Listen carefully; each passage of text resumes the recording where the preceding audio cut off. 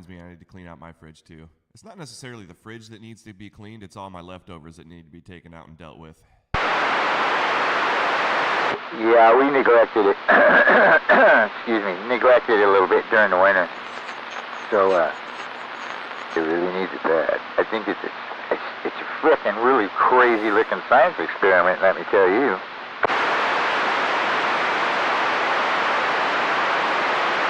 What you got going on today, Rip? Not much really. I should probably clean out my fridge.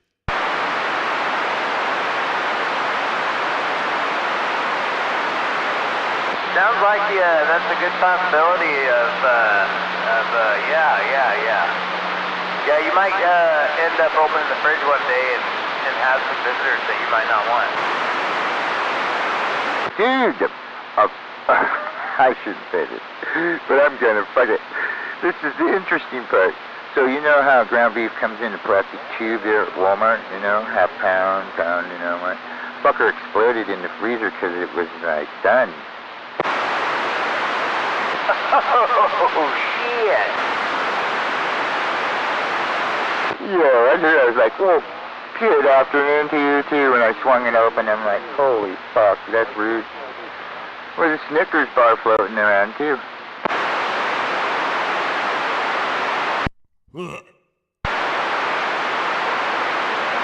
So I sprayed the fucker down last night, and so it's soaking. Like I said, took all the shells and everything out of it. They're outside. And I'm just letting it soak a little more and talk on the radio.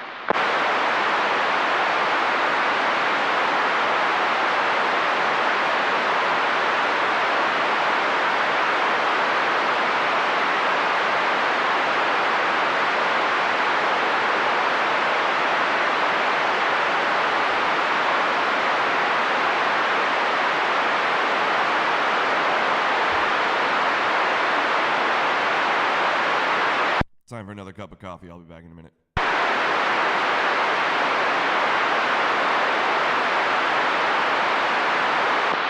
yeah, now I got some coffee in my hand. When I'm a deck mobile.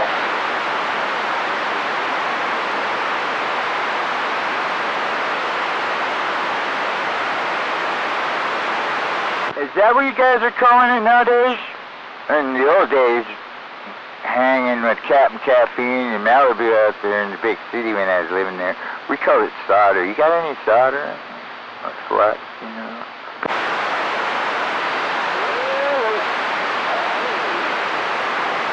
What you doing, Slammerhead?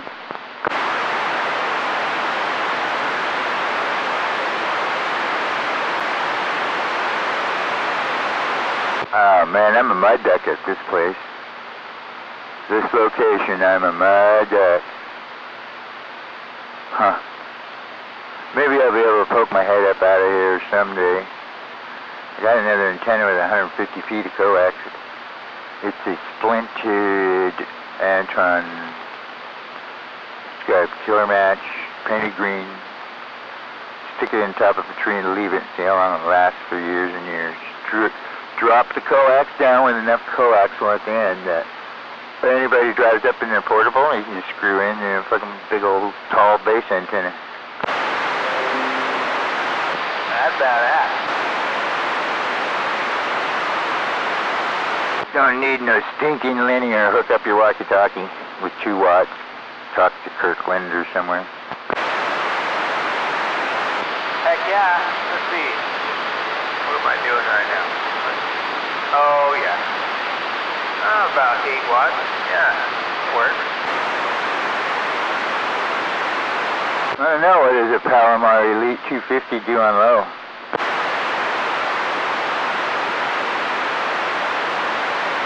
I haven't. All I got's an SWR meter hooked up, and that's it. So, I don't even know what this thing does out there. Wattage, pep, peep, or whatever. Got a little Palomar TX100 that I've had for a while. Got it down in Vegas, and that's a good little amp. Oh yeah, I got one that Trailer Park gave me for my birthday. Just same board board and everything was just a different one, the Sidewinder 100. Roger. And I got two TX75s, one working and one not. Still got the pills in it, I don't even know if they work. That would be a nice little box to get going for my car.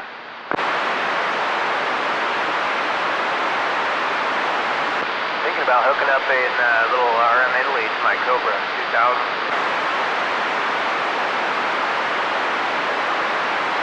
Shazam's running around barefoot with a 29 in hers and a K30 mag mount on the roof. So, I need to get some fire in her wire. I don't even know if anybody can hear her out there anymore. Who was it? Shazam, my sexy gal. Roger that. Yeah, I don't know if I've ever heard it. Oh, I forgot. You're a new guy. Yeah, I'm a new guy back in town. I'm a new old guy. New guy. Dude, I heard you shooting skip when you were down there in Vegas. Hell yeah, man. What do you want? Some attention, Hammerhead? Damn it, my duck. Nobody can hear me up north. I can't hear that, Hammerhead. Fuck, I used to be able to get out good with the last location, northbound, and I couldn't get Shelton very well, though, because I was on the other side of the hill. But Hammerhead, turn your RF gain up.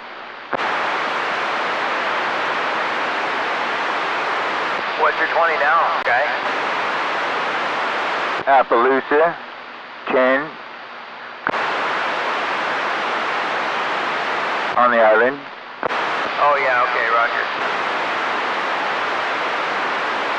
Supposed to be some big shindig out here, and I think the 4th of July weekend, live band. They've been bringing in,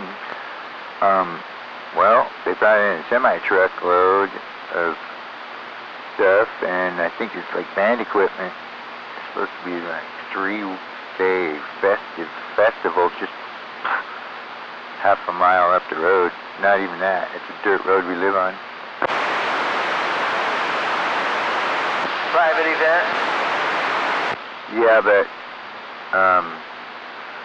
we kind of got a guest ticket here. We're right here in the corner. Your first piece of property coming in. Ah, roger that. Right on. You can hear the bands right here, and it's probably, I don't know, half a mile away where they had the stage. Oh yeah, they brought in construction workers and shit to build the stage. Gasoline, it looked like. I didn't even really know there was anybody out there besides you guys in Seattle Shellfish. I wish it was like that. Well, I know there's the couple people that, before your place there, but yeah. Like, that would be perfect population on the island. Me and Seattle Shellfish. It'd turn into Isle of Skye and not like the TT. Yeah, 10. I'm pretty stoned. Well, you got the park right there, so, I mean, you got that's like 60 or 70 acres where there isn't anybody there to the south of you? No, I'm right on the center road and Appaloosa. First address, 10 Appaloosa. Oh, you're not out off Yates anymore? No, different venue and a little less stressful here, and party raised was a, see you later kind of deal. Not bad, but cordial. Okay, so you're at some new digs now. You're a little louder, I think, in my radio than normal? Yeah, because I'm not on the water edge anymore. I'm more towards the center of the island. Right, a little higher up on the hill there, and there's no hill in between us. You know where the T is? Yeah, 10. Oh, I'm just click down the road north. Okay. I'm battery powered, so you won't be able to hear any of my frickin' Rage Against the Machine or Ozzy or, well, Jane's Addiction. Gonna kick tomorrow. Duck Mobile climbing the hill. Turn your RF up. Can you hear me now? Can you hear me now? I can hear you. Up on the hill on Eli. 531, I'm looking at you. Call me Sky. You got the hammerhead Sky in the mud duck mobile. On the hill. Harstein Island, USA. Mr. Harstein Island, sounding good up here in Bonnie Lake. I heard you for a while, but you couldn't hear me here. My deck, or no, Gator Station, that's it. Are you accusing Hammerhead of having a Gator station? Sometimes you get to hear his wife in the background, too. How about a Hammerhead? You got a copy? I'm new at the radio. Yup, Gator station. He's an interesting character to talk to, though. I think it's funny that I talk to everybody over there by Bonnie Lake, but Hammerhead can't hear me. He's in his portable right now. Oh. Well, that makes sense. I'm surprised you could hear this radio. Shoot, I'm only like maybe 50 feet at the tip of the Sirion Gain Master. Yeah. It's pretty wobbly. I had to put guide wires on it. Well, just your location change brought you up 2 S units in my radio. Yeah, I climbed up over the hill. Because you know how far we were off the water's edge there. You've been to the house, the old house. Yeah, 10. Hey, I see Maytag going across. Hey, don't forget to roll your window down and spit, remember? Yeah, you don't want to spit on the inside of your window. That's gross. Pretty spit, yeah. You spit onto the oncoming traffic because they can't chase you because this shit's fucking bumper to bumper.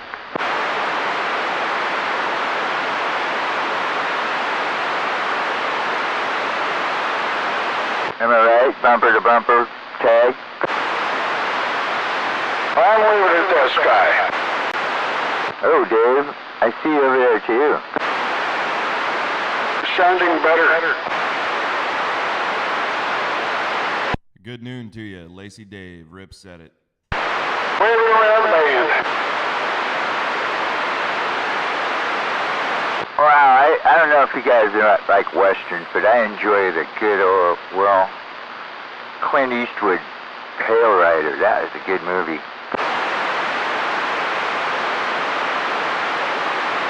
No horse shit and gun smoke.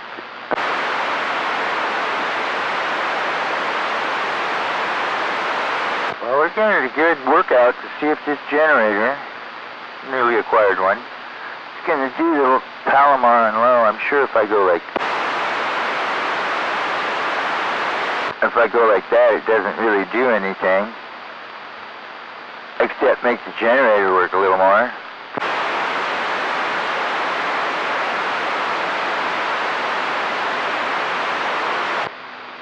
That's a high on the Palomar Elite 250, mated to a Cobra 29 LTD Rubber Snake Classic.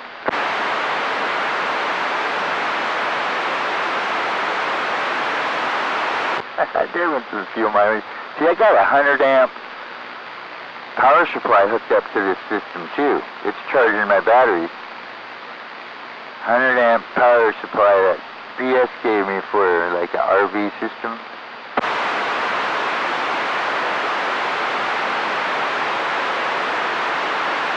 That's what I need, a power supply. 100 amps would probably do. 110, 120 probably be a little better. Yep, I got cranked up to 14.1 volts. 14.2 is maybe, about 14.1 I think it was. That's when I was on house current. Who knows what kind of voltage and watt amperage and I'm dropping with a generator. Yeah. Murphy's Law and all that shit. Yes. Oh my goodness, I have to take the switch apart. Dude, I use Zippo lighter fluid when I clean these PTT switches. It's just enough to where you even get a little bit of lubricant too, because it is oil-based. Just enough. I've never had one fuck up after that. So it's not the actual switch that's messing up. It's a homebrew pedal. I made it. So I robbed a key switch out of an old mic and blah blah blah. Well, my hot glue that I had holding the switch in place, it just got old and broke off of there. But I have some foam things stuffed in between it and some other stuff. It's pretty backyard, to be perfectly honest with you. But all I got to do is take it apart and shift some stuff around and put it back together again, and it's fine. It's fine now. See? Mine's made out of a Kenmore frickin' sewing machine. Yeah, that's cool. Oh man, now it's stuck.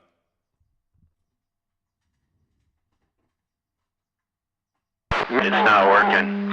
So listen to this about the hot glue and the fucking foot pedal that are homemade. I made one once like that with this little game accessory for video games. The fucking foot pedal, it was badass. But I needed to shim the PTT switch so it would push down all the way. So I took the bullet out of a 22, emptied the frickin' gunpowder out, and tapped the fucking thing on the shaft of the PTT switch. Worked great forever until, like you said, hot glue. Well, I got smart, took my torch, was heating the hot glue up to reset the switch, and that fucking 22 cap went off. Oops. I forgot about it, and I'm looking right at it. Bang! Oh, wow. That was pretty, wake up. Did I hear a big bird out there? Yep. Good morning, afternoon, whatever it is to you. I'm waving. Good lunchtime back to you. Dumpster fire, Rips, and Sky. Yeah, Big Bird. Good day to you, dude. Now, you got audio issues. You're like a rough key up, and you're like your audio's vanishing. Yeah, I know. I gotta take it apart and fix it. Just heat it up with a torch like I did. Just leave the 22 shell out. Yeah, Ken. That fucking cap went off, man. It scared the shit out of me. Like, fuck, who's shooting at me? I didn't realize it for a second. And then, bang. Yeah, that'll wake you up real quick. And yes, disclaimer, alcohol was a factor.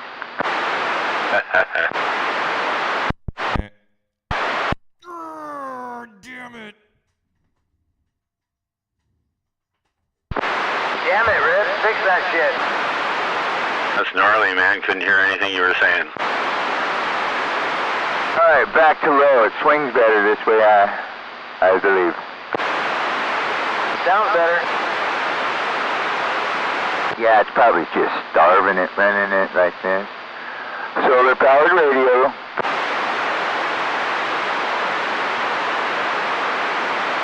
Well, Sky, you're sounding really good this way, and I'm out of here for the day. See ya! What, no bong rip for me?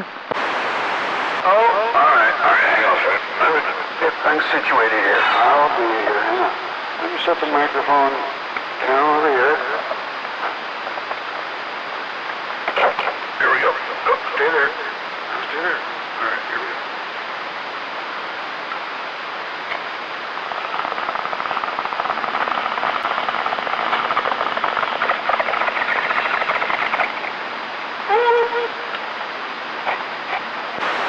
Yeah, Ken.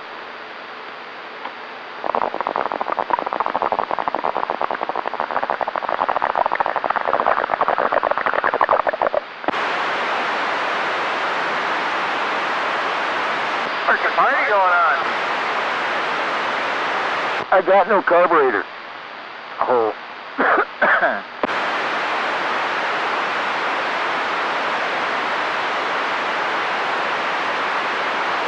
Alright, hang on, Sky. You know me. Where there's one, there's another. I'll be right back. We're standing by. Who is that partying with you, Sky? What's that? Who was that with you? With me where? I wasn't there at all. Taking bomb rips with you. I don't know if I'm supposed to tell everybody, so I shouldn't. I'll wait till he says it's okay, because that would be breaking confidential information that I don't have the authority and or the great pay grades to let it go like that. Well, true that. I'm waving at that bomb ripper out there. You should see these people around here when I use that theory, which is kind of the way I am. When people don't bring a boat back, what the fuck, man? They know who I am.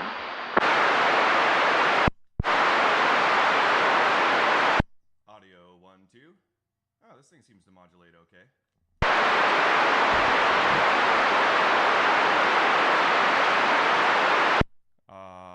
How does this stock mic sound?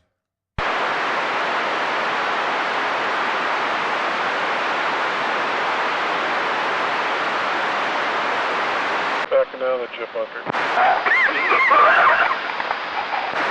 Respiratory distress.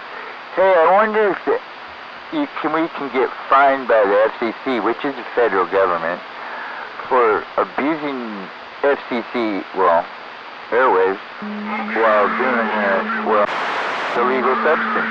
You want more? Oh shit, you can trip us up. I'm shutting up.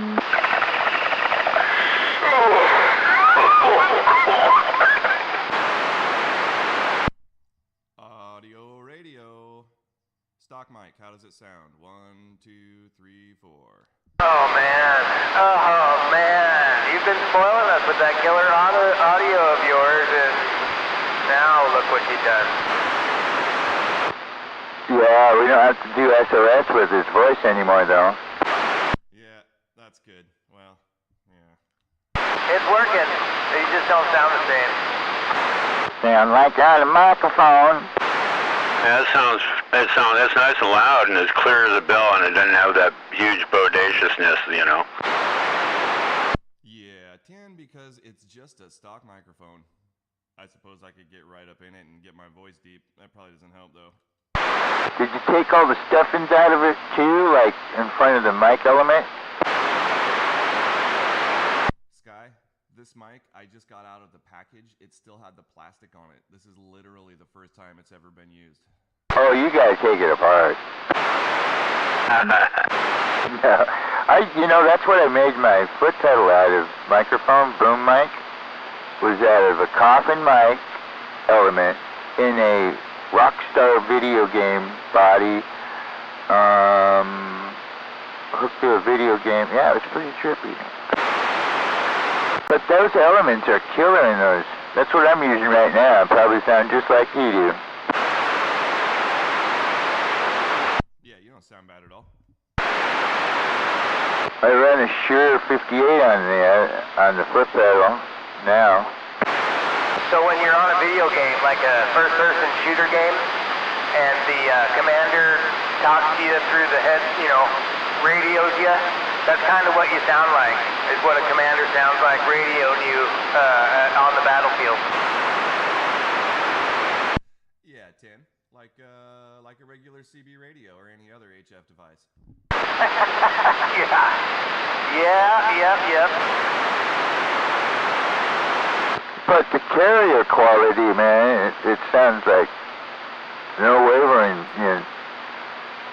pretty good. I just use this, what is it? The caliber coffin mic on this Connex. The best mic I could find. I tried a bunch of different ones, and this is the best one that works with this radio. Sounds good, clear. Right on, thank you. Doc, it says CB microphone, that's all it says on the front. Looks like a Cobra. Coffin mic, this one is. With a Palomar Elite 250 that Rubber Snake had mated to this Cobra 29. He put them together, tuned them together years ago. Yeah, so I got the set, and that's what we're using over here. That dude's pretty cool, ain't he? Is Rubber Snake still with us? It's been so long since I've been on the radio. Just heard him last night. You hear him in the morning when he goes to work, like usual. Really, yeah. I've had the radio on in the morning and heard you were reveille in the morning there. Well, I'm up 0400. I'm on the radio. Roger that. You need to start off like with the well, God bless America. Say again? Start your morning off, key up, God bless America. No, I just do what I do, man. It's cool, I know, man. Me and Shazam, 0400, rising, boots on the deck, rise and shine, on the firing line.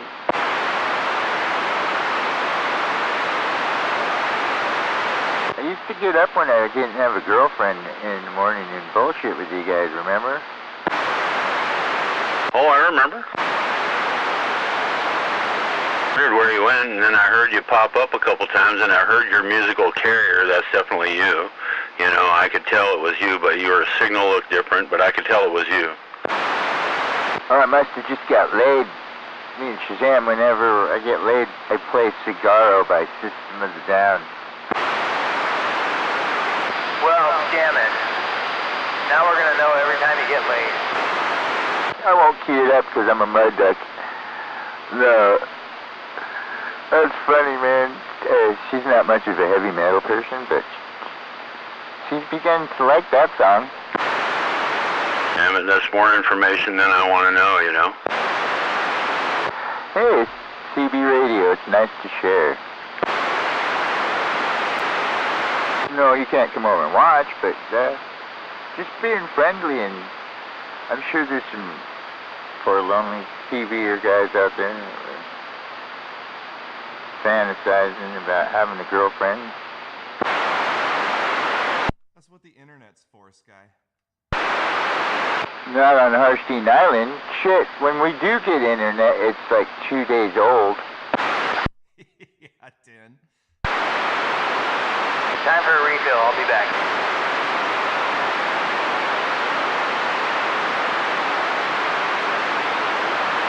You get 2-minute talk time on your cell phone, man, you better hurry up. Click, that's it, 2 minutes. No matter who the carrier is, they shut you up. I swear there's shit going on underneath the silence, because in the old place, at night, Shazam was staying in my trailer one night, and I go, shh, don't move, don't.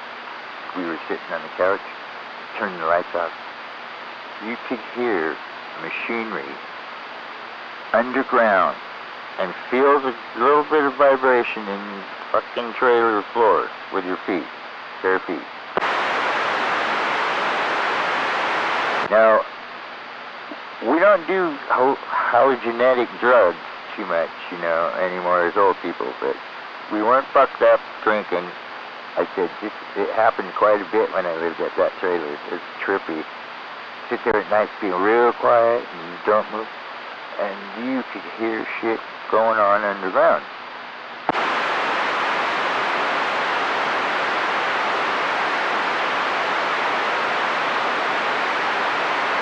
Alrighty then. Really, man. We sure do hit a lot of military non-fixed aircraft on that area quite a bit.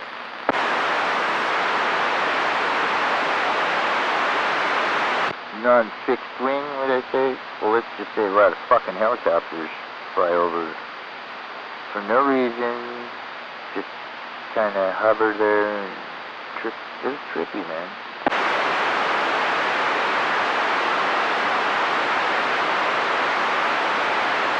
That's why as a kid when I lived out here, we used to land back in a big field with tube-fed 22 and fucking shoot at him, man.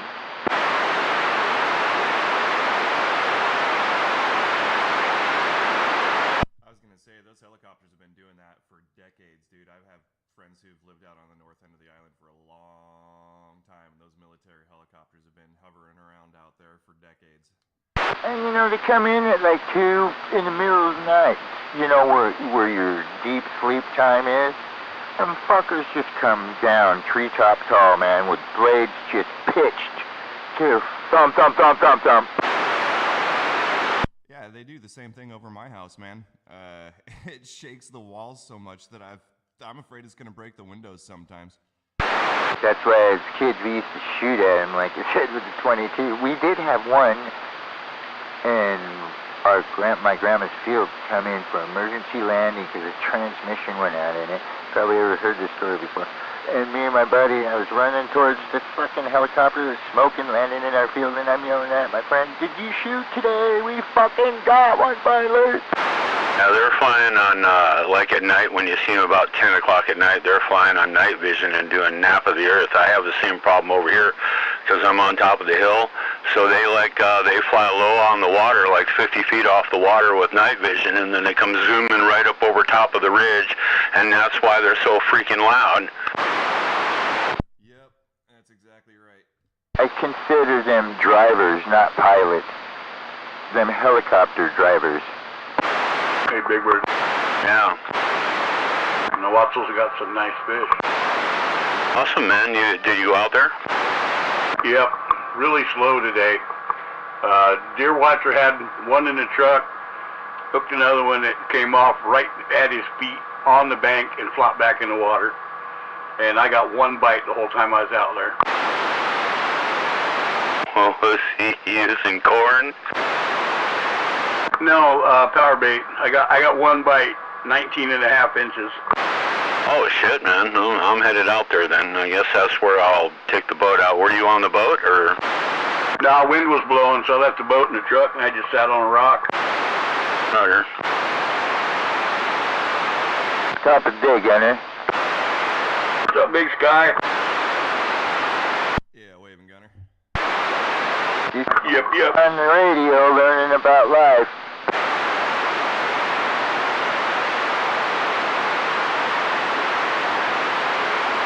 Yeah, trying out my new antenna location and setup. This is probably where I'm going to have to be transmitting from for a while.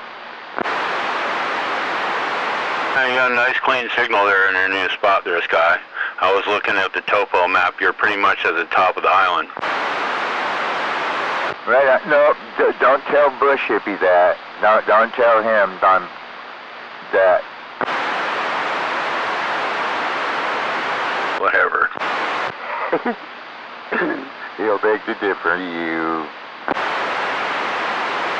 What was anyway? I'm not gonna get. He's probably listening.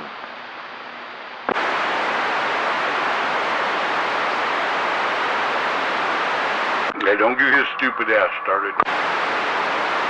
Doesn't matter to me. It's like he's entertaining.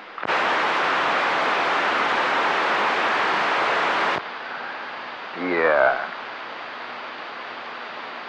Okay. Are you cross with him or something? It has nothing to do with me, man. Oh yeah, I totally understand. I don't need no alliance. I live on an island, remember? Right. Oh, and that 10.5-foot rod? Oh yeah. Nice. I bet, man. I bet a light action 10.5-footer. That's really unique. I don't think I've seen one of those unless I was looking in a catalog at freaking,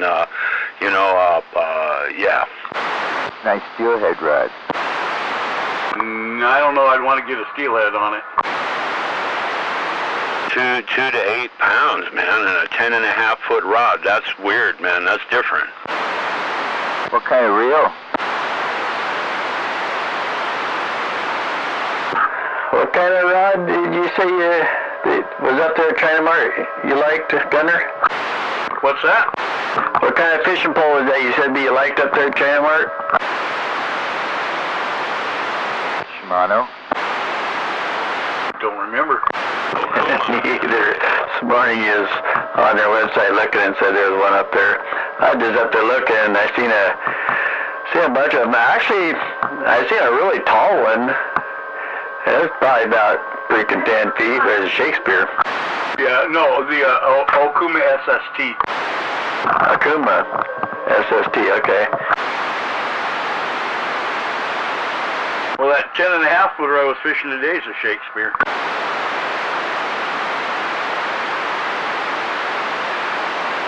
Well, I tell you what, it was fun with that big old fucking rainbow on there. What size line did you have on it? 4 pound. All right on. It might be 6, but I'm thinking it's 4 pound. Just a little one of them little tiny green and silver Mitchell reels, little bitty bastard. Right, right.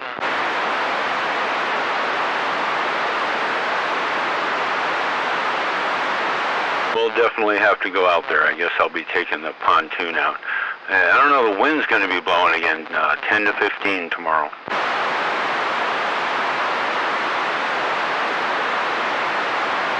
Yeah, and the wind's coming out of the west, and you're in the southeast corner of the lake. So, yeah, it'd be a struggle all the way up the lake. I tell you what, yesterday there was only 3 people on the lake counting me. All 3 boats anyway. It was nice. How about the wind? Yesterday around 9 and I got off there about 11:30. Yeah, I sent you a picture of the fish, Rigid, and I remembered your phone went swimming. Yeah, I probably will never see it. Afternoon, Rigid and Gunner. Good evening. Yeah, I was going to call you from the store, but I couldn't. How was the wind on the lake, man? Today it was windy. I probably would have been okay, but it was windy enough I didn't launch mine. I wore a coat and wore pants, so... I mean, like blowing you around on the lake and whatnot, or didn't it matter with the motor? No, not at all. Roger. And when the wind's really going to get you, if you're using your motor, where the wind's going to get you is if you start getting white caps.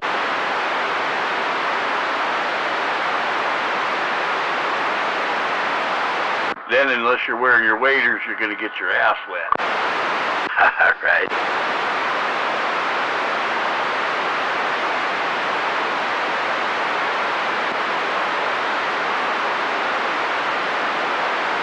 Well, I got my fishing gear ready today, and there's no more excuses. I need to go out there and do that. You going to go launch the red one? Yeah, I haven't done it since it's been altered, and yeah.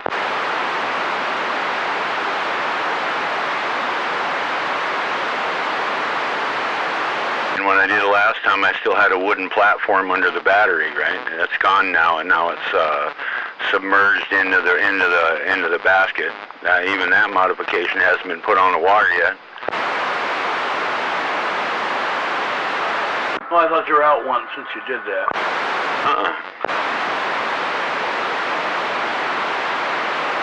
It was right after the last time I went fishing, and then that's when we bought the red boat. Yeah, Tim. Yeah, I had mine on the truck, so I parked below the no parking sign. I figured, right, if they showed up, I'd just say, I just loaded up. I'm getting ready to go. Right. I like getting on the lake at about 6 in the morning, push off at 6 in the morning. There's nobody there, maybe one other person, you know. Yeah, if you go to Nawatzel, it's pretty low turnout at that lake all the time, though. Well, that's cool. It's farther out of town. Doesn't have as big a reputation as Spencer. Good fishing, I hear. Yeah, that's what Deerslayer was saying, and then Gunner was there, and he said, yep. It was really slow, but it was trying to sprinkle a little bit, wind blowing, it didn't get warm. It's kind of like, that feeling like you got a front moving in. Right. And that's going to fuck with the barometer, and that's going to stop the fish from biting. So I didn't expect it to be too awful hot. But one bite, 19.5-inch long rainbow in the refrigerator. Oh, nice. Hell yeah. And it was a hen with eggs in it. Yeah, they're breeding right now.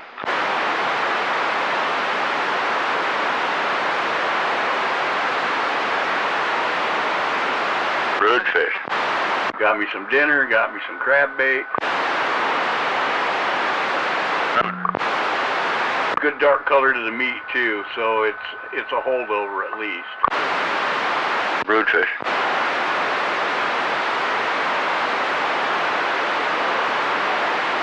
Yeah, I don't think she's was put in there this year. I think she was at least last year minimum.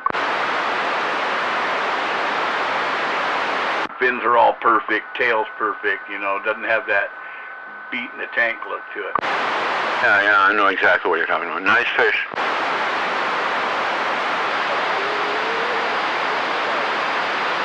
I laid it on the paddle on my oar for my scaddon on the blade for reference, and yeah, it's as long as all of the flat part of the blade and up into the curved part.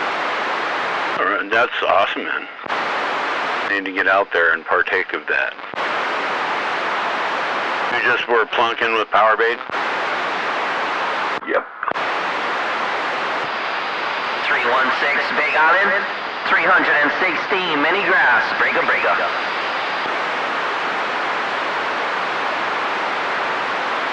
Go ahead, mini grass, 810, Western Washington. Let's go. How about that mini grass? Wash your steak. They never bring home around back up.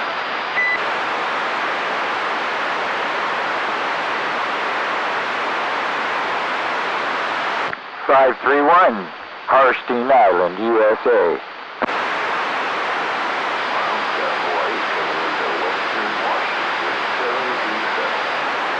Damn it.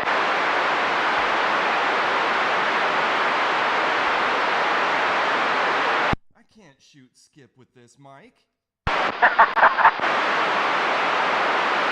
Try it.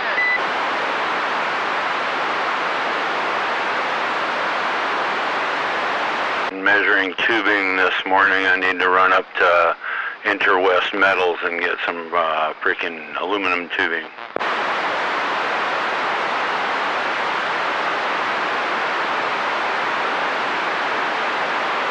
Hopefully I can find it in the right diameter, and it's like I know Rigid has a lathe though. They carry full sticks there. Can you get 20 footers? Oh yeah, whatever you want, they got it all. Nice.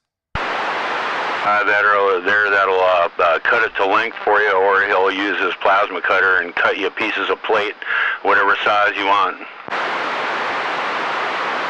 That's awesome. I got a pencil now. What was the name of that place again? Interwest Metals in Fife, Washington. Rojo, thanks. It's right up the street from Sportco. Why your radio sounds so funny? I'm talking on a stock mic. Yeah, it's hard. I'm like, who the hell is that? Oh, yeah. I finally found my hot glue gun. It's warming up. I'm gonna fix my key switch on my pedal.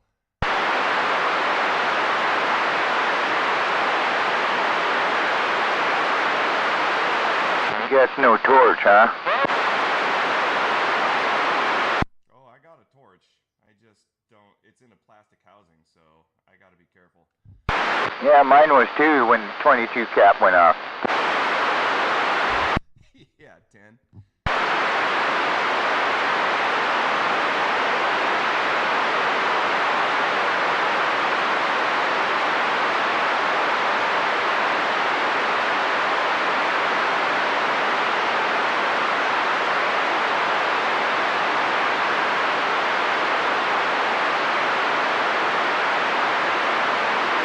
And a half incher, awesome. It's a nice fish.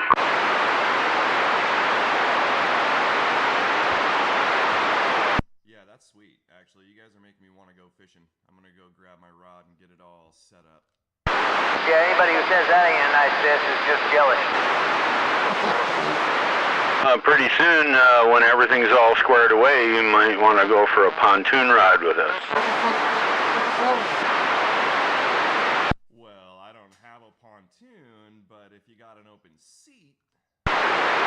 I have 5. You can borrow one. Yeah, 10. There you go. Put me on that list. I traded my boat for a generator. I have a 2-seater which isn't complete yet, and then I have 3, but only one is ready, seaworthy right now. The other one's in the process of being modified.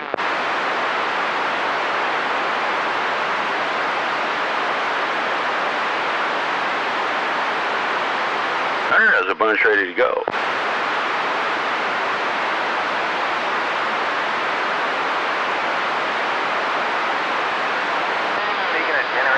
Brand new generator sitting over here. What the hell I'm gonna do with it?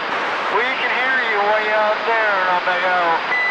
Save it for when the grid goes down. Well, that would- that's the plan. That would be the smart thing to do, yeah. Out there.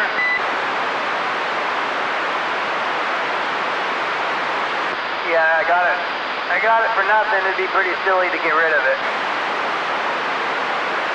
It runs, it works, you've tested it, everything? Oh yeah, it's literally brand new. I put its first oil and fuel in it and fired it up, checked it out. Killer. It's oh god, I think like a 6,500 watt one. Yeah, that's a major score, dude. Hell yeah. Does it have a remote start? Negatory. That's cool. 65, that's a good one. That's perfect. You don't burn too much fuel, but you can run decent amount. Yeah, man, it was in a house down in Vegas I was cleaning out to, big clusterfuck. I was taking advantage of basically, but yeah, I got that and a bunch of tools, and it worked out pretty good for me, but I really was hoping to get the house. Would they bend you over, and did they use a condom? Yeah, condom, but no lube. Rolled in sand, Roger.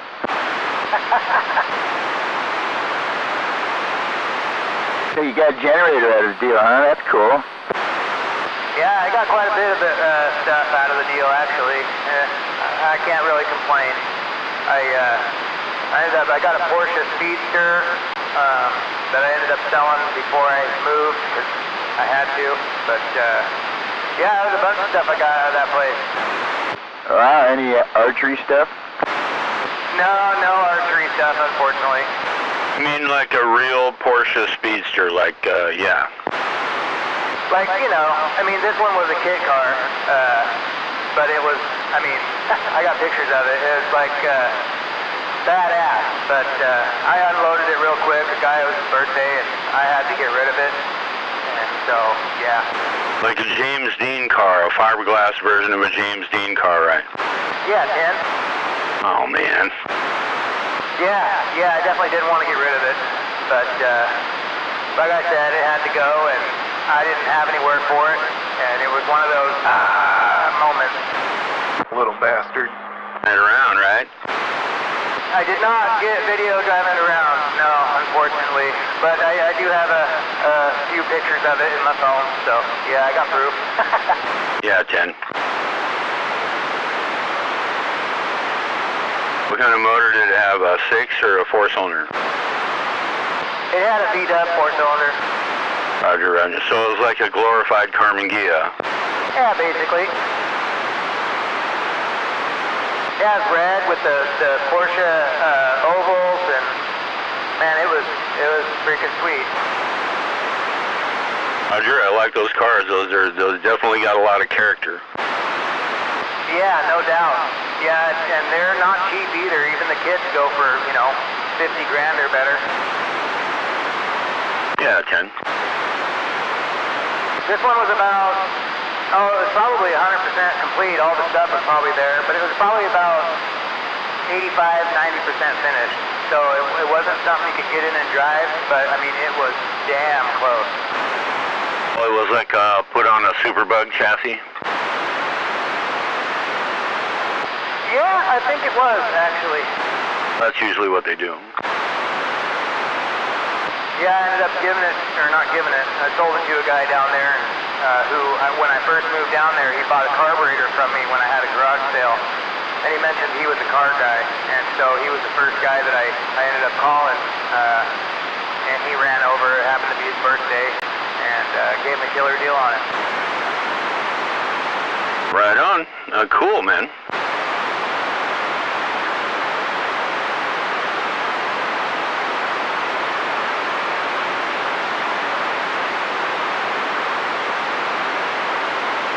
Too bad you couldn't keep it.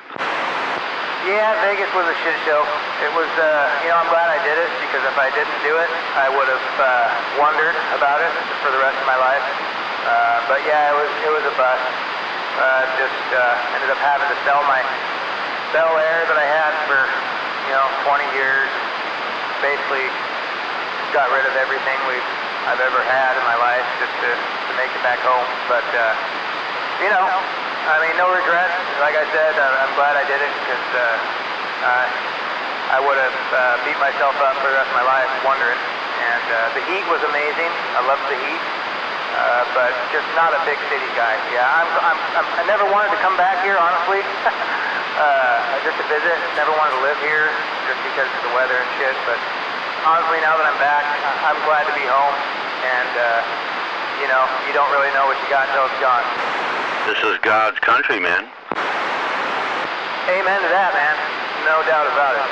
Hey, I'm welcome both of you guys back. You still are married too, right? Oh, yeah. Yeah. Ride or die with my baby. Yeah, 10. Good stuff, dude. Well, welcome back to the armpit of America. The south, dirty south, as Cause would call it. I appreciate it, Sky. Yeah, we're glad to be home for sure. We'll be here until the kids are out of school, and then I don't know. We like it here, but a drier climate would be nice. So maybe the desert of Washington. I don't know. We'll see what happens in the future. But there's definitely nothing like the Western Washington or Washington in general. I mean, this state has just got everything really. Yeah, well, it goes into the people fleeing for the east side desert, but that's not really dry, is it? Yeah, it's pretty dry over there, man. What do you want, 188?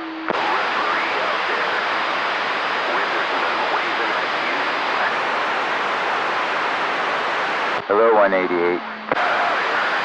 Yeah, it's definitely nice to be home, though. So, and I gotta say, the CB community here is far better than down in Vegas. There's a lot of guys on the radio down there, but it's all cutthroat. It's fuck you, just a bunch of bullshit. All hash and trash 24/7, right? Yeah, 10. I mean, like I said, there's quite a big community down there, but yeah, everybody hates each other, and society is just crumbling, and it was a big eye-opener for sure. I mean, I knew society was going downhill, but holy shit. You don't want to be around no big city, man. You're better off here out in the middle of nowhere. Like, I heard you say you're in Union now. That's a good place to be. Yeah, we like it. Yeah, about 6 months in down there, it was like, I was looking around and had a few experiences with people down there, and it's like, man, yeah, it's something, with the pop-off, which, in a big city like that, it's only a matter of time. It's not a good place to be, Vegas, the middle of nowhere, everything, even water's trucked in. I mean, if something happens, that's not where I wanted to be, so it took us the next 6 or 8 months to let our lease run out and get the hell out of there. So, what was it last year? Lake Mead almost ran dry. Human species being the worst fucking animal ever put out here. Am I correct? Last year, Lake Mead almost ran dry. Guy, I don't know. All the species are pretty ruthless. I mean, they protect their own, We're really no different than any other species out there. We just have brains and can decide shit, and communicate, speak words and stuff. So I really don't think we're any worse than any other species out there, but we're more powerful than a lot of other species, which makes us do a lot more damage. And we litter. Other species don't betray for pure ego. Or a mineral that would basically be worth nothing, and speaking of gold, if somebody didn't put monetary value on it.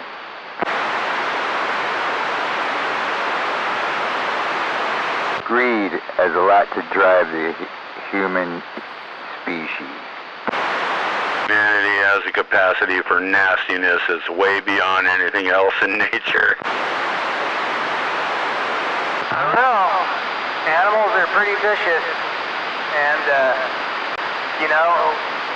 as far as the aspect of greed and stuff, yeah, humans are definitely different than other species in that aspect, But when it comes to the pure brutality of a specific species, we all are pretty brutal when it comes down to it. I mean, even ants are fucking brutal.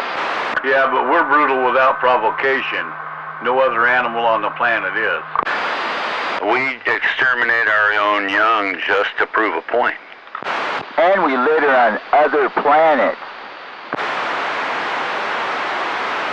Moon landing was fake, Sky. They're still shooting shit out there, though. They ain't landing nothing out there, though. We exterminate our own kind just to make a point. Us lumpers eat them, too, because it gets rid of the competition. Just because you can doesn't mean you should.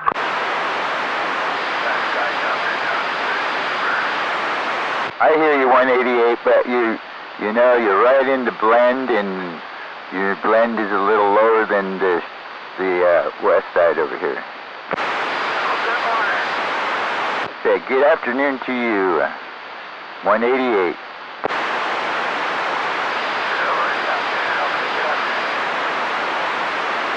All right, y'all, time for me to back out. Y'all have a good day, and we'll catch you on the flip side. See you, dumpster fire. And I'm back quiet for real. I gotta go get a tarp and do this fridge and get this done, because it ain't gonna do itself.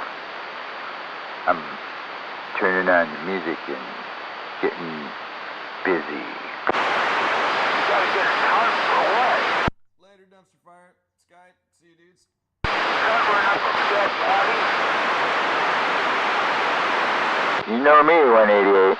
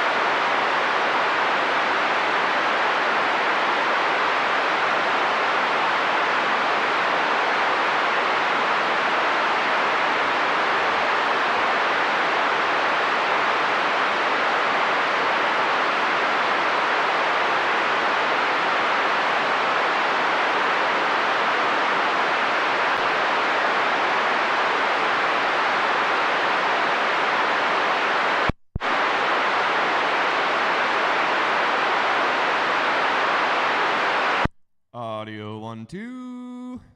Check, check. Psst.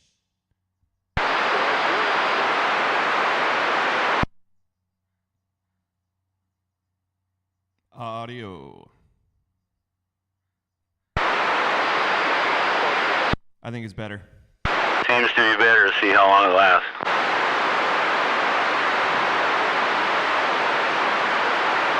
Well, it took about 4 months, 5 months for it to break the first time. We'll see.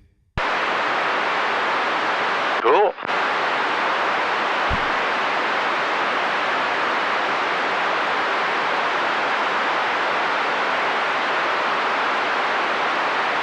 I know of a way to make it not break, but I need to print something.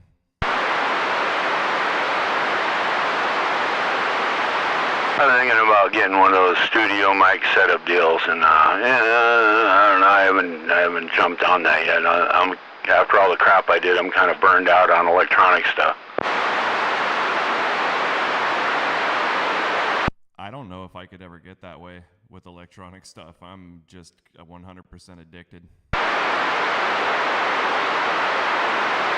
Drew lasts a while.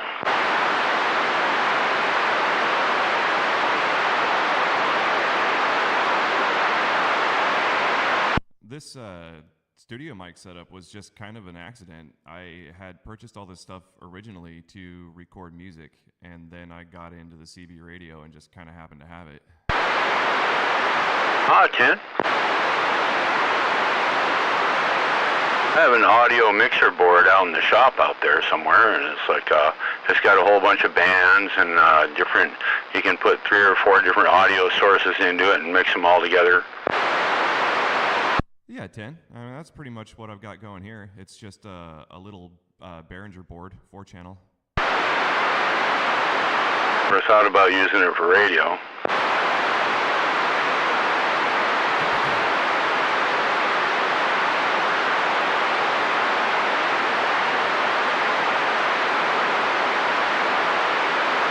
So basically all I did was I took an old coffin mic and I took the microphone element out of line and just wired a 1/4-inch phono jack in place so I can just plug it into the output of my board. I've got a 1-to-1 audio transformer in between, so I'm not actually coupled to any of the other electronics with my radio, and a potentiometer on the in between that so I can, back it off just a little bit. Yeah, I understand. Yeah, really simple setup. Other than what happens to the audio on the other side. I mean, I do have a rack mount mixer, and it does go into a DAC that goes into my computer and then back out into the mixer again before it actually goes into the radio. Sounds like too much bullshit for me. Yeah, that last part is 100% superfluous, dude. Hey, good afternoon, Rips and Big Bird in there. Yeah, waving, Dirt Man. Dirt Man, good afternoon. Yep, there's the sun coming out here finally. Like anything, though, it is a fine line, though, you can go over. Hey, Richard. Hey. I've listened to my own on backup radio, and it's like, it sounds good to me, so I'm just happy with that. And I just got a mic holding it in my hand here, so there you go. Roger that. Just got my car washed. Nice, so you telling me it's going to rain this afternoon? It could. I don't know. You have to ask the news people. Yeah, they'll tell me. No, Big Bird, your audio sounds great. So do most of the guys that use, a regular mic or a lollipop mic or whatever. You guys all sound good.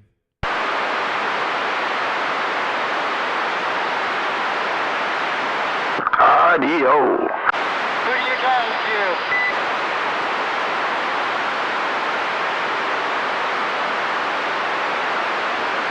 Yeah, that's why I said it's like I'm only thinking about it. I don't know. It'd be easy to have a nice old Shure microphone and get a new element in it, and it would be cool to hang on a boom. An old school Elvis mic. Yeah, 10. I've actually thought about getting one of those to replace this thing. That would be cool. I would like that just because it's cool.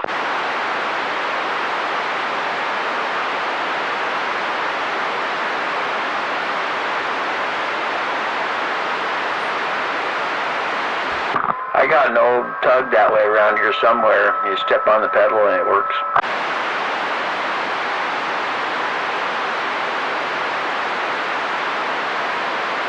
Yep, the Honda kind of works like that. Listen.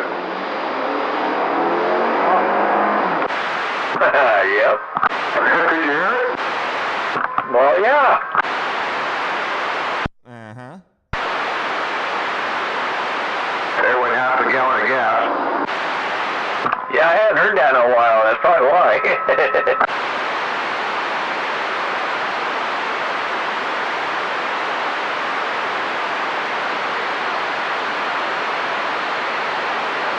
Dang, there they are.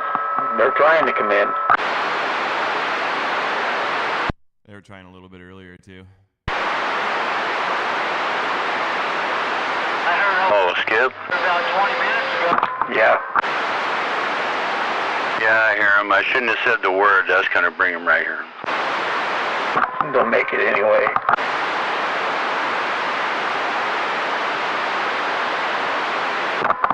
Everybody gets a turn. Waving around the bend. Likewise.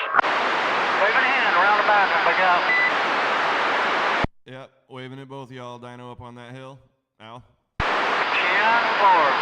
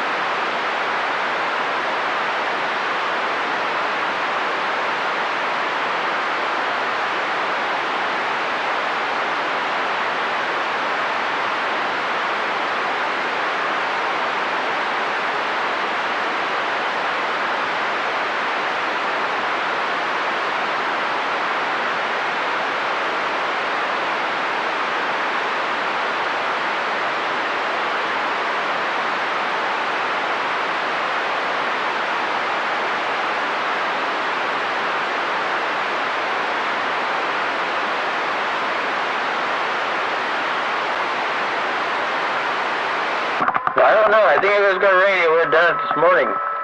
It was looking like it wanted to.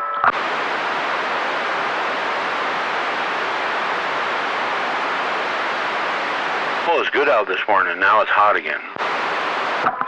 Oh, hot. I just came in.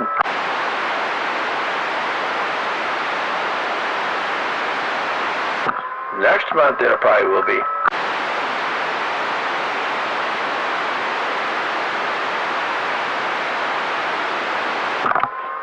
Towards the end of next month and the following months after that, yep.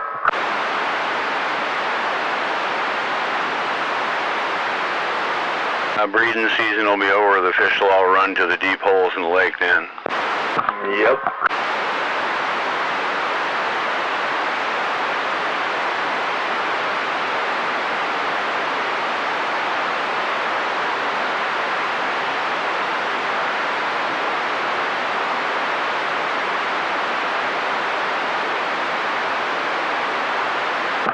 So, did you make it out there today?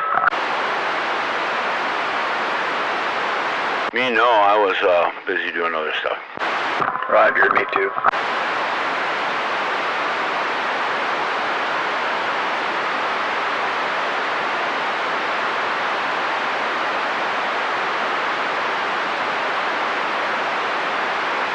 I will, though, and they have good fish out there, so.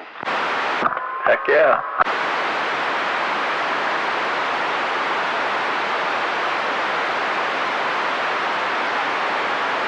And it doesn't get the fishing pressure that Spencer does, because it's got a reputation for having lots of fish in it.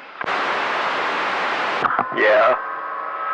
I don't know. I think a lot of fishermen are just fair weather fishermen because I'm telling you, I ain't been seeing them out there lately. I've seen it like you're talking about. We stand in line to launch your boat.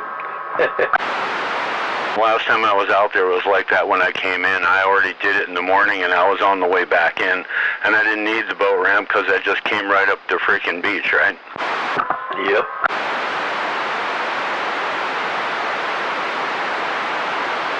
Even a lot of aluminum boats do that just so they can avoid freaking the line. But it's cool having the wheels on the back, so I just lift up the foot pegs and I just walk to my vehicle and I just pull the boat right out of the water. That's pretty cool. Yeah, I gotta come up with something like that myself. I ain't sure how I'm gonna do it yet, but I like the two-wheel idea.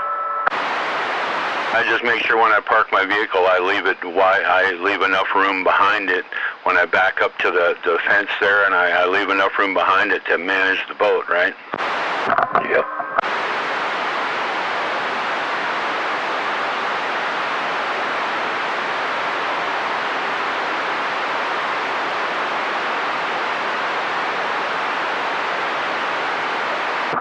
That would be kind of cool.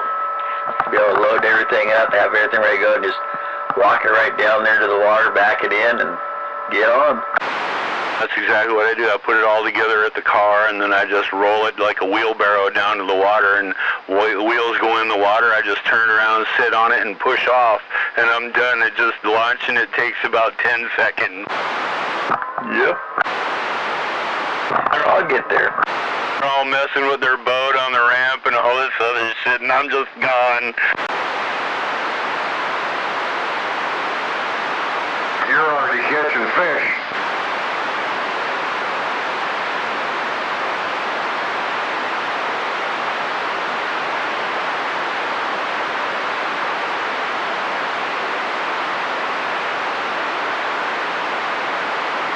You too, Dirt Man. We have to get you out on a pontoon trip. Yeah, hey, what's a fishing license cost these days? So what? A fishing license. Oh, I think it depends on what you get. I bought all the goodies and everything, so it cost me $80, $90. Oh, Roger. You can get it just a freshwater for 30 or 40 or so. Yeah, somebody was asking me at the party, one of the young kids, he was going somewhere in the saltwater. I have no idea. I said, I don't know, maybe 20 bucks? Oh, it's more than that now. Yeah, 10.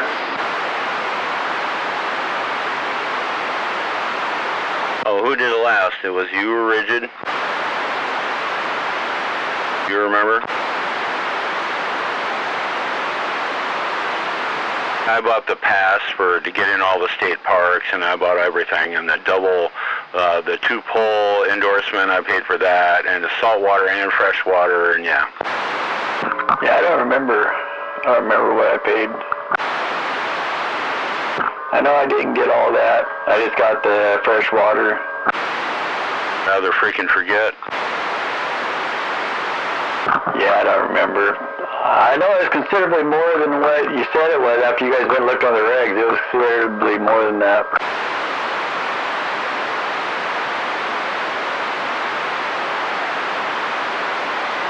Annual freshwater for resident aged 16 to 69 is $29.50. Yeah, I want to go watch you get it. Oh, is it more than that? Yeah, that's what I'm saying. They tell you one thing online, but go get it and you'll see.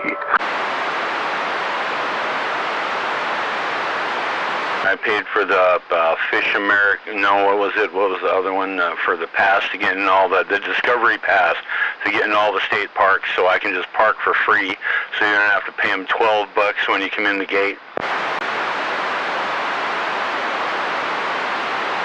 And I got the 2-pole. The 2-pole endorsement and salt and freshwater. That's what I got. Oh, it was a package deal, and I got the Puget Sound Dungeness deal too. You just throw that in there, but I hate crabs, so that didn't really matter. I didn't care. It just came as part of the package deal.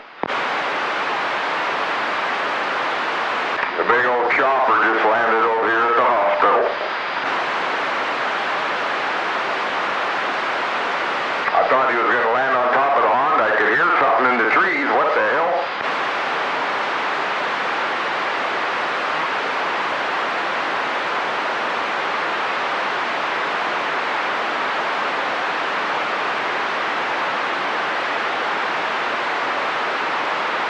The old Mixmaster.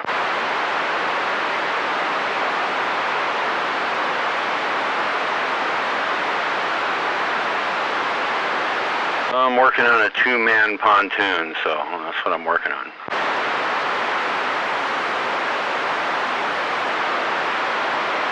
Almost done.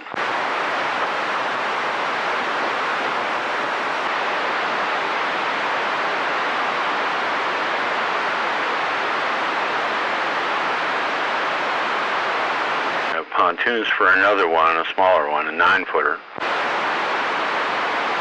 Need to get a frame though.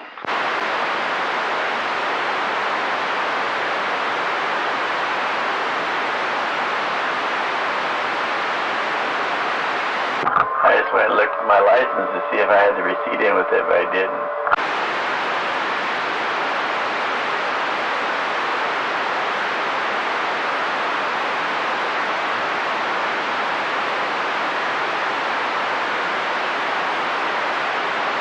I could see how if you got everything on this list here, it would be well over $100 real quick. I was come up to 100 or so, a little less than that.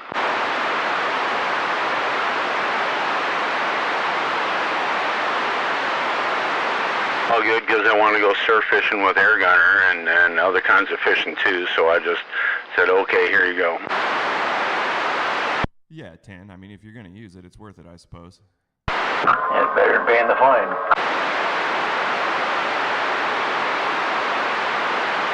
It's better than buying fish at $20 a pound in the grocery store.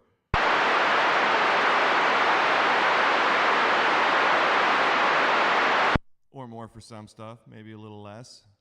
And you get some crab and stuff in there too. I mean, yeah.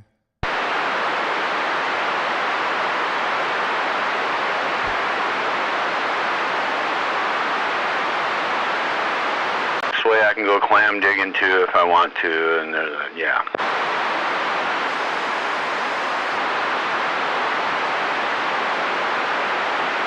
Surf fishing and jetty fishing and yeah, and everything.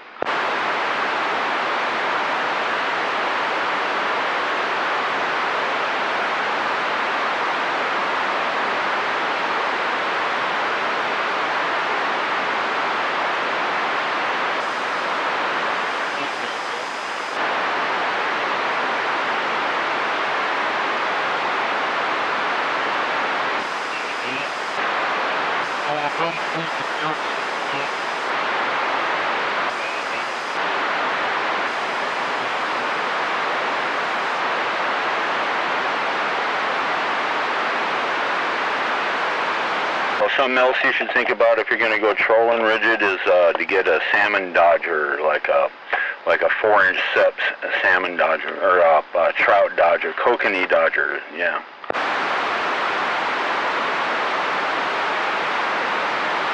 That helps when you're trolling.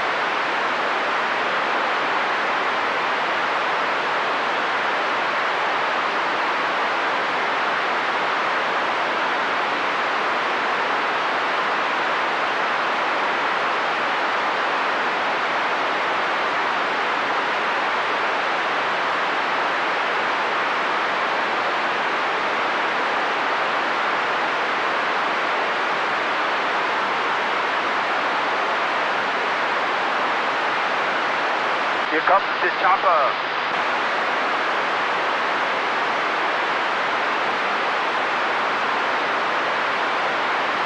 What are they chopping?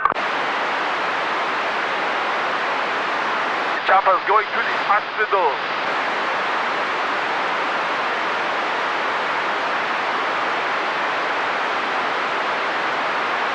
That's a life flight helicopter landing over here. Who they life flighting?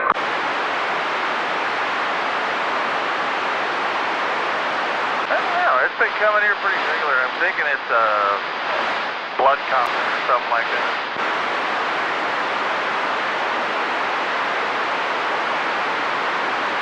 They fly from here over to McLaren and McLaren, Alma, and Alma to Aberdeen.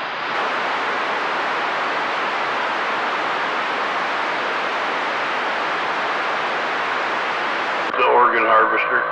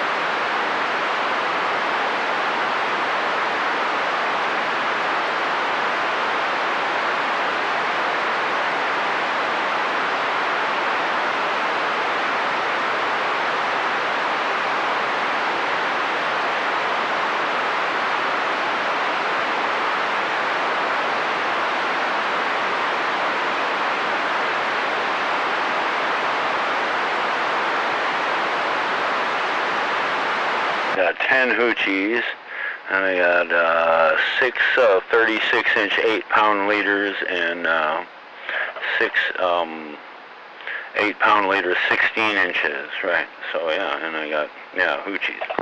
Well, they get set up to get some kokanee. Well, I also have spinners that I can put on them liters, and I have the flasher, the Seb's flasher, and I have another pink and chrome kokanee dodger, and I'll get everything because and then I have cowbells that I run off the downrigger. Yeah, I don't think if you're going to Nowaxel, I don't think they have any kokanee out there. Doesn't matter. I catch trout the same way. Trout also eat those hoochies, man.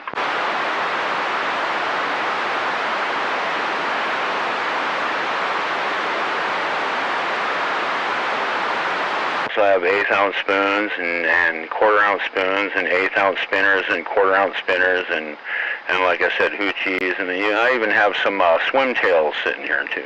Yeah, I still need to figure out what I'm going to do on this deck on this Sea Eagle. I haven't figured out how I'm going to rig it yet, so I want to get it rigged it out in the water. Let's run a stock. You can run a stock. Yeah, I can, but kind of defeats the purpose. Boy, howdy. Right.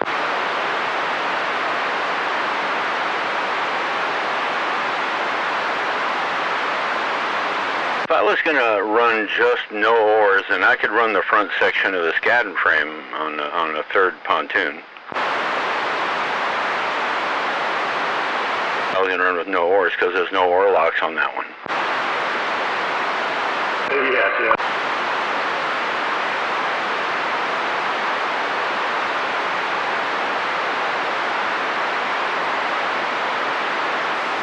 And make for a clean boat. No oar locks, no oars.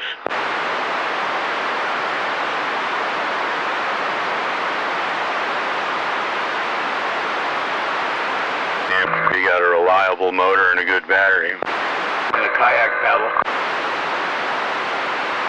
Kayak paddle might work. Well, yeah, because you go out kayaking with your trolling motor, your pedal power, when you have to carry your backup paddle. Hell, even in a fucking powerboat, you need to carry a paddle of some kind.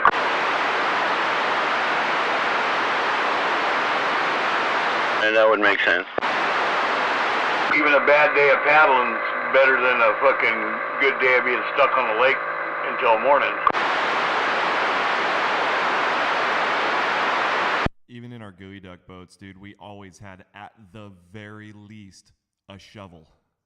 If it's licensed, it's required that you have some sort of a rowing device. Roger. Yeah, all our boats had oars.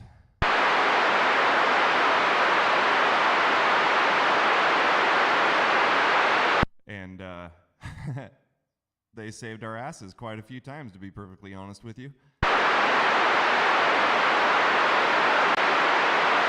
Well, it's kind of hard to fuck up an electric motor and a battery, and if the motor's in good shape in the first place.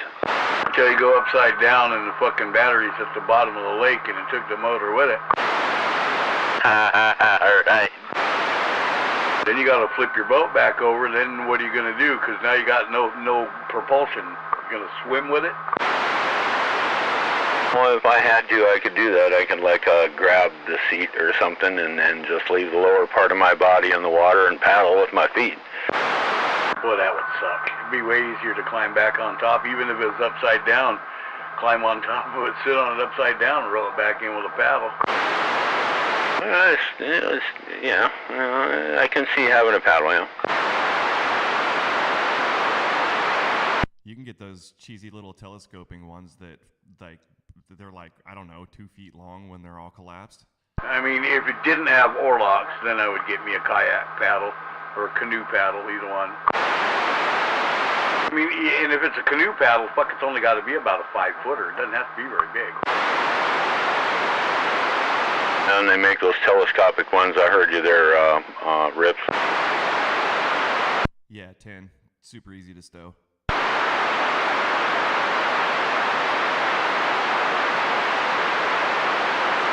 Yeah, I missed the fucking perfect opportunity to try out my folding fish net. I left the fucker in the truck, and I had to land that fish on the beach. Oh man, it's it's awesome. You're gonna like it on the boat. I made sure I grabbed it and brought it with me. Left it in the fucking truck when I could have used it. Oh yeah, and I was out there fishing. I wasn't getting any bites, and old fucking deer watcher, he'd already caught one and put it away, and then caught another one, lost it right at his feet, and he was telling me showing me the setup he was using, and I didn't have any of that, and I said, I'm gonna have to re-rig mine, I guess. He comes over and gives me he tied me up a rig and baited it, and the whole works. I just clipped it on and casted it out there. Was out there 1 fucking minute, and I had a fish on the beach. What was he using, power bait? He's using 2 of those pink power bait eggs on the hook, slide them up onto the line, and then a glob of rainbow trout scent power bait. I get that fish landed, as soon as they hit the beach, the fucking line broke about 1 inch above the knot. I got power bait eggs power eggs. I got those. 2 of them. He's using pink ones and then rainbow colored power bait on the hook. Chartreuse one.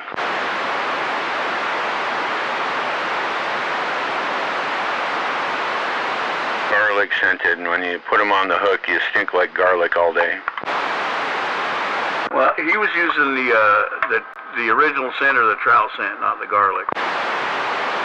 And we'll see what happens.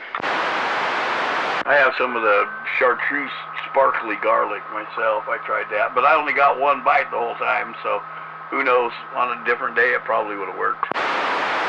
Who knows? I'll just grab another bottle of a different color.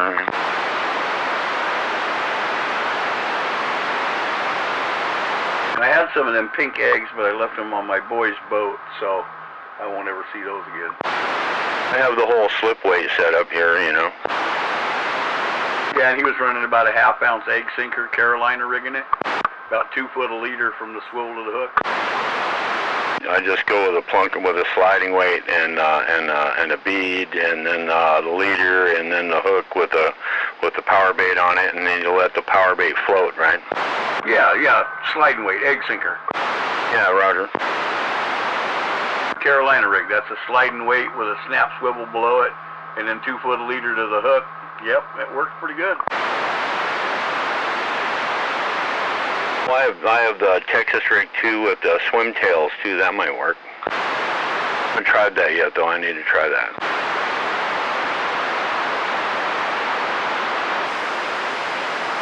I'm a pretty big fan of the Carolina rig. I fish the shit out of it down in the surf, you know.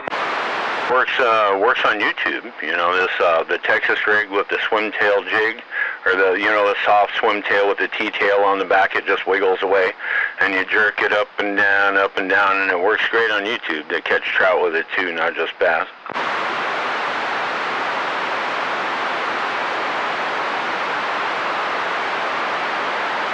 I definitely want to try that.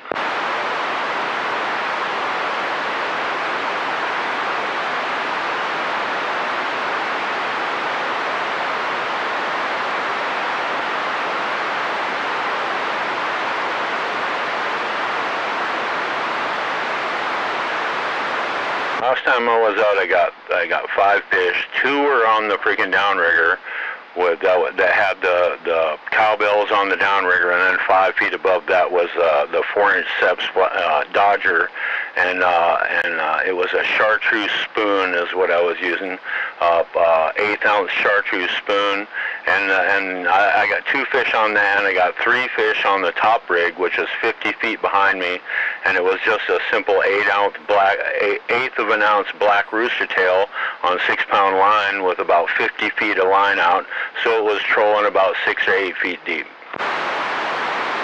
1 deep, 1 shallow, and I don't know, it's a roll of the dice which one worked better. All 5 fish were like almost carbon copies of one another.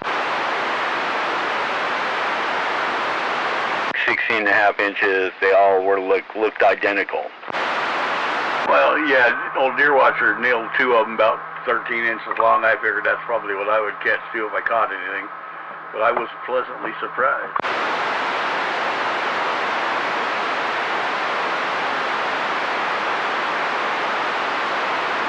Which works better, 6 to 8 feet or 25 to 30 feet? Which works better? The odds between 2 and 3 on 5 fish, it's like 50-50.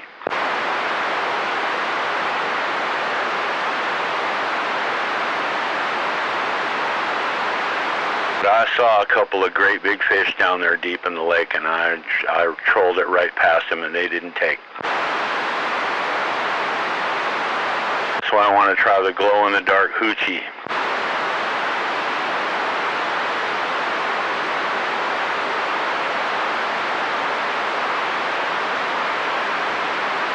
They're big and still in the lake for a reason. They're hunters.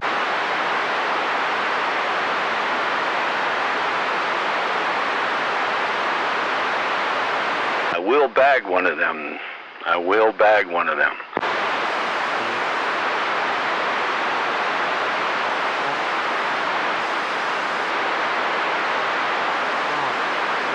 It's all a matter of timing and presentation. Have the technology.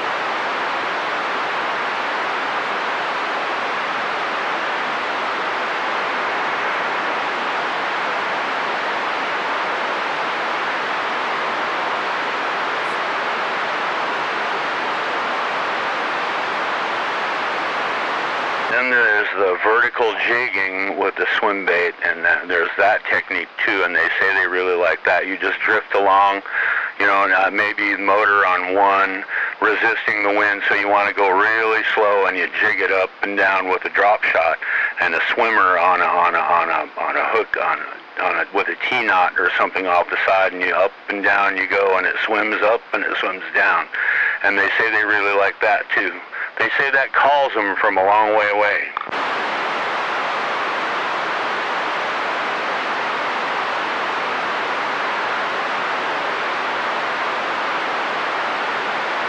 Drop shot to the bottom and then lift it up about 5 feet and jig it up and down, up and down, up and down as you drift along.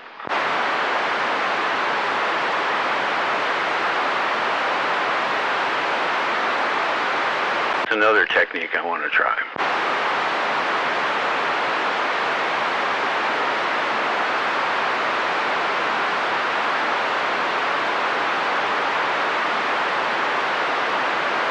Say that works on fish that are way down deep in the water down there.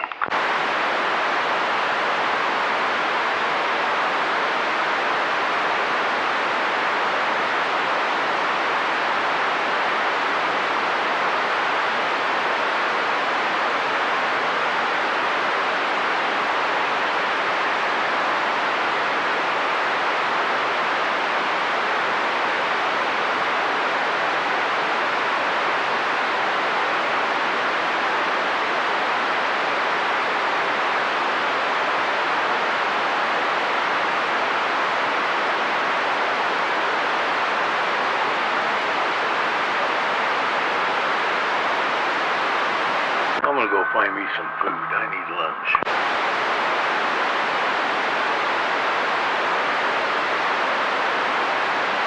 I have my Lindy riggers so I can swap out easy and quick.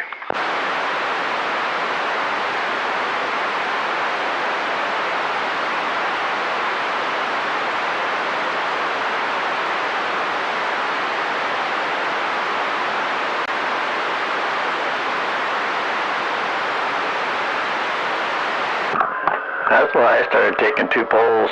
I might be only able to fish with one, but with that second pole, it's already ready to go. Oh yeah. If I want to sit still and drop the anchor and sit still, and I can do a floating drop shot with little power eggs, and then over on the other side I can do a jig. I can jig up and down. I can vertical jig for him too. That like increases my odds. Oh yeah. I'd never heard of being able to fish with 2 poles until you said something. That's actually kind of cool. It is. Especially cool when you don't have to sit on the bank.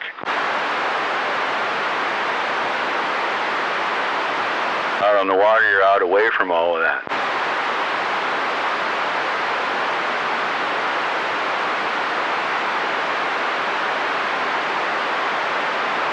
I think the most fun I've had so far on the lake is, on Spencer Lake, is over by lily pads, just getting those little 10-inchers. When those things feed, man, you can't, you can't put your line in the water without catching one.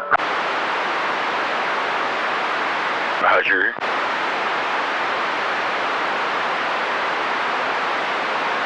What kind of lure were you using, a spinner?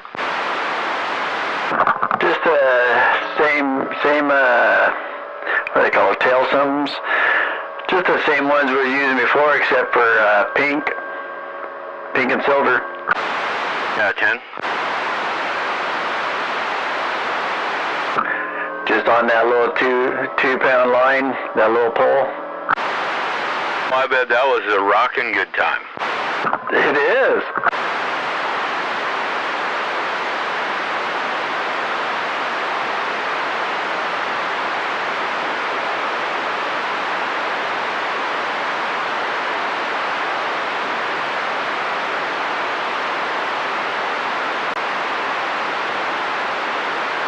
You go along those docks there and cast in, you'll see a line of lily where there's no lily pads. Just cast right up that line and reel it in, and you're going to get one. Yeah, 10.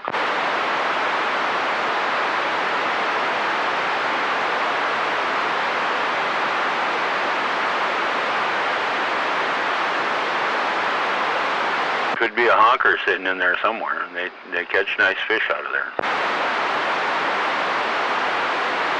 Bass too. Yeah, the bass. That's what the guy was talking. I was talking to that one guy that fishes there all the time. I mean, he comes out with some freaking monsters. Every time he goes out there, he comes back with monsters. And he was saying once they get past a certain point, all they feed on is live bait, and we can't do that. He goes, so those big ones, there ain't no point even going after them once you get past that one dock.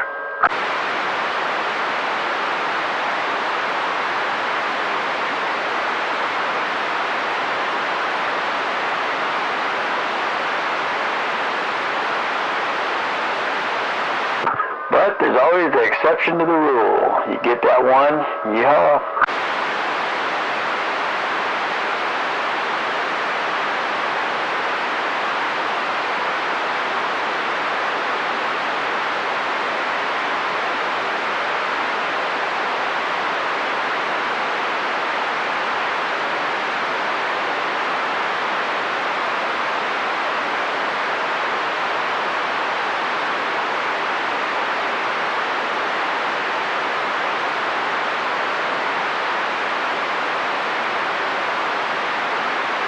Hi, baby. You got radar on?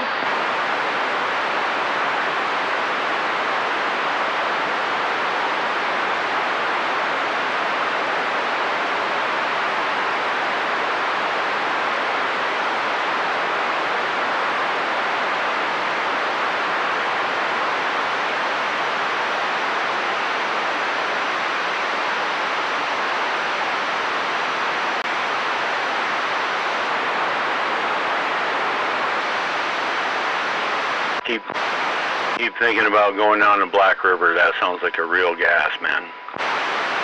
Yeah, it does. Need to get my two-man boat fixed so we can take some more people with it. What do they say about the fishing on it? I heard that it's good, and well, we'll have access to every part of the river, man. Right? It's a slow river, it's not a fast river, so we'll be using a lot of spinners and whatnot. Heck yeah.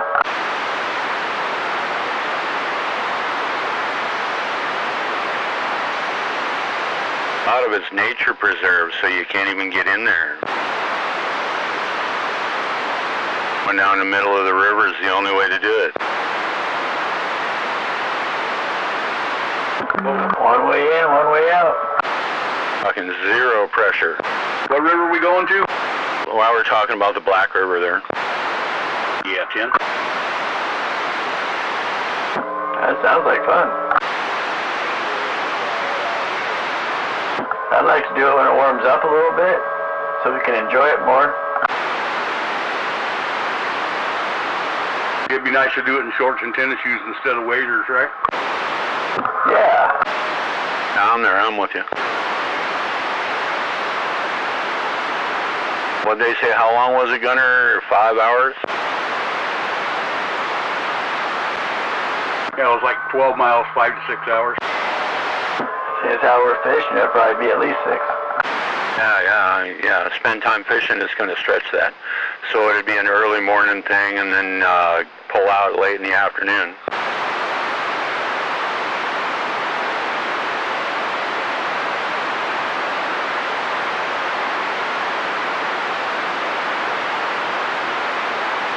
Getting closer.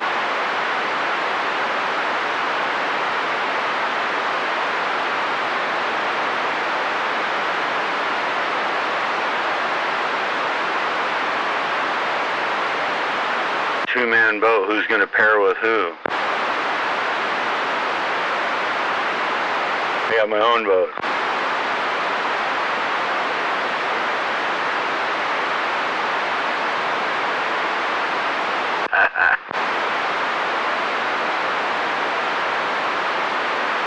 And who's going to be rowing and who's going to be the passenger?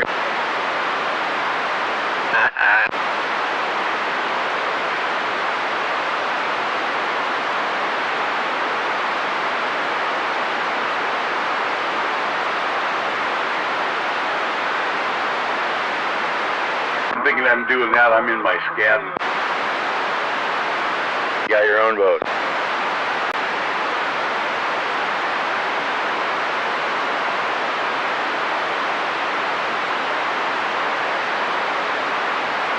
Although that might not be a bad one on the Sea Eagle either. I think it would do it, yeah. You might want to go with seats in the shorter position because with the pedestals, they sit up mighty high.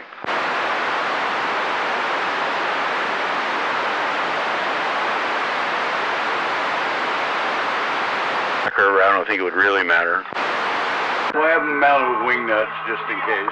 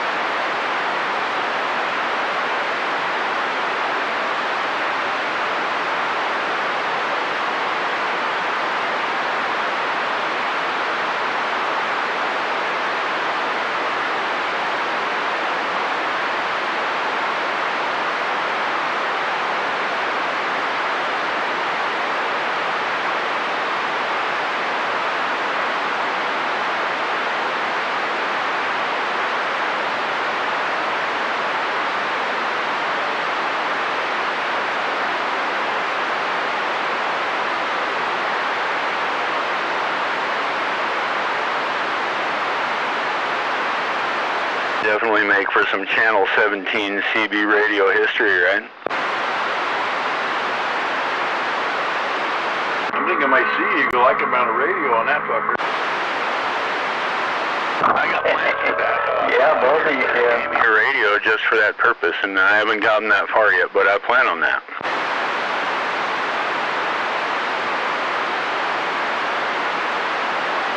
Didn't do it before because it was like adding just more weight. Right now they got no worries about that. I can go ahead with that.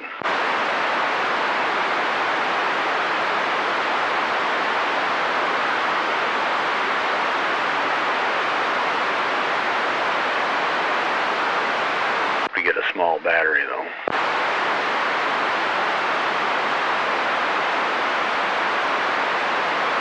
That's why I like going fishing, is to get away from all that, though. It would be cool to be able to, as I'm cruising across the lake, to be able to talk to you guys whatever you're doing, you know? Oh, yeah.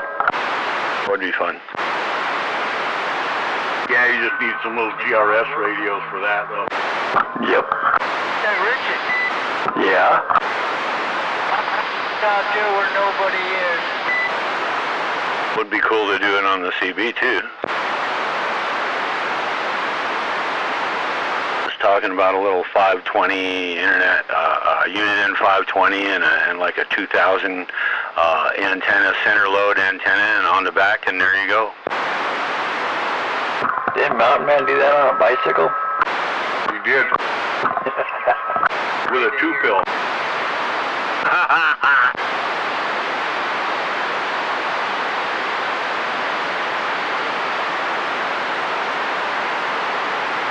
He was on the bridge over Highway 101 there, just the bridge above Mud Bay there, talking skip.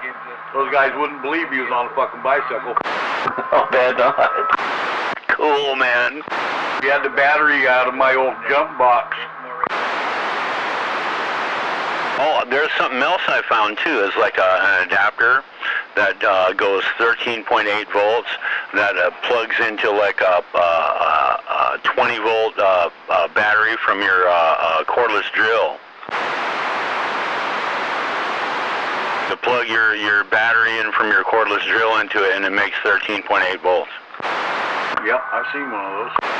Freaking cool. Yeah, I don't think that it's really gonna. I think a regular battery is gonna do more than what a person needs anyway. Yeah. Heck, I went all the way around Spencer, and it wasn't even an issue. I didn't even notice any slowing down or anything. No, you didn't draw any voltage off your battery doing that. I was out there for what, 2 hours? 2.5 hours? And yeah. 100 amps, they tell me will go like all freaking day.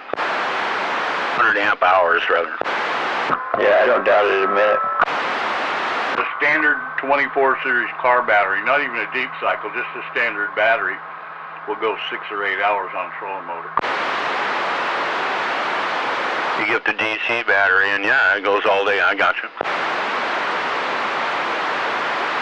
I haven't had it out there all day before either, but I'm just, yeah, that's what they say. I had about 2 hours on mine, and I was still at 12.6 volts, so.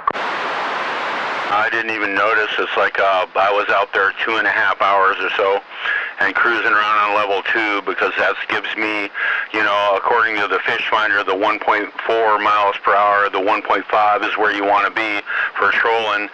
And then when I was done, I came back on high speed and I just cruised right along like I didn't even notice nothing.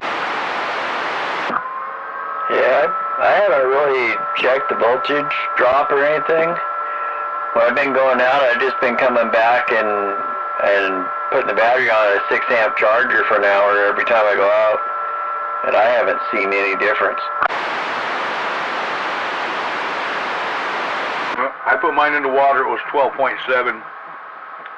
I run it about 2 hours, probably 2/3 of that was on full power, and it was at 12.6.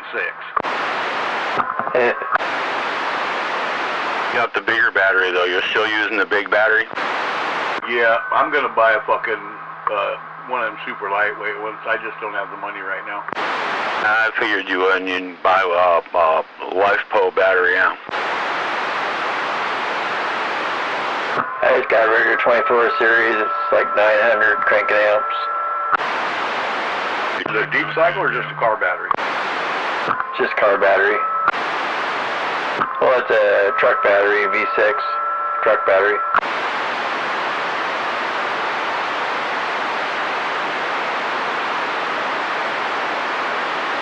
I do have a nice new, still under warranty 24 series battery. I guess I could use that. They work. That's fine. Save you 10 pounds. That's what I'm using, and like I said, in 2.5 hours, I didn't notice any difference at all. I snatched the battery out of my Honda car. It's one of them house-size ones. There you go.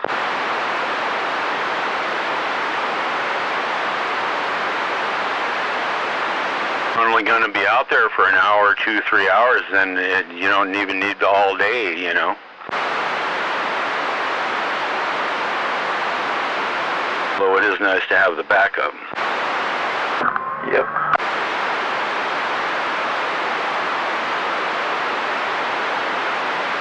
In case you get off, decide you want to go back up.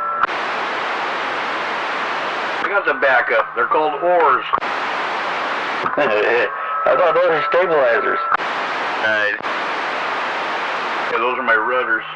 Right. They work good. I guess if you're not moving them, they wouldn't be rudders, they'd be skags. I did that when you said that. I put those out there, and I couldn't believe the difference.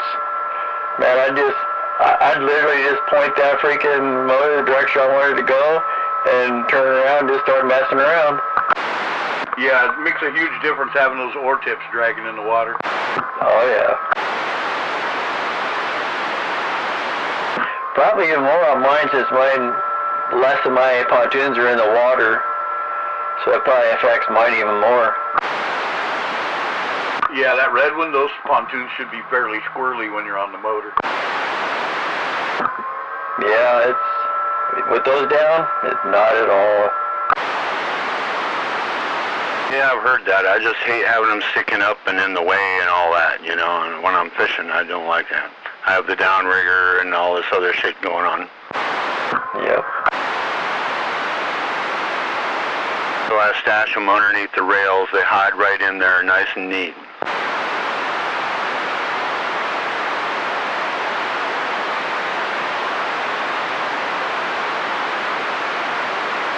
You just need to put a keel board on it. Well, it's okay the way it is. I mean, I'll do something different, a little more with the wheels. Like I think I want to get like 16-inch wheels with spoked wheels. That'll give me a larger circle and more surface area. And then I use those plastic inserts to weave in between the spokes. And that's what I'll weave them in there. They're made of plastic so they won't deteriorate in the water. And that'll give me even more keel. Heck, what you guys need to do is just build a deck off the side of it and then get one of those remote control motors. Oh, yeah, I know. Them fuckers are pricey. Oh, they're very proud of them. Make cheap Chinese ones, but man, even then they're expensive. Hey, Big Bird. Yeah. What about the fin thing you have on your trolling motor? Mounting it on the downpipe for your wheels, using it for a skag. Yeah, I've thought about that, you know, and putting one at the back end of the pontoon, which is up, when I put the wheels on it, it's up in the air anyway. But that won't be good for the river. You don't want that in the river. You wouldn't have the wheels on at all in the river, would you? Oh, that either, you know, or a skeg on the back of I don't want a skeg on the back of the pontoon either. You know, underneath the bottom. They make removable ones that you snap in and remove. Snap it in and snap it out, you know. Yeah, anything hanging down ain't gonna be there by the time we get to the end. There's definitely a high risk of that, yeah.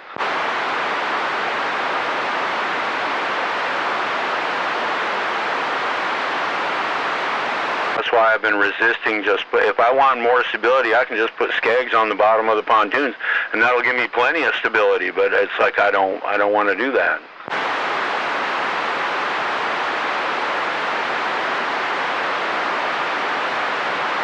Like a surfboard fin, yeah.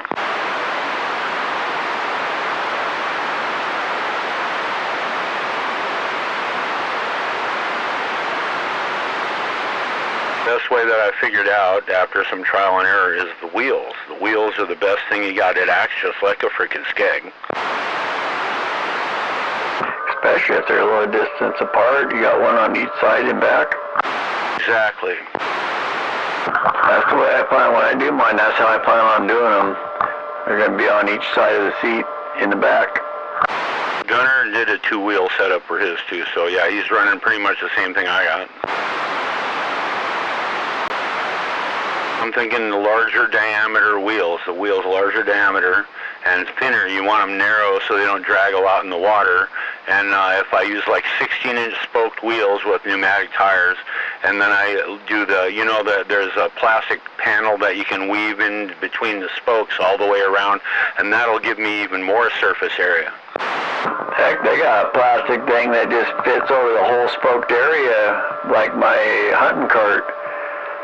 I got these plastic things that go on there so nothing can get in the spokes. That'd be perfect. There you go.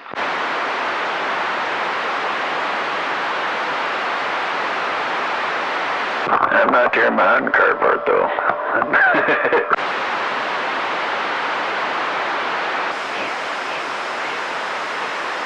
That is pretty nice to just freaking pull that behind you instead of freaking have to throw it on your shoulders.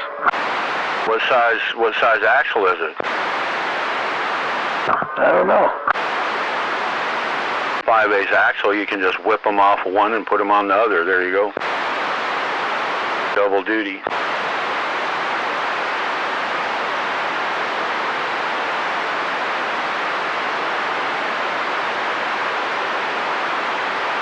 Mine runs on a 5/8 standard axle shaft, you know. Yeah, I bet it would. Well, better just a Carter key holding them on. Yeah, that's it. Nice and simple.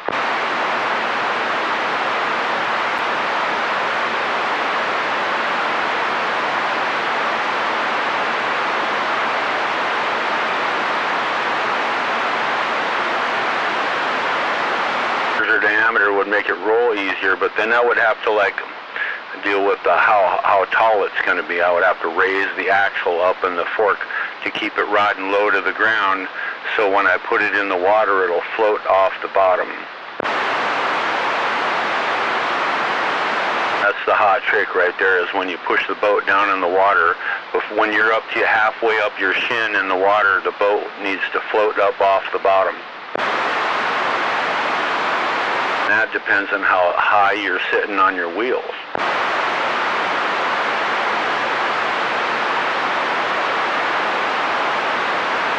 That's the trick. If you have too tall a wheel, you'll be pushing out farther and farther and farther. Before it floats, you'll be up to your waist, and that's not going to work. You want like a shorter wheel, or move the axle up. Well, that's the nice thing about it. You get to build your frame however you want it. Yeah.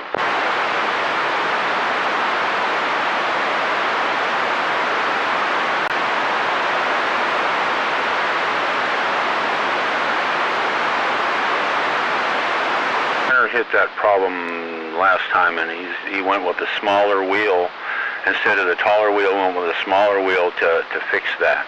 See how that works. Sure, it'll help.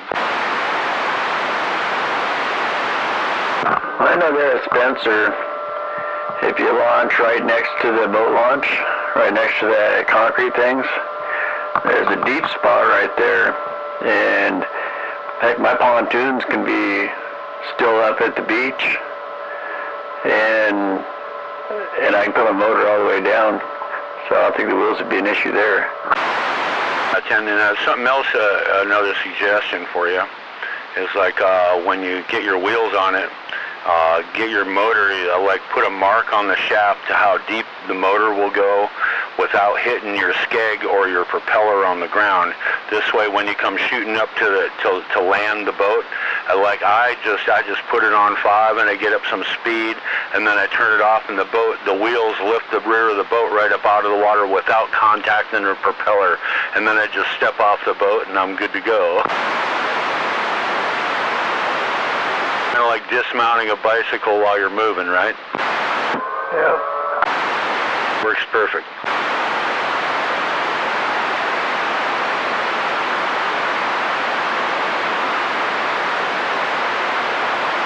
See, on the slope to the beach, the wheels hit before the motor does. So the wheels lift the boat up out of the water so your propeller doesn't hit. So you can drive yourself up on the beach.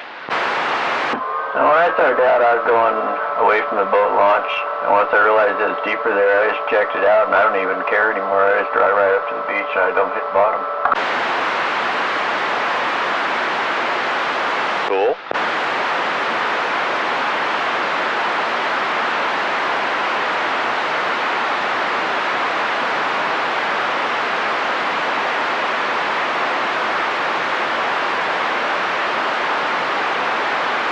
are definitely a cool deal.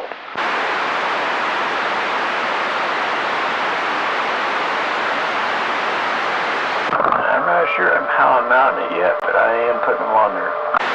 That's either going in the water or coming out of the water. It works out really well.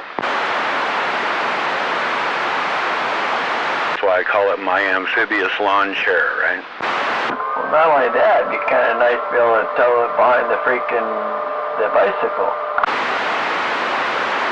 Things get hard like they say. I would go to Spencer and catch me some fish. Yeah, Ted.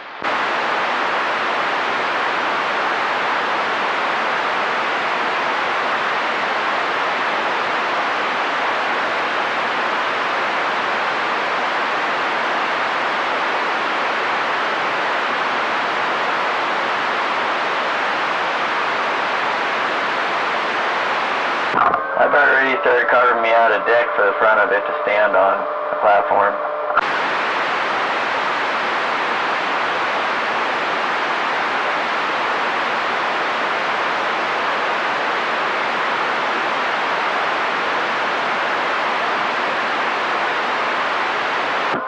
Figured I'll make it out of wood, and then when I get it the way I like it, then I can turn around and get some aluminum plating and build what I really want.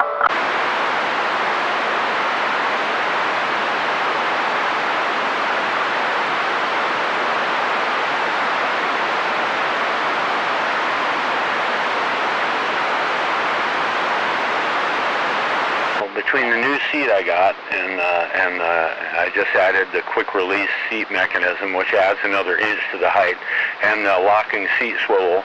Between those three things, I'm high enough off the water now, and with the new pontoons, so I don't have to worry about that. And I just like not to have a lot of shit in front of me, so I can manipulate my rods and turn the boat and keep the fish in the middle and the front and all that without having a bunch of crap in the way.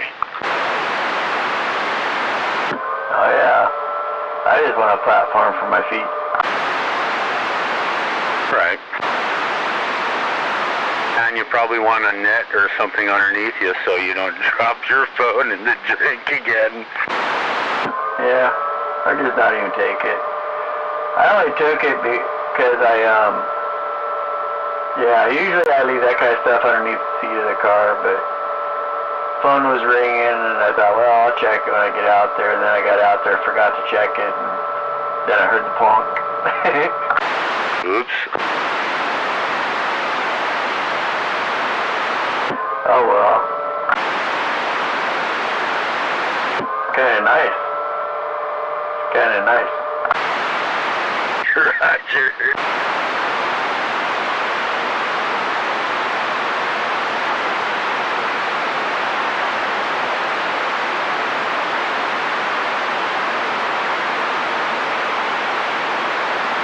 Wow, that broad's fucking dumb.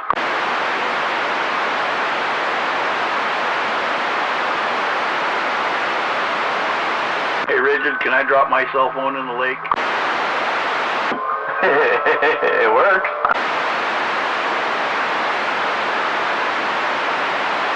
It's amazing. You stop getting all the dumb calls.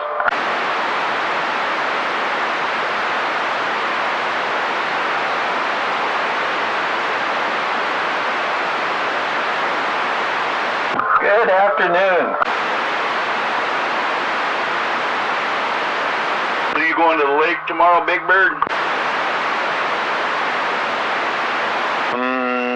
I'm thinking, yeah. I'll let you know in the morning. I ain't going no dark 30, I can tell you that much. Roger. Where to, Spencer and the Squats Hole? I'm going to see what the grandkids got going on tomorrow. They had dentist appointments today, right? I brought them. I'm at least going to bring the granddaughter. We'll probably just go to the Watsel. Are you going to fish on the beach or use the boat? If I take her, I'll just fish the beach. Gotcha.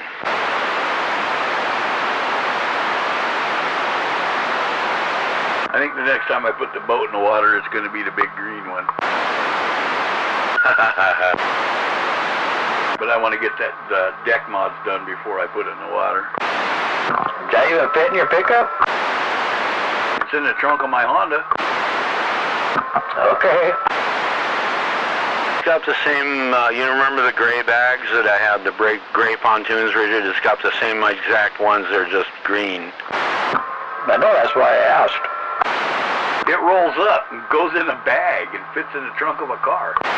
Right, then you gotta tear it all apart, put it all together, blah, blah, blah. It's not that bad because it just kind of flops out and it's all put together already.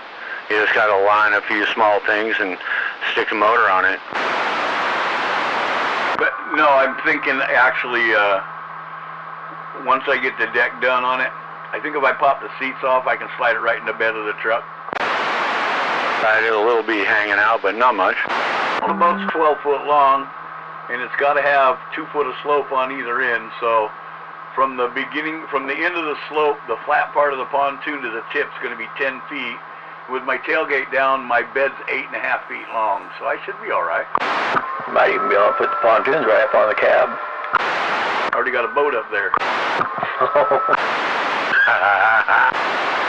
Remember, I've got to figure out how to haul 3 of them at a time.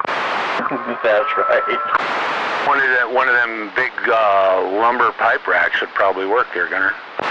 Yeah, I got one at bed rail level. And I can put the big green one on the deck of the bed, and then I need to figure out how to get the red one up on the roof. So what I'm talking about, one of them pipe or lumber racks that stretches out over the cab, that would be perfect. Yeah, then you can just put some wheels on it for like a boat trailer or something. You just slide pontoons right up in there. I put rollers on it. I put rollers on the bed rack I made. That made it a whole lot easier. Heck yeah. That's what I need on top of my car.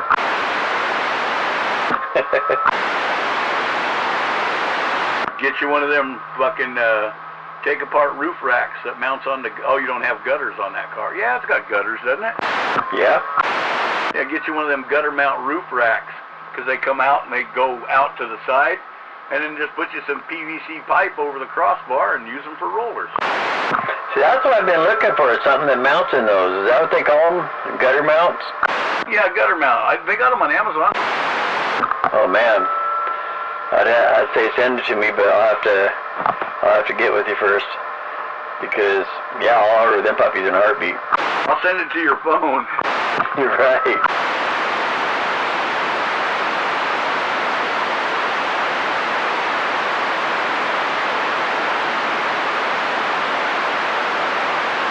I was thinking kind of with my flatbed trailer that I got out here and a big old lumber rack, I could get a double decker going, not too much problem.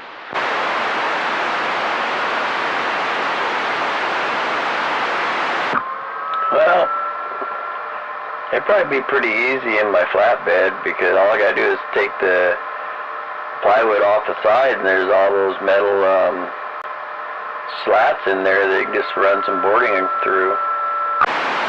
Right, that would be a good idea, yeah.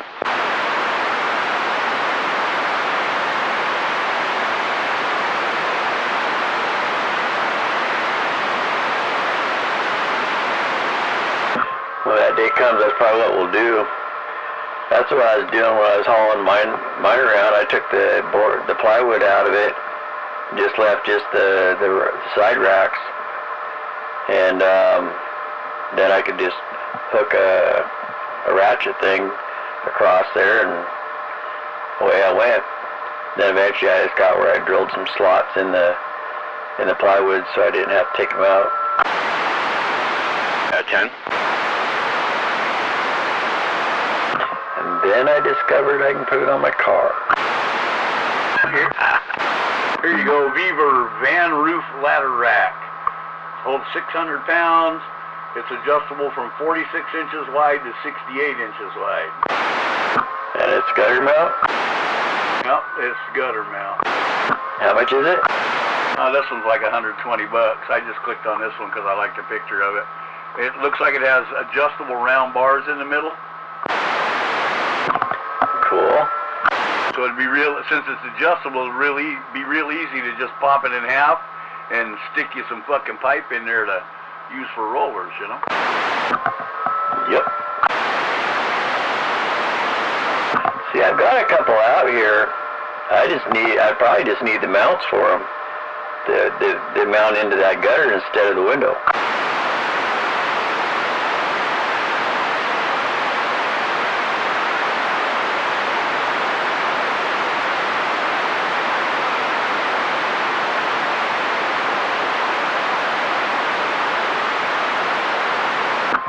I bought from Sky a long time ago. I don't know what they fit or anything. I know they don't fit my car. They have to be a four-door car because they got to mount to the windows. But I can't remember what name they were, but they were name brand. I went and had locks. I went and bought locks for them and everything. I just need the bottom piece that goes to the gutter.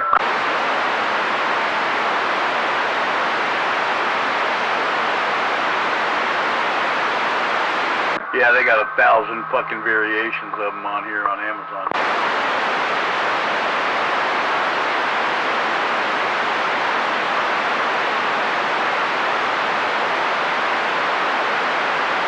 I'd send you a picture of what I have, but... Yeah, just use your phone. Right. That's okay. I'm not bitching. I'm actually... It's inconvenient, but it's quiet.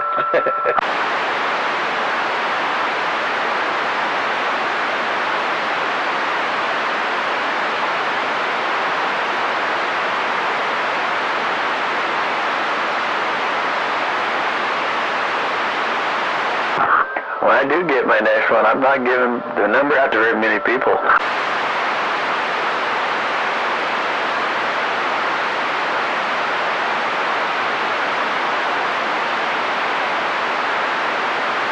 Yeah, I'm pretty selective on who gets my number for the most part.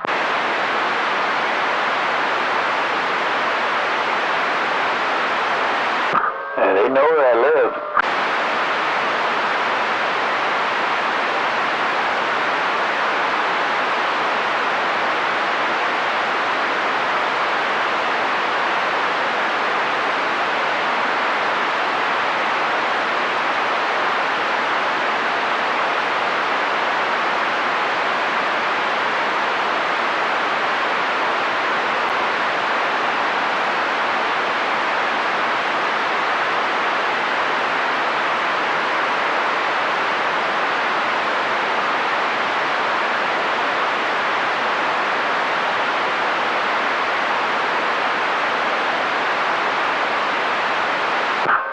I've only had 2 phone numbers since the 80s.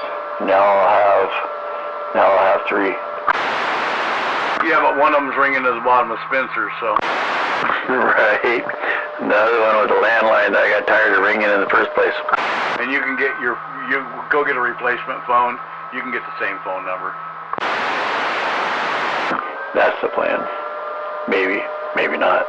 I probably won't. Get 2 phones, one with the old number and one with a new number. And leave the one with the old number at home where you don't have to listen to it. Whole new presence on the internet with a new number.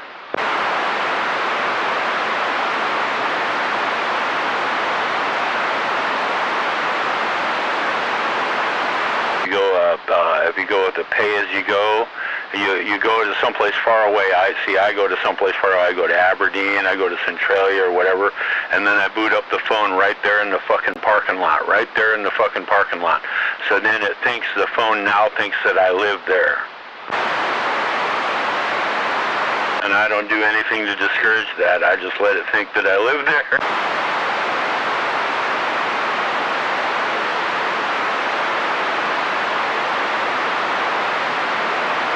That's how I do it. Called the burner phone.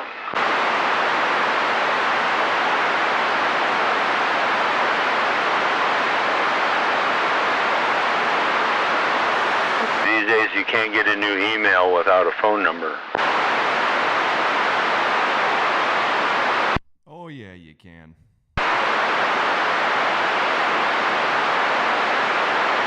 Depends on which one you want.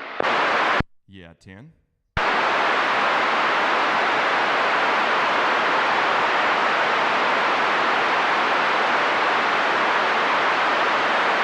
They won't let me. It's just not allowed.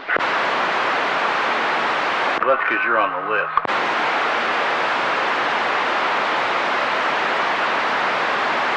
I want to know who I am. Where are you calling from? Who are you? Right?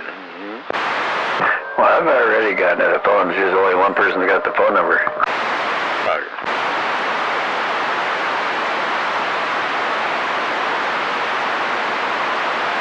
How the hell am I supposed to send you fish pictures if I don't have the number? That's what I'm saying. I gotta get out and get together with you. That's what that comment was. Bet all them other fishers said, ah, look at that dumb bastard. Somebody shot a picture of him. He must be dead.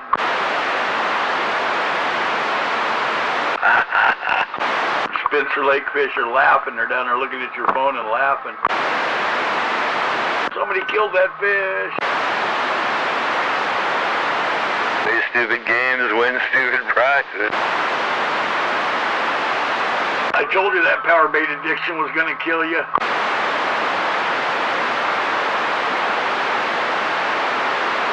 Ignore the little flashy thing.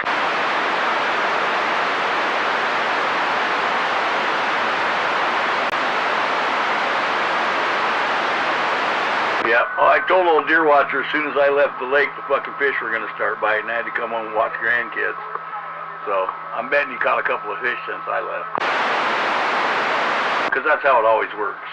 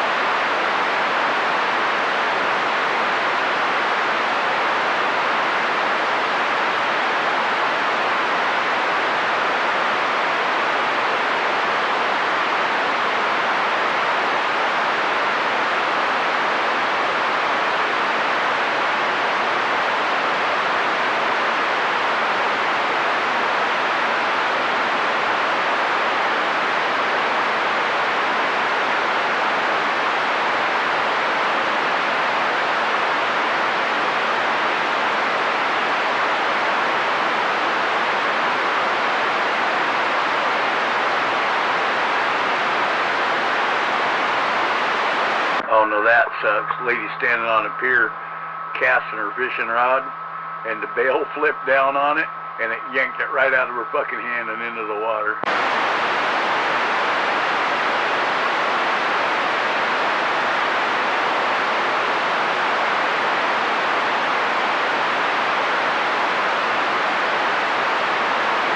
I have a bunch of emails addresses that are at risk of losing them because the phones that I use to register those email addresses don't work anymore because they've dumped them off the network, right? They're working so far, but eventually they're going to say, we need to update your phone, and I'm not going to be able to do that because the phone don't work no more. I'm going to lose those.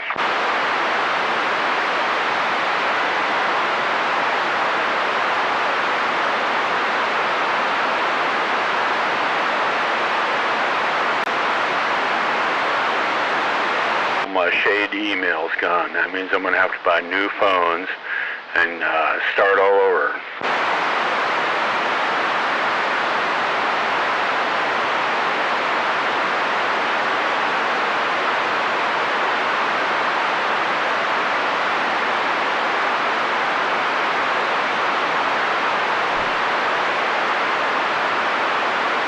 You know they do this shit intentionally.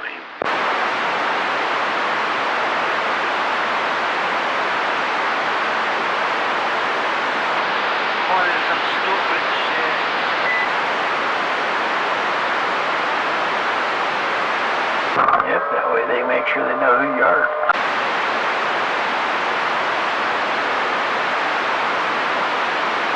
That's why you have to start from scratch.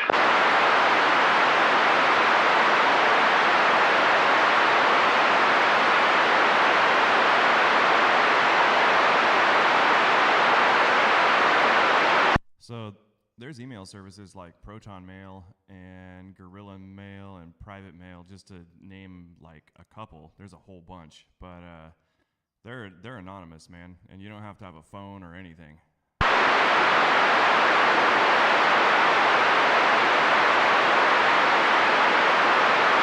If you want to have Gmail, if you want to have Yahoo Mail, if you want to have the various other main email sources, then you need to go with the shade. Then you have to start with a new phone. You know what I mean? Yeah, 10. I mean, is there a specific reason why you have to have Gmail or any of the other ones? Some of the other ones are not allowed. Go to places where those other ones are not allowed, and they're not anonymous and nondescript, and they don't allow that anymore. You're talking about for use with a mobile device. I'm talking about on a computer, on a desktop computer.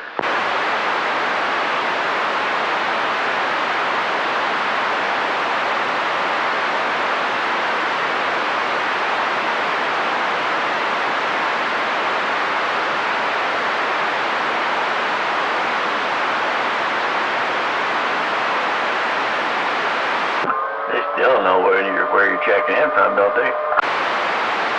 I can change my email address. I can change my ISP. IP address, yeah. Yeah, they know where you are. It doesn't matter. If you have a VPN or, you change your IP address or you spoof your MAC address, it doesn't make any difference. They know who's using that computer. That's why you have to go to, you can have a different identity if you start a new you start with a new phone, and like I said, I boot the fucker up in the parking lot. I go down to Wally World in Centralia, and then I boot up the fucking phone right there in fucking Centralia in the parking lot, and it automatically thinks I live in Centralia. Or Aberdeen, or Puyallup, or wherever. Right, but then that phone goes and sits at your house? In a blocker pouch. Okay. Pouch after I have the new email address, it goes into a blocker pouch and I never use it again. That's why I only buy the $29.95 phone. Okay. See what I'm saying? Once I boot the fucker up, I get an email address done, and then I move, it goes boom, right in the blocker pouch, and it never gets pulled out again. So I'm paying $29.95 for a new internet identity.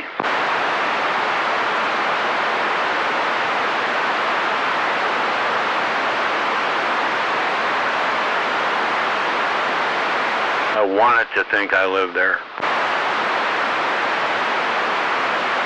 When I go to Home Depot or I go any of these websites, it posts me pictures, or it posts me prices and whatnot as my location with the nearest Wally World or the nearest Home Depot or wherever, which is where? In Centralia. Because it thinks I live there. Right, but do you use that email from your home PC? Through a VPN. Okay.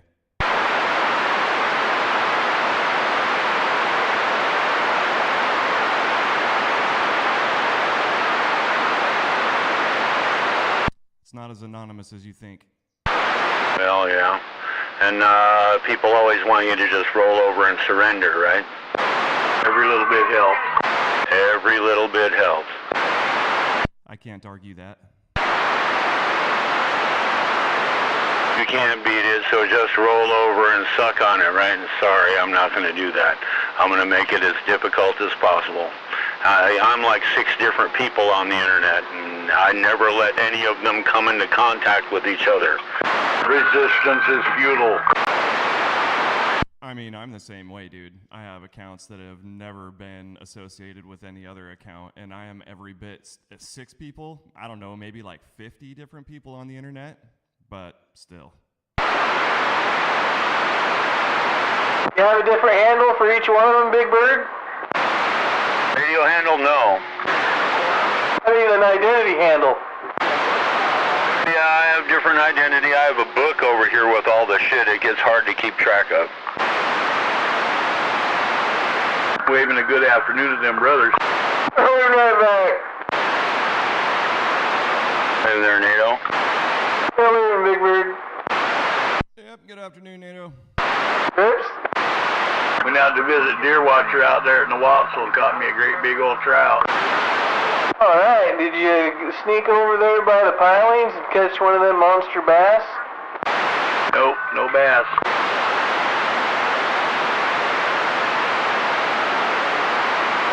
I think I'm gonna hit there tomorrow, and hopefully Gunner will be there, and hopefully Deer Slayer will be there.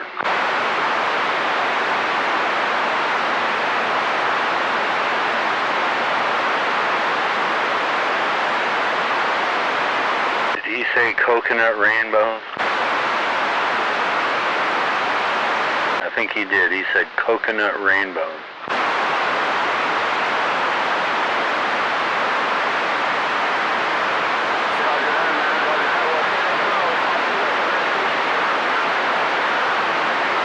Is that a gay Hawaiian, a coconut rainbow? I guess.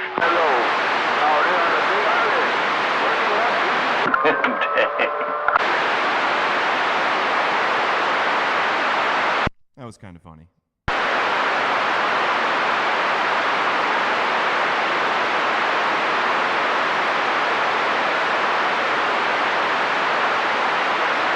You ever hear those banjo minnows as seen on TV, Air Gunner? I've seen them, yeah. Let's catch giant tiger muskies out of Mayfield Lake.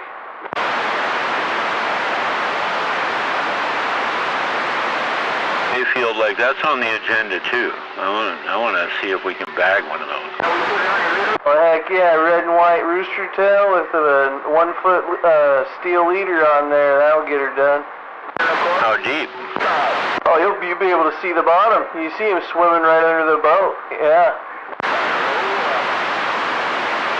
So be ready for a hell of a fight. Lake, man. I mean, deep. Maybe as far as you can see with polarized glasses, 15, 25 feet. They're in pretty shallow. They cruise those reed beds real shallow, and they attack anything that crosses their path. Hey, Nate sent you a picture. Muskie and a pike and a pickerel are like that. They hide in the weeds and they see something fly, just cruise by and they come out and nail it. They are definitely a fucking predator. The only problem we ran into when we did that lake is if you're in a boat with a motor, there's kind of almost like they let water out and let water in. There's a lot of sticks and stumps that can get in the way of your prop. You kind of got to watch out for. Right. There's supposed to be smallmouth in there too, and then if you just go up the road, there's kokanee in the next lake up. Rife Lake? Yeah. Supposed to have lake trout in there too. Yeah, I heard there's Mackinaw in Rife. Yeah, big ass, lake trout, Mackinaw.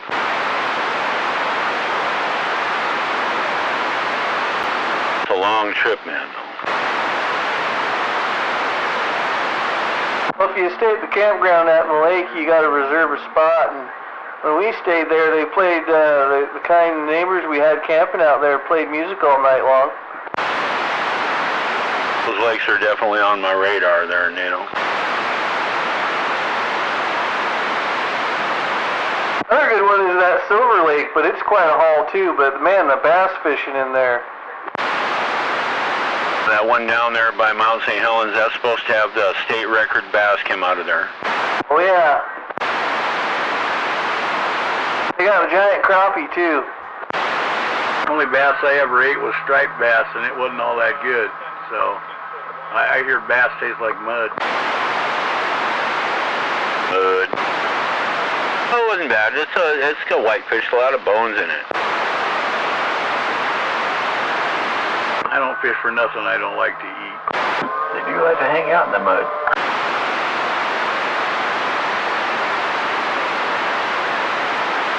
You could always go for the walleye down there by the granary bin, and and slay those suckers right off the down there before the dam. You can get in there and slay them.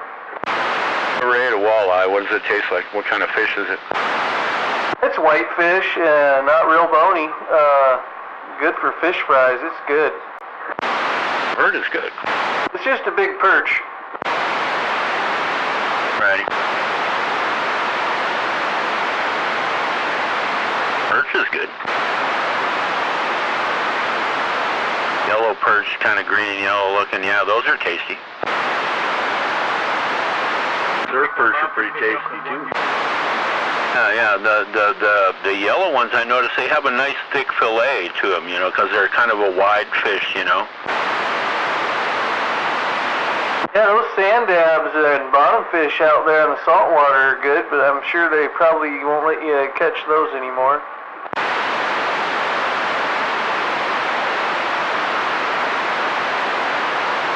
And, oh, you mean sharks? Oh, you know, sand dabs are sole. They're not halibut, but they're little flat fish. Oh, flounder things. Those make a hell of a fish fry, though, with some potatoes and some of those fried up and battered. Oh, yeah. Well, yeah.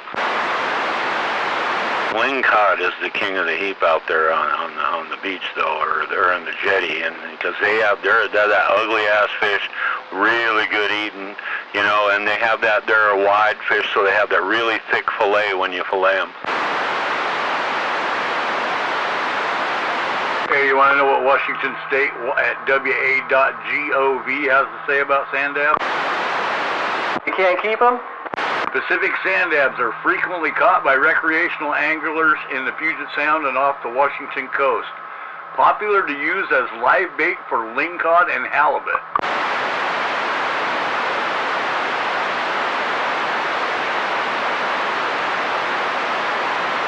You can use them for bait. I'm guessing there's not a whole lot of regulations on them. I told you I wouldn't put it past them. You can't eat them, but by God, you can use them for bait. Right. That sounds like something they'd do.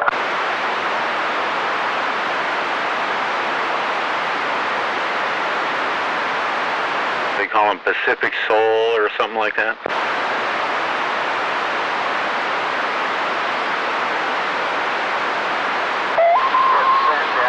I guess that's if they get big enough to eat. The state record is 1.22 pounds. Little tiny flatfish.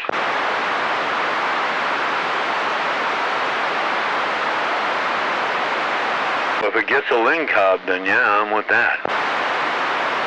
Heck, them flounders, they used to be good eating. Oh yeah.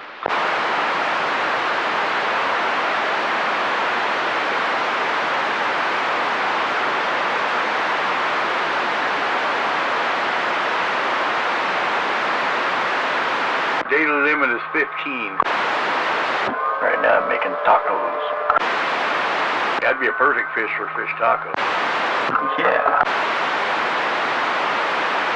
I never had that, and I don't think I really want to.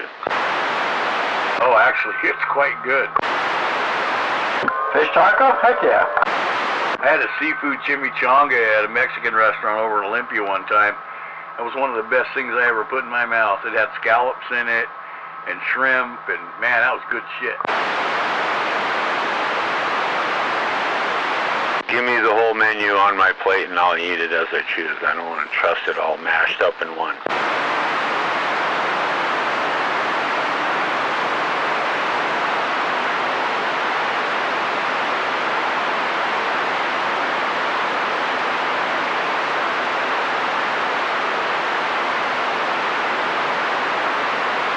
For me, that's just putting too much trust in somebody else.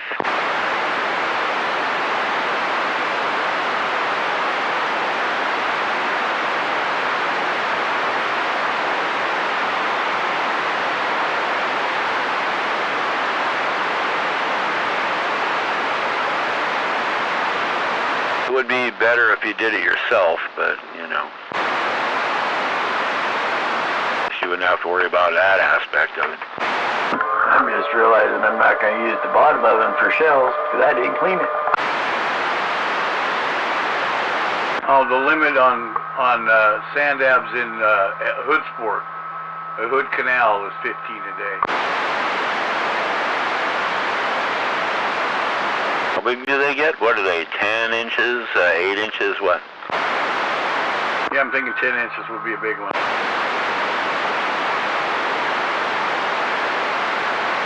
They're pretty small. There's nice fillets on them. Usually you just fillet the top off like a halibut, and yeah, clear and see-through, no bones.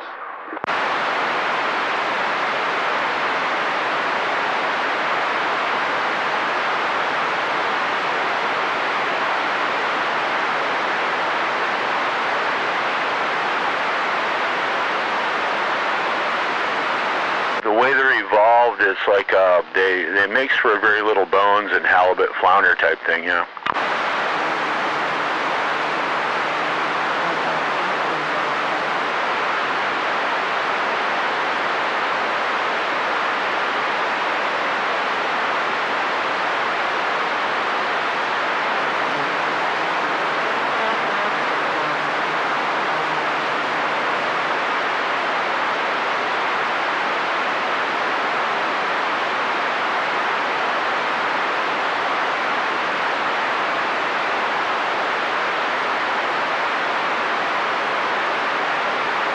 Surf perch I got from Gunner, those made nice fillets and they were really tasty, beer battered and deep fried.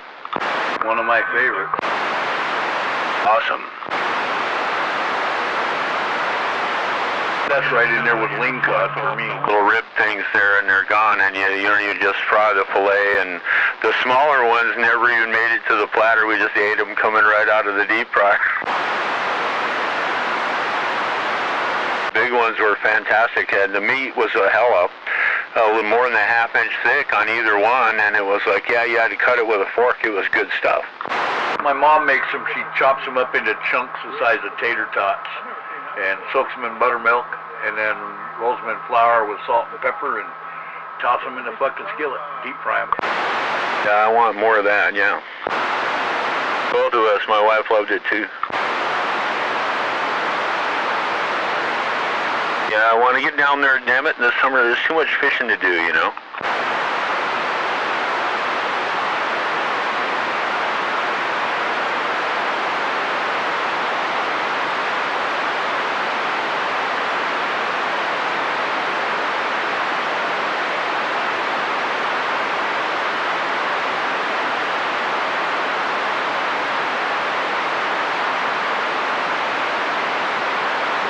Tomorrow I'm going in the Watts hole, so I need to pay attention to that. Yeah, one fishing trip at a time. Don't get distracted.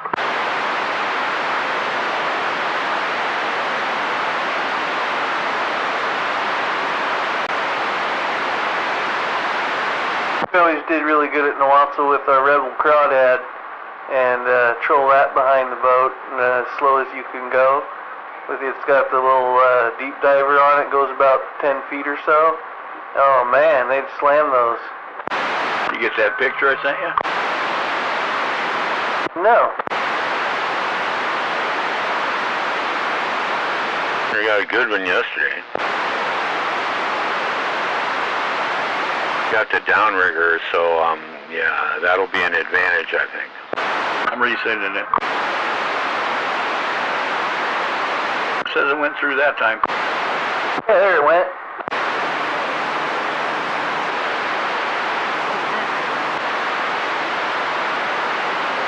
Dang, that's not bad. Yeah, no shit.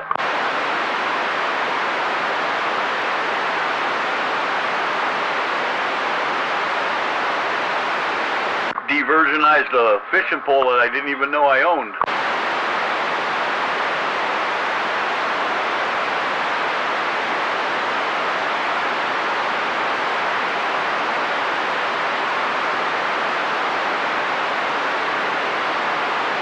Tell you what though, Big Bird, a hand-sized chunk of fucking lake grass on that thing will double that pole completely over. It's so light. I mean, that's like, you don't see that very often. That's way cool, man. What a score. It just popped up out of nowhere. Yeah, I don't know where the fuck it came from. I probably bought it at clearance sale at fucking Walmart or something. Maybe it was one of them pulls.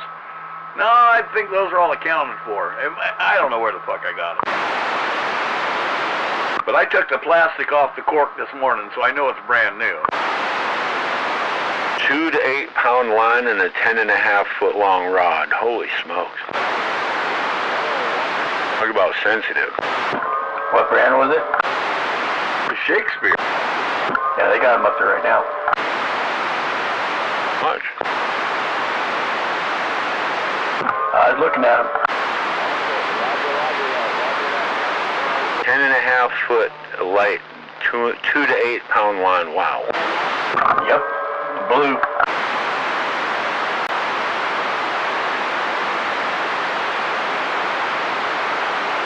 I'm gonna have to break down and get one of them.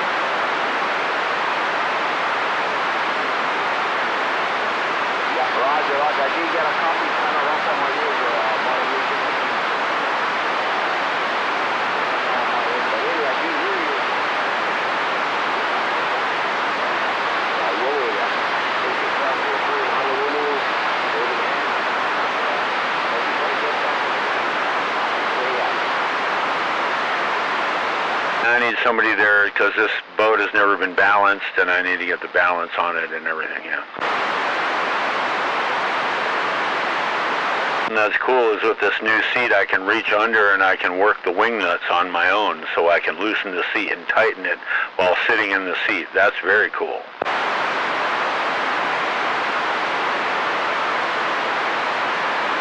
I'm going to get big T-nuts to go on there and take advantage of that feature.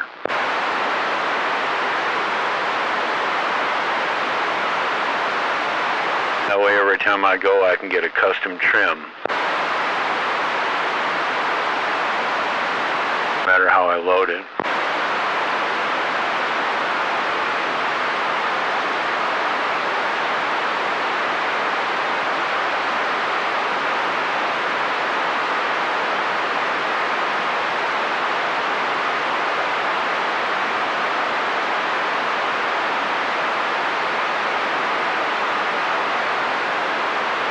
Hard sitting in the seat to look down and say, okay, am I nose up or am I nose down when you're sitting in, I don't know, this one's longer, so it might actually be, I might actually be able to discern that.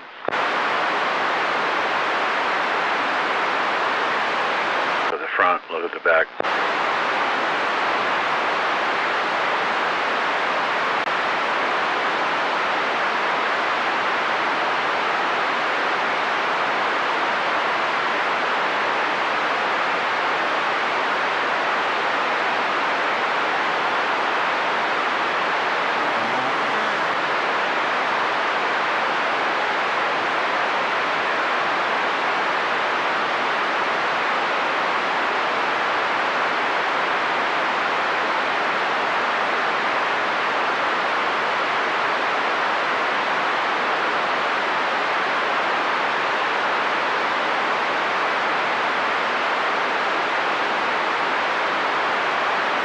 Fish finder and downrigger, I'll find out what's down there.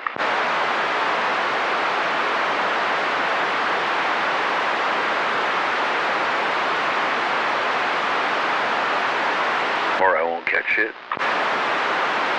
That's always a possibility too. Yep.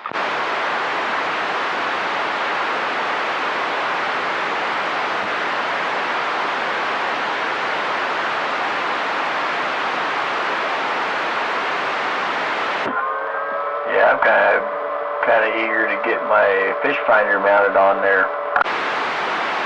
You'll love it. Oh, heck yeah. Afternoon. afternoon, Wolf Trapper. Wolf Trapper. Afternoon there, Wolf Trapper. Everything's the same. Mayfield Lake, Air Gunner. Status quo. What was that, Neil? Mayfield Lake. Mayfield? Yeah.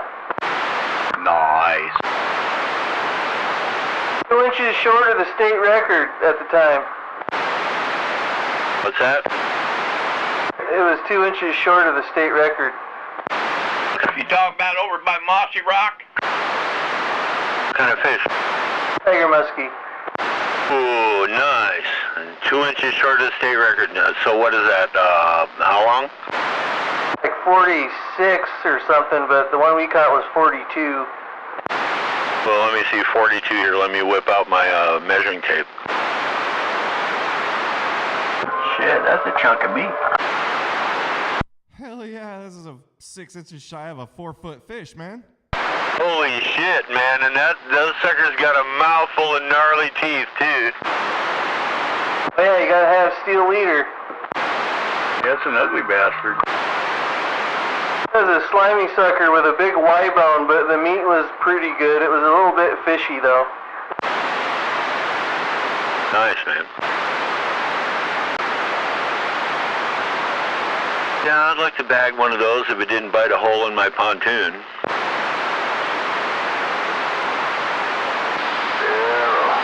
That's where you want to have a gaff on your pontoon. You get him up close, you gap him through his fucking head and kill him. Need a bigger net. Don't forget to wear them gloves. What was the guy on Jaws said? I think we need a bigger boat.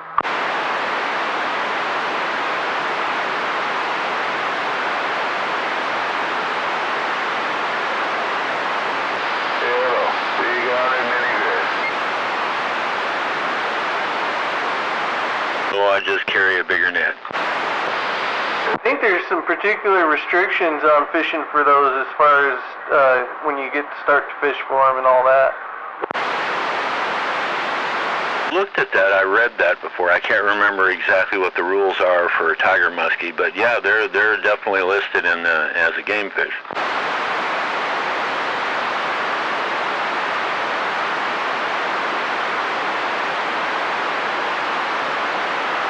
I'd like to come up with one of them big lake trout, you know.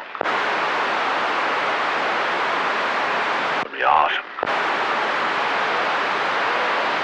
I never caught anything that big except sturgeon. Salmon.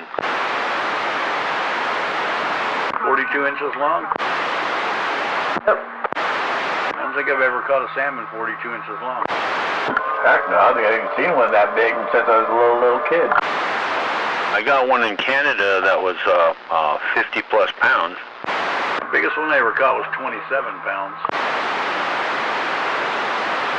All I know is when they hit the lure, you better be holding on to your rod and ready for action. Roger, I had 15-pound line and a 7.5-pound rod, and it was in the river, Campbell River in Canada, in British Columbia.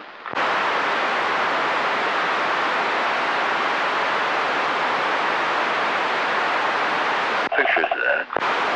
I remember the old man catching a 42-pound hen on his fucking steelhead rod with 12-pound line. Yeah. Just a hell of a fight. Standing on the fucking bank at Oil City on the whole river. Fish. Biggest salmon I've ever seen caught with a rod and reel. I know they catch bigger, but that's the biggest one I ever seen. I gotcha.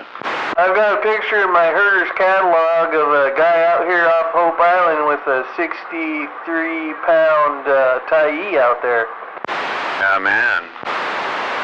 Wow. You still get them up there, you know. It was the 1968 issue. Tell me, actually, that it's getting better. The situation is getting better, they say. More bigger fish are showing up.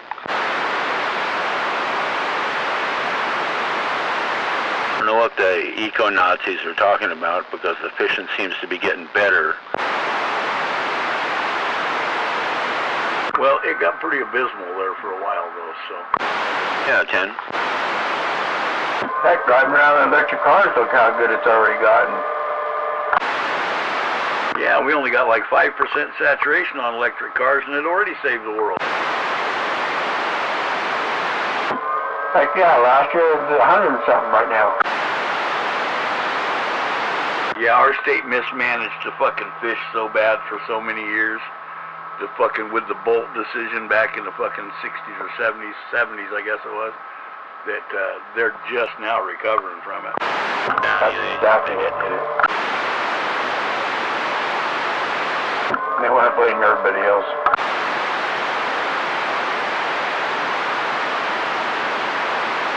They damage the fish genetically, though. They'll never be quite the same as they were back in the old days.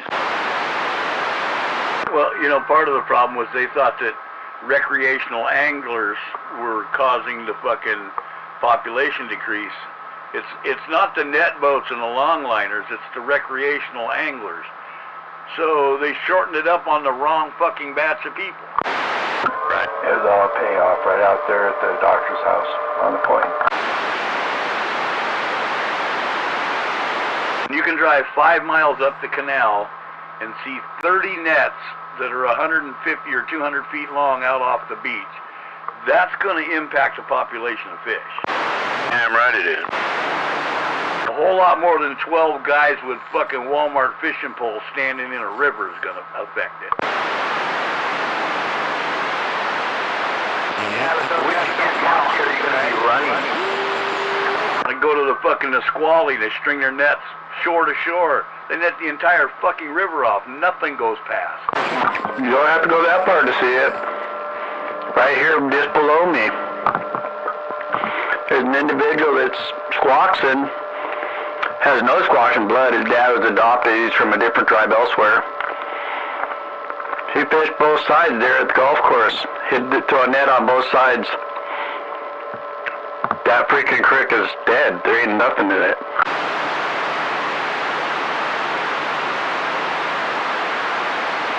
But it was them fucking 14-year-olds down there fishing in the saltwater, trying to catch a fish. That's what killed the fish. It wasn't that native guy with his fucking gill net. We take care.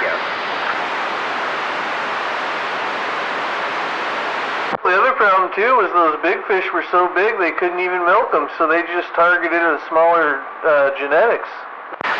Right on a big island.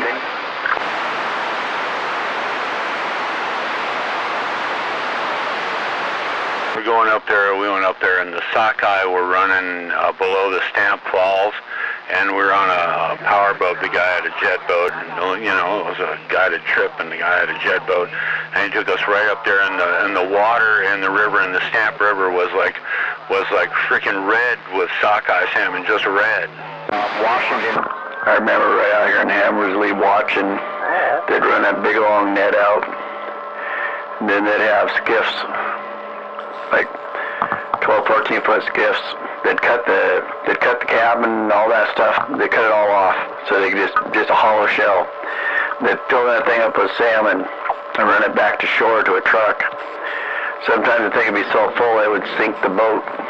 They couldn't even get the fish back, but they'd be filling another boat up off the same net while that one was sinking. 766, we'll be on the point.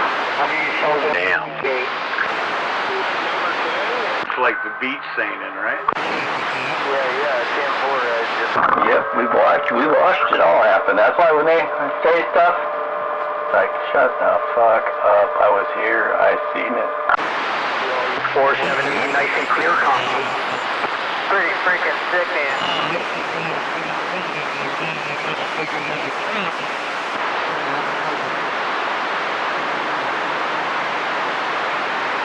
Just stopping by.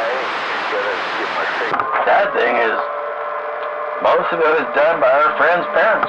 Like I say, you got a very nice signal coming in. Yeah. Anywhere from 5 to 9. Crystal clear audio.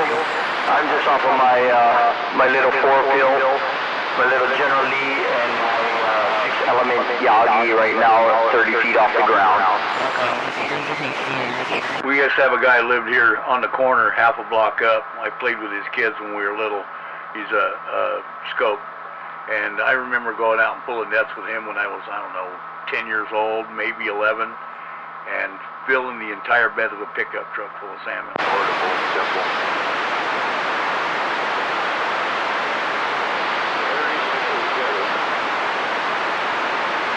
Well, I got enough stuff here in various lengths. What was really sad, then you'd see it drive back to the reservation and sit there and spoil. Oh, what a crying shame. Oh, that one, not with him, it was his transportation, only vehicle he owned that ran. So, yeah, we had stopped and sold him on the way into town. But Yeah, not him, but you know as well as I do, it happened many times. The site? Oh, yeah, oh, yeah. How about the fucking big giant piles they make when they beach seine there at Hood Sport, and they egg out all them fucking chums and throw the rest of the fish out? That was right. Yep.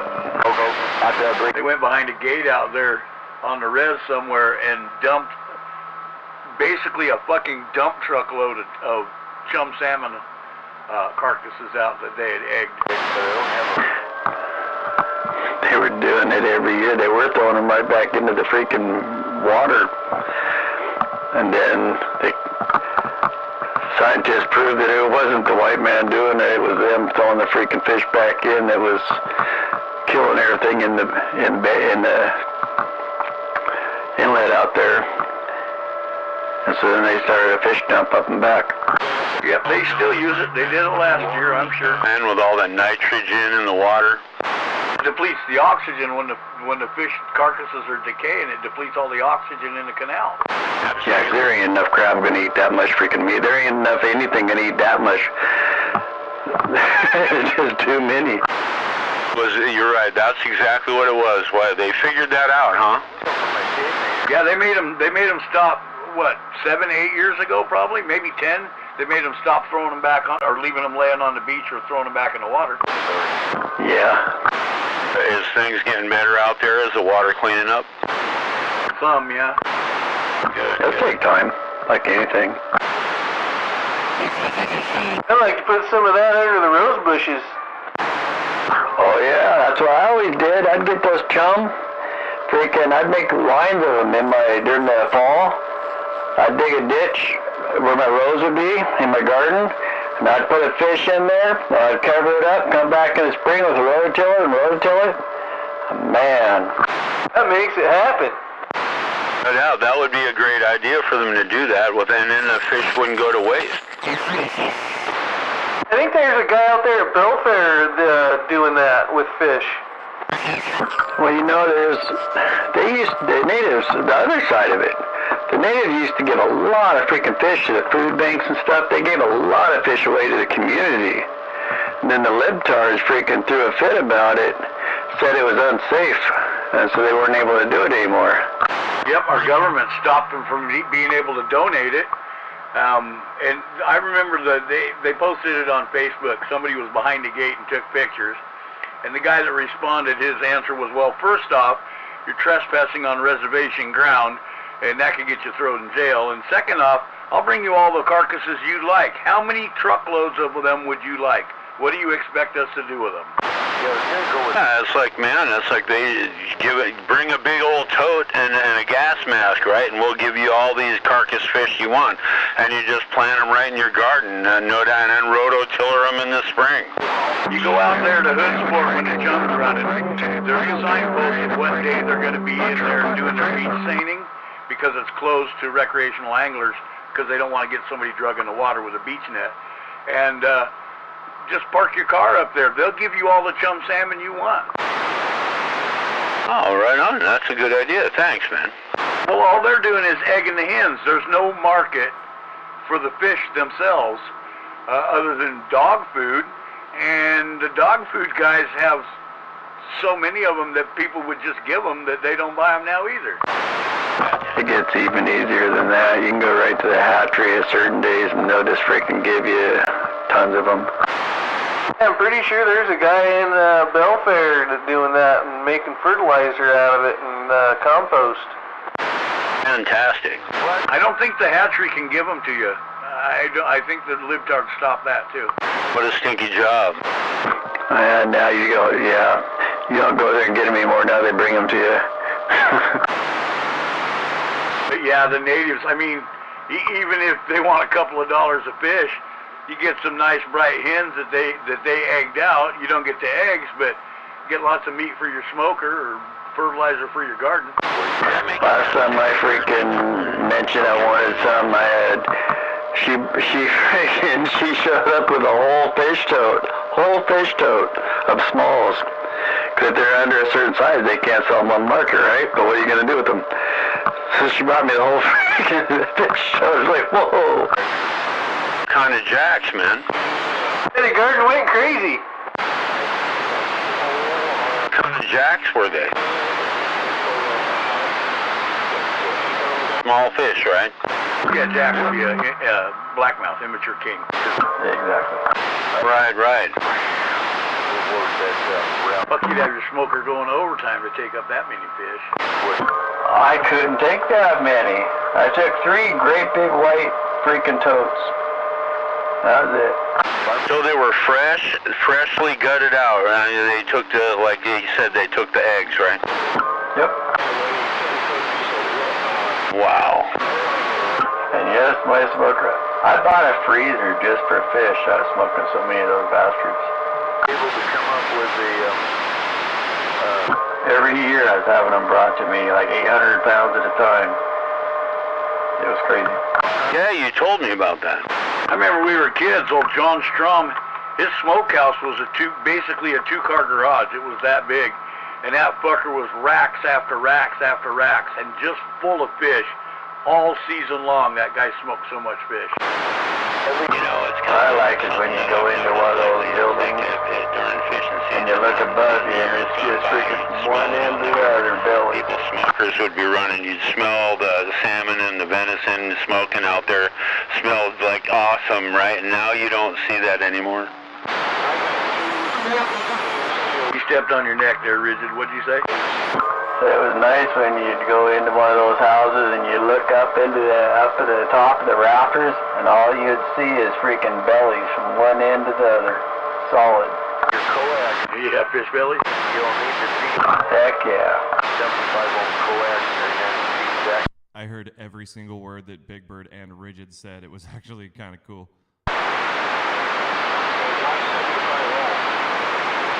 Big Bird's closer. He won the day at my house. Put him in barrel load. Hey, look at that. Ripsgate. Your 50 ohm coax in barrel load, you only got 20. Drops your resistance way down. But with the 70. Must be a perfect distance or balance between distance and power, I guess. You know, it is getting to be an art that's lost. Smoking? Yeah. I used to be hooked on that Jones smoked salmon out there. Man, it was like candy. And then I have never purchased smoked salmon to eat ever in my fucking life. I did it as a gift for someone else, but Longer on one side. Who made it? Joan, I think she's gone now, but yeah, just past the new school or whatever they put in there. Was it wet smoked or dry smoked? All are dry smoked and just like candy. brined and hot smoked. So it's jerky then? Hot smoked. I like hot smoked, and you make it kind of soft, you know, so it's easy. Yeah. Yeah, cold smoked salmon is still raw, so you got to cut it real thin and mix it with something. I don't like cold smoked salmon very well. I mean, it's good if you're stirring it in your cream cheese, putting it on a bagel, but yeah, I ain't Jewish, so. Just barbecue it, you know, and until it like pulls away from the bone slightly, and then you take your fork, you just stick it in there, and you slide the whole chunk of meat just slides right off the bone, no bones at all. I like that belly jerky. You just fold it in half, stick it in your pocket, and head out, and you'd be gnawing on that all day long. The daughter brought me some smoked king that some dude smoked up here. some old geezer that's been doing it forever, the old German guy. Man, that was good shit. It's been a long time since I had good smoked salmon. Yeah, you just gotta make sure. You know, a lot of people make it way too oily. That's the drawback to smoking chum salmon, is it comes out oily. Can't stand that. The trick is you just throw it in the oven on about 200 degrees for a couple of hours. It dries it up, takes all that oily out of it. Oh, cool. Well, that's good to know. I've had to do that pepperoni. That's how my dad always did his smoked fish. He'd smoke it for 8 or 10 or 12 or however many hours in the hot smoker. And then he'd pat it all dry to make sure there was no moisture on the outside of it and rack it up in the oven and dry it further, because the drier it is, the better it tastes to a point until it turns into jerky. Yeah. That's why Kings, I'll fillet it, and then I'll turn around and cut the skin off. I'll fillet it again. I'll leave the skin down on the table, and I'll just put my hand on it, and I'll fillet it again, and take that fat layer off of there, and then smoke it. Oh, man. Oh, I bet that's good. Yep. You don't get none of that freaking fishy, raw taste. It tastes totally different. Totally different. Yeah, it's a good thing you mentioned that oil. And it doesn't spoil. It'll last literally years right on top of your refrigerator. That fat layer is what I always fight with, getting that off of there. That's easy. You just fillet it, a good sharp knife. That's what makes the fish go rancid. That's what causes dogs to get sick. That's why all these people that smoke, they have to put their smoked salmon in the freezers or refrigerators, because they'll go rancid because of the fat layer. Yeah, Jen, that makes sense. Oh yeah, you just look that up on the internet. I can get the skin off, no sweat, but man, that layer of fat. So you got to do it again, huh? 180 out of base with. Yeah, that fat will get rancid. That's the shit that'll make you sick. Yeah, no. I've filleted so many fish. One time I was out there, and there was people. They brought a bunch of youngsters, young men, in from different reservations, and my friend, he says, jump in there and help those guys. They're going to be there all day. And I didn't think nothing. I figured they all knew what they were doing. I jumped in there and freaking started flaying them. I'm throwing slabs in, freaking just going to work, and hear a bunch of laughing. And I look over and they're laughing because I'm smoking every one of them to get up there. It's like I can get the skin off, but what I always fought with was the fat layer underneath. I end up losing too much meat to it.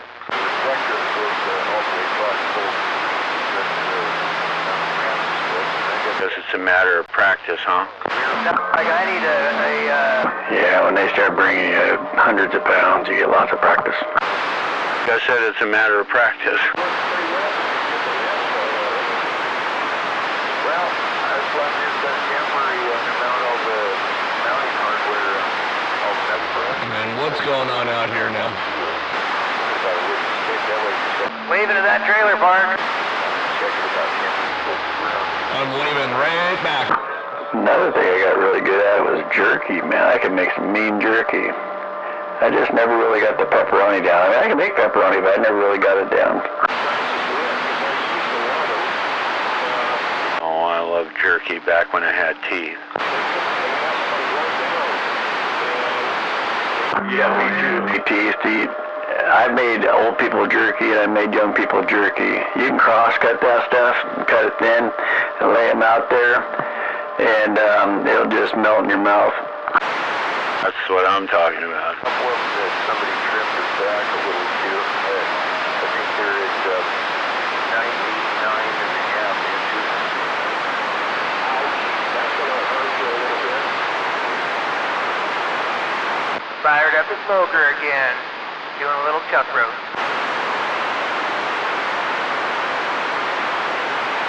Yeah, all that talk, huh? Yeah, man, I couldn't help it. I ain't got no fish, but I got a chuck. I just threw it on there, man. It's gonna be yummy. Okay, that sounds good too. I'll talk to you later. So what time's dinner? Oh, gosh. Oh, about 7 o'clock, probably. That served him right, didn't it? Uh-huh. Here I'm eating tacos, he's eating chuck roast. You know, dinner's usually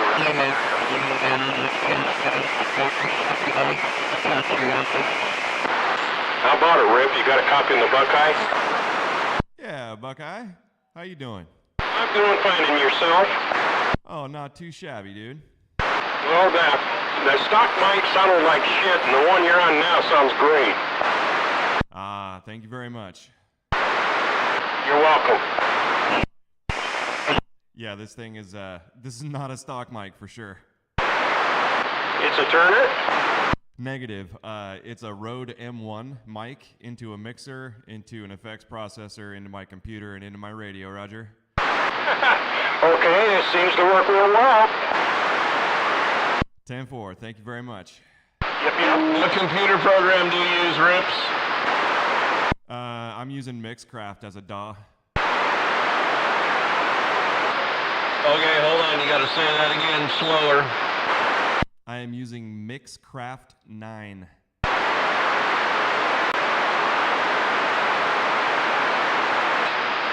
That's something you have to purchase? Yeah. I think I paid like 50 or 60 bucks for it. I don't know. It might have been 80 bucks, to be honest with you. But it's got all the adjustments in there for audio then? Oh, dude, you can run effects chains and side chains and have a full right on the money spectrum analyzer and everything that you could ever want for monitoring and or altering your audio.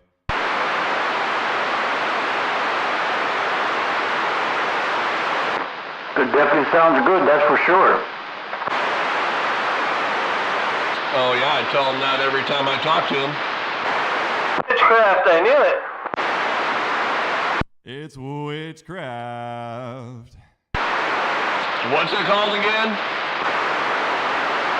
Mixcraft. M-I-X Craft. 9th version.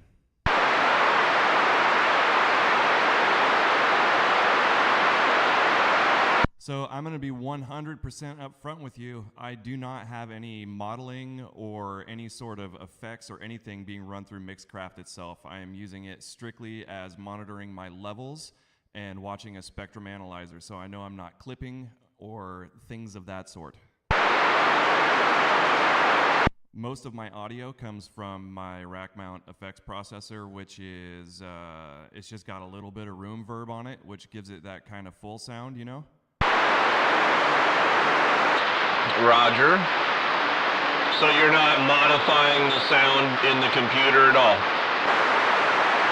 Negative. It's mainly passed through my computer, so I can watch it on the spectrum analyzer, and I also pass the audio from my radio through the mixer as well, and then I feed it all to my live stream, Roger. Roger.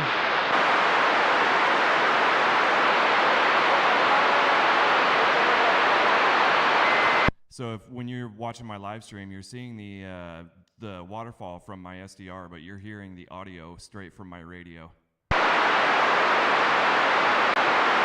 And it sounds just like I hear it on this end. Right on. I haven't actually ever even checked it out.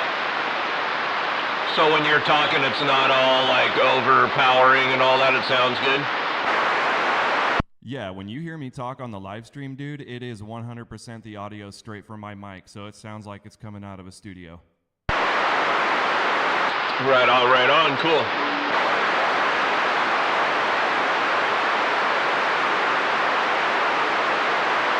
Yeah, that Rips has got a nice little setup over there, no doubt.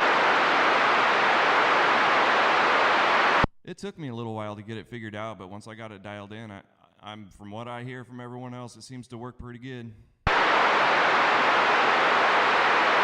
It's kicking ass. Arguably the best sounding radio around. Bodacious as hell, but is it worth all the trouble, man? Well, now that it's all set, it's a set it and forget it sort of thing. All I gotta do is push a button. Right. I'd like to get my system working like that. I think it'd be good for raising hell. I mean, I can back off the audio some too, so it's not quite so in your face, but who wants to do that? Hell no, it makes it good for me way out here. That way you had to have him slow down and repeat himself 6 times? Right.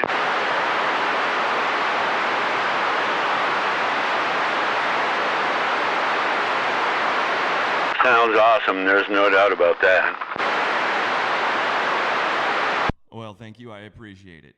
A Lost Cause was listening on the live stream. Everybody say, wave, wave, Lost Cause. Waving there, Mr. Pickle. Good evening to that Lost Cause. Waving a lost cause. Dumpster fires waving to that lost cause, no doubt. Lost cause is gay.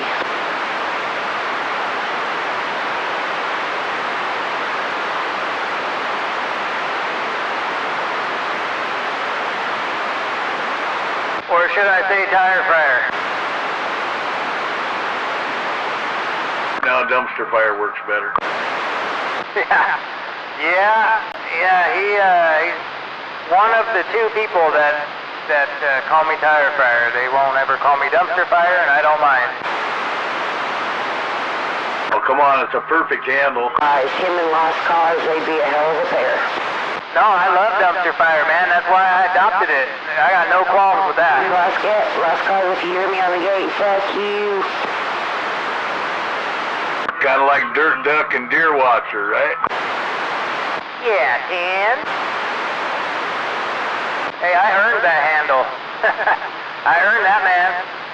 You know, talking into the back of that mic will earn you a handle like that. Yeah, it will. Where's that Deer Watcher at? You listening to your radio yet?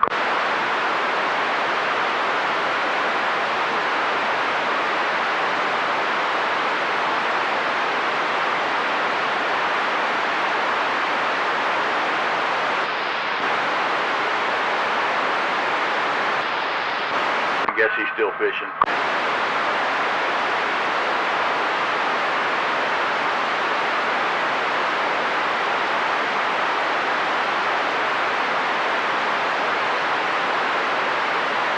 A day like this is probably the best place to be.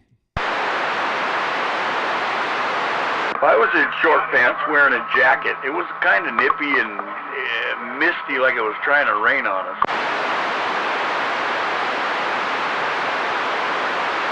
Looks a little bit breezy out there too. Yeah, no sunshine at all. It was real overcast. It's probably nice out there now, the sun's shining. Yeah, Tan, I'm looking at a sunshine-filled front yard right now out my window. Yeah, it's probably a little bit higher out there. I can see it having a cloud or 2.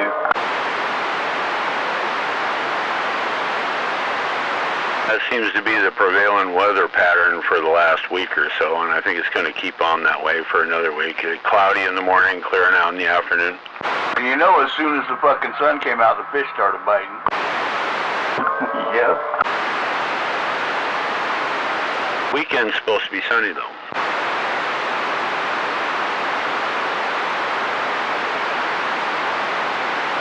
I wouldn't want to be trying to fish on the weekend at Spencer. Out there would probably be great.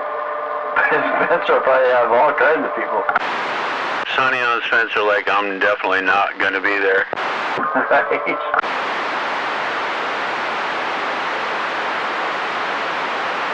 You guys fish from the public launch out there, or you go down to Sandy Beaches? Public launch. Sandy Beaches is private property and closed. They'll give you a ticket for going down there. That sucks. Yeah, it does. When did that happen? About 40 years ago. No, because I was out there. It hasn't been that long. Yeah, it was private property and you weren't supposed to be there when you were out there. Shoot, we're out there partying. Nobody said nothing. Yeah, I know. It's still private property. You're not supposed to be on it, though. Yeah, they put a gate out there a few years back. Made it official. Yeah, I know my kids used to go out there and party when they were teeny boppers. And I told them, you get caught, you're going to get in trouble. And no, you can go in there. Well, they found out you can't go in there. Bummer. And that was 15 years ago at least. The fucking county sheriff rolled in there and told them they were all trespassing. Oh, I haven't drank in 30. Yeah, that piece there has always been private property. What about Big Hank's Lake? You always used to be able to get in there. Yeah, but that was permission only. If you were in there fishing Hanks without permission, you were trespassing.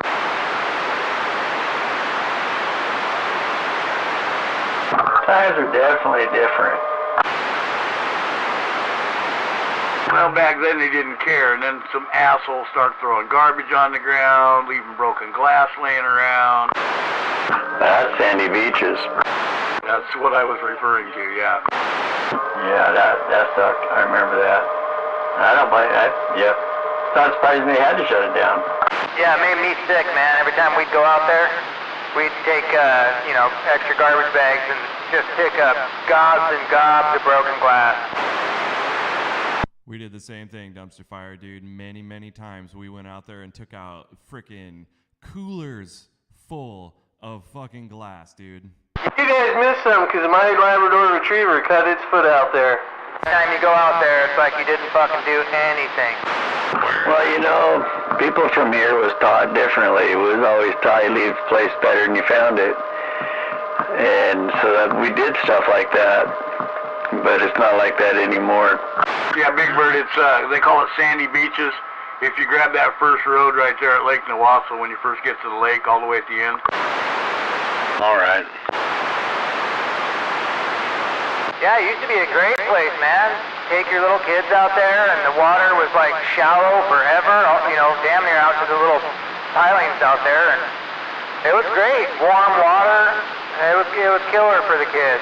But yeah, man, it's just disgusting, makes me sick, and that societal mentality is what brought me back here to get the fuck out of Vegas.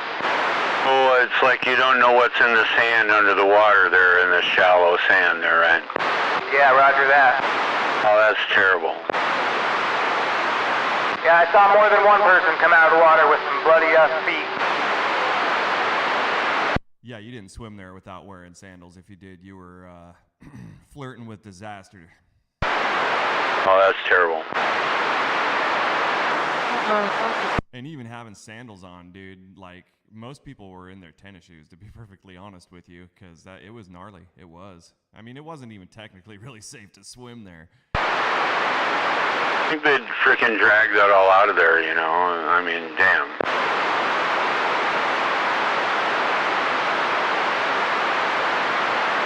Terrible that people do that to a really good spot, I have seen it before, though. They used to have one of the stages of the SCCA rally right down that road in the 90s. I don't know when they stopped doing it, but...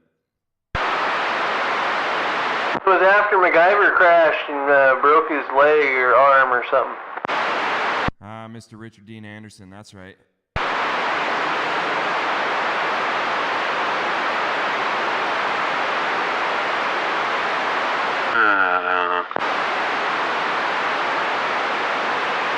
We lose more and more and more all the time.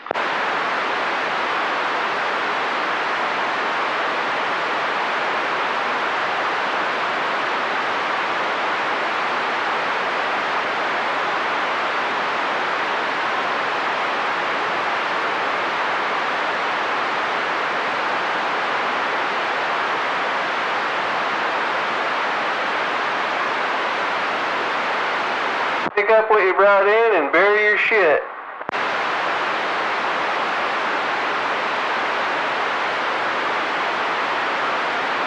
That shit's not funny, Wienerbender. Just be quiet.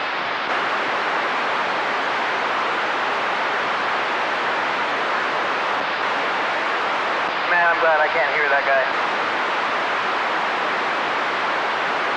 Me too. I'll third that. I love the fact that I can't hear him.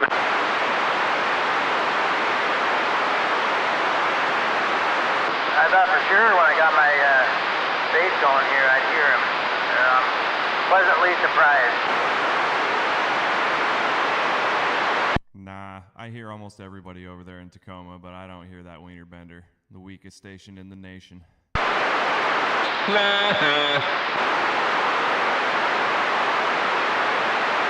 He can't hear you, wiener bender.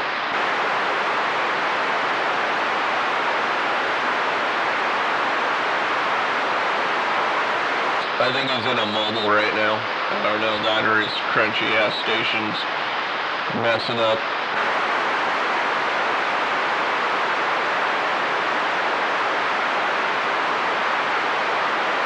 Alright, although this conversation has been one hell of a nail biter, y'all are keeping me from getting anything done. Anyhow, that's all the attention he gets from me, and I'm back quiet. Trailer Park, standing by.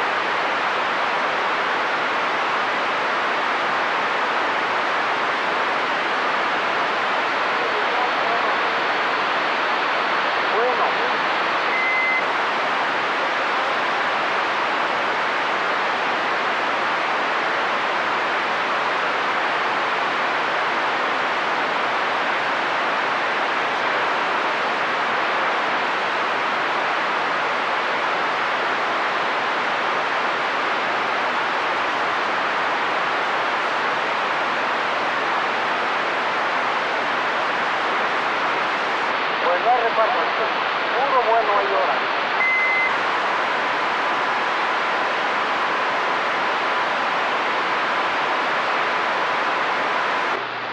No comprende.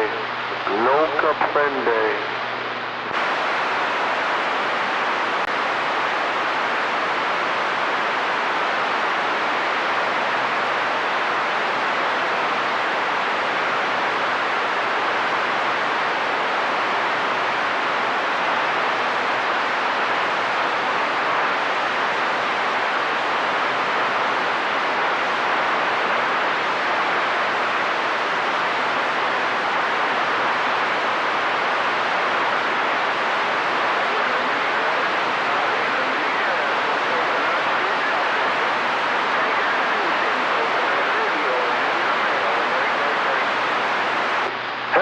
Coconut. Hello, Mr. Coconut. Coconut. Line in the Coconut. 559 up here around the northwest corner. Evergreen State. You know me. I know you.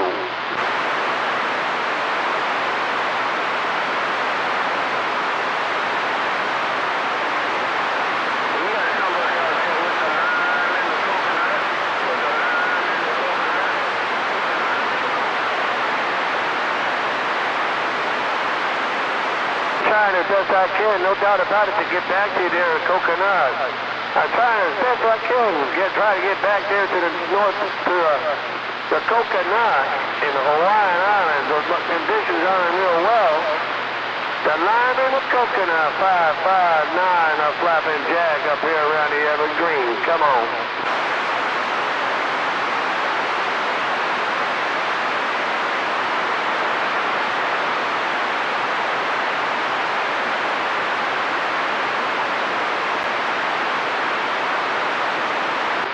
No kind of conditions up here around the northwest corner to get back to the alignment of Coconut, that's for sure. 559 up here around the northwest corner, 30 miles west of Seattle. Hello, is it 559 around the northwest corner? Yeah, I hope I got the 28th Street. Hello, 559 northwest corner, Coconut Radio on the Big Islands, right back. There are around that Coconut. Long time no spoke or broke, that's for sure. 559, the Evergreen State. I'll say hello to you lots of times. 559 Coconut. And put the line in the Coconut. Evelyn, good her dance. So we'll put it on your little lead around the northwest corner. Appreciate the wave, appreciate the get back. Out here on the Big Islands, corner coast, Coconut Radio, waving the fire to you. I'm back on the side. Yeah, the conditions are real well. The conditions aren't going real well, that's for sure. Mr. Coconut, don't forget to put the line in the Coconut. 559 up here around the northwest corner. 30 miles west of Seattle, and I'm telling you.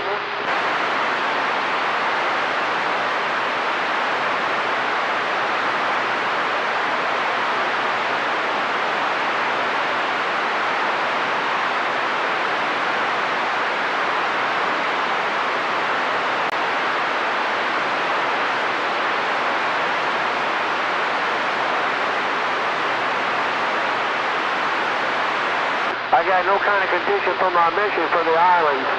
No kind of condition for my mission for the Hawaiian Islands. 559, a flapping jack. I'm back quiet.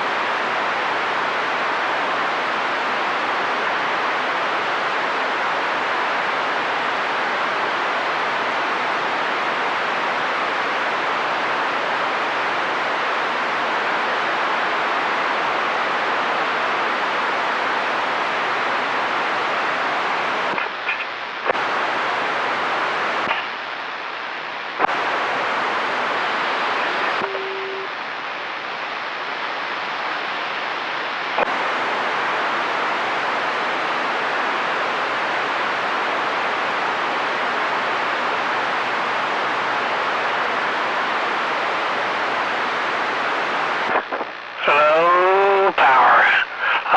Yeah, 200 watts ain't bad.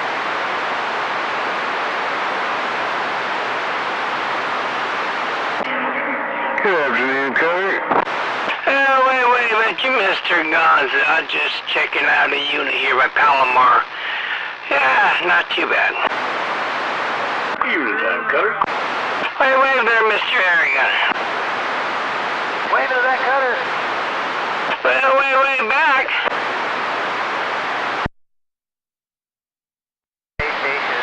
Roger that, dumpster fire out here in my shop, talking on a Palomar 2 peel.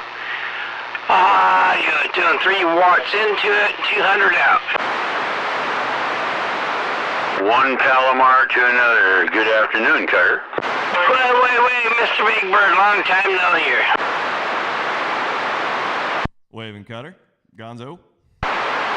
Rips, wave. Gonzo. You know when I'm out there, right? Oh yeah. I know.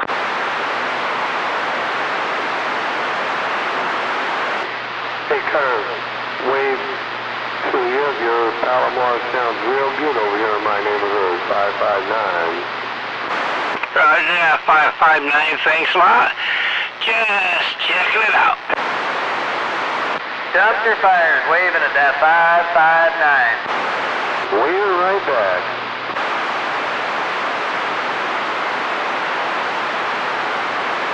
We got a fire extinguisher over there to put that fire out? I always have 1 or 2 on hand, no doubt about it.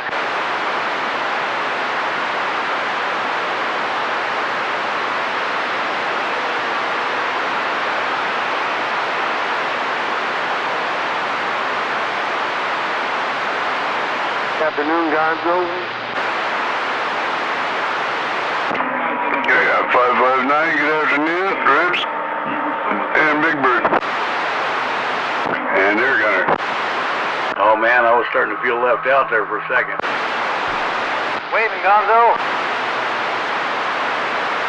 And dumpster fire.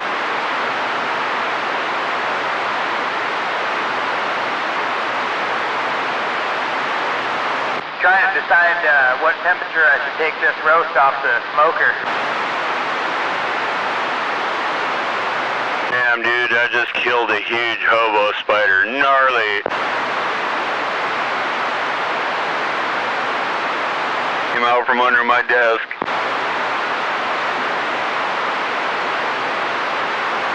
It's been an inch and a half across. Yummy. I don't know how long that keeps cooking after you take it out of the smoker there, but I usually shoot for like between 135 and 140 internal temperature, so it's still nice and pink in the middle now. Yeah, that's what I was thinking. I think I took the cakes off at 125, but I'm not sure that's enough for the roast. That's a little thicker. Yeah, but I do my prime ribs, 10-pound prime ribs, and I bring them up to $1.20 to $1.25 internal. So if it's a beef roast, you'd probably be good. Yeah, it is. That's kind of what I was thinking. I was shooting for that 125, but I went online and this freaking thing says don't take it off till 170. And I'm like, that's gotta be wrong. That's what you do with a pork roast, not a beef roast. Yeah. That is definitely wrong. 170 degrees on a beef roast, you got a charcoal briquette. Hey, yup. Yeah, and it's probably going to be pretty tough.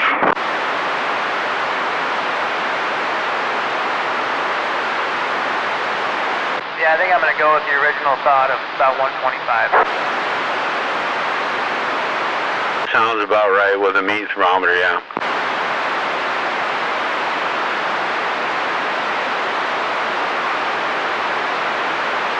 Break up, break up, break up.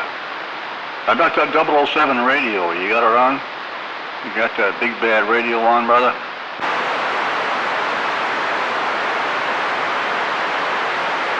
.007? 007, Mike's calling you. Tonight we're doing beer batter dipped deep fried chicken this evening. Let's catch him another time. Biscuits and gravy. Appreciate it. That's a good one. I do. Papa Murphy's. Yeah, we did pizza last night. We're doing biscuits and gravy tonight.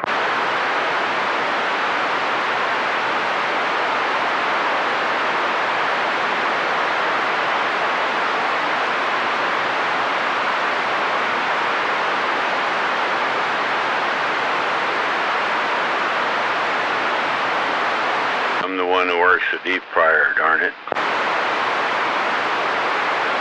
Oh, so you're cooking tonight, huh? Yeah, I do the deep fryer.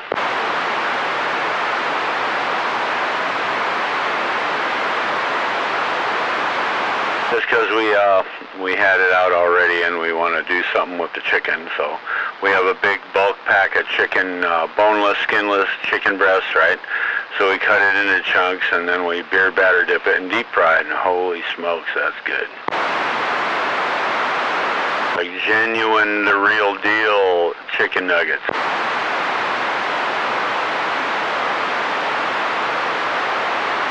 That's how we do them here. Love that shit.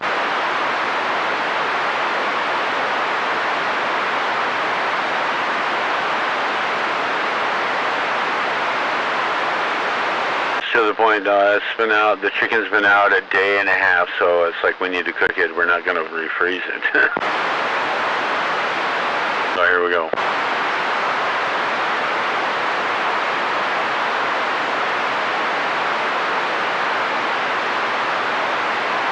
Been in the fridge though, unfrozen, but still in the fridge, so it's fine.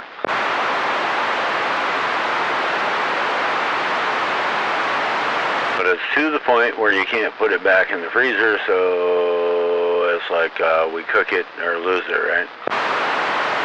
Yep, or turn it into crab bait. We'll cook it.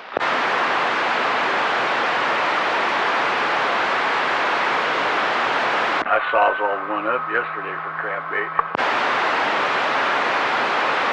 Fish or a chicken? Chicken. All right. Sawzall, yeah. Fucking sawzalls don't like to cut through frozen chicken. Surprised you can't get a meat knife for a sawzall. Yeah, they don't sell any meat blades for it. Isn't that amazing? Yeah, I know they sell pruner blades for them. What the hell? Pruner blade, oh, that'll make a big mess. Well, yeah, I meant for pruning trees and shit, but yeah. I was talking about for carving up a carcass. Wouldn't it be great if they made freaking a meat blade for and a bone blade for freaking a sawzall? That would be awesome. Well, cutting through the bone, you just use a metal blade. It cuts through them pretty good. We use it when we're butchering deer. Well, there you go. That's all you need. If cutting the legs off, yeah, it goes through them pretty good. Frozen meat likes to gum up the teeth. They don't work for shit with frozen meat. So you need a bigger tooth.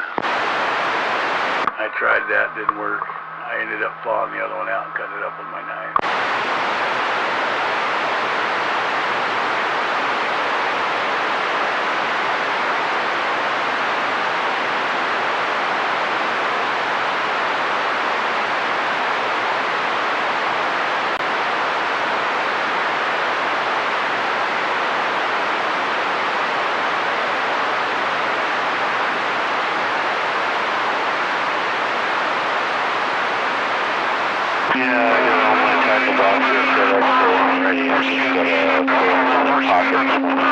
Get out there on the water.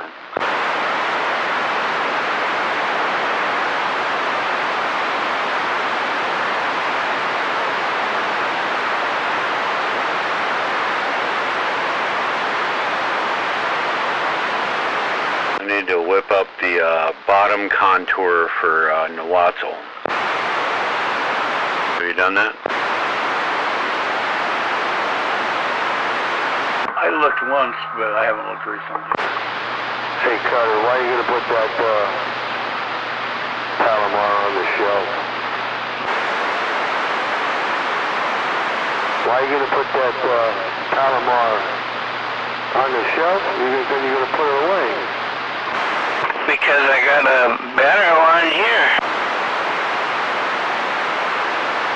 Roger on that. I used to have a Palomar. I remember most people ain't gear whores like us, Cutter.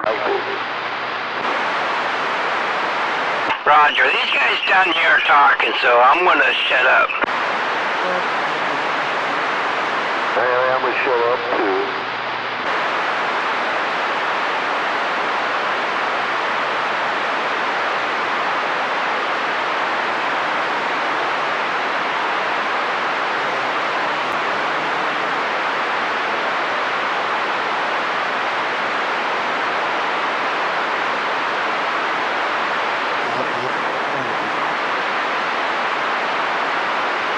You're gonna fish off the bank tomorrow, huh?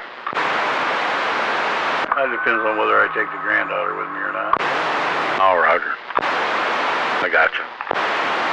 And she hasn't been out fishing all year, so I probably will end up taking her with me. Well, that's cool.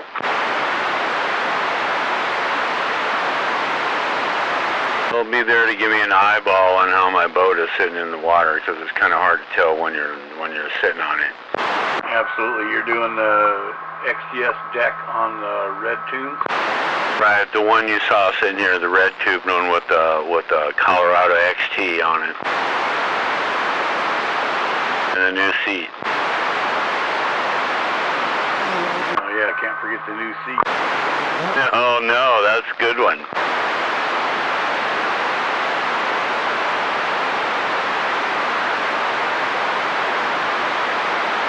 I balanced it since I did all that shit and dropped the battery in the basket and did all that. Major modifications.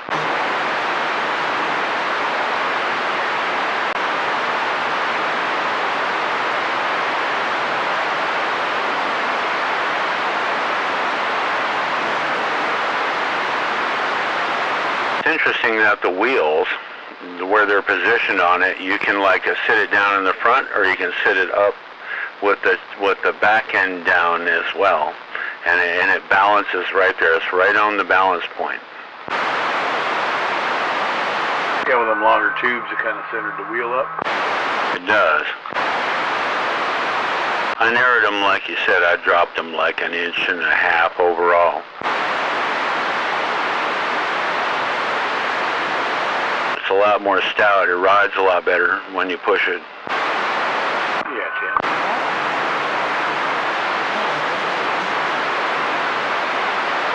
I did with mine was I put a piece of 5/16 all thread in the forks, and I just mounted the wheels to the outside instead of having one in the center. I got one on each side on the outside. Right. I remember you telling me that. Well, it'll still be on the truck. You'll be able to see it tomorrow. Other than one wheel's pink and one wheel's blue, other than that, it looks pretty good.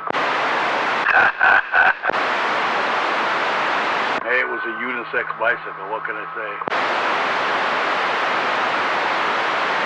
Black spray paint, fix that.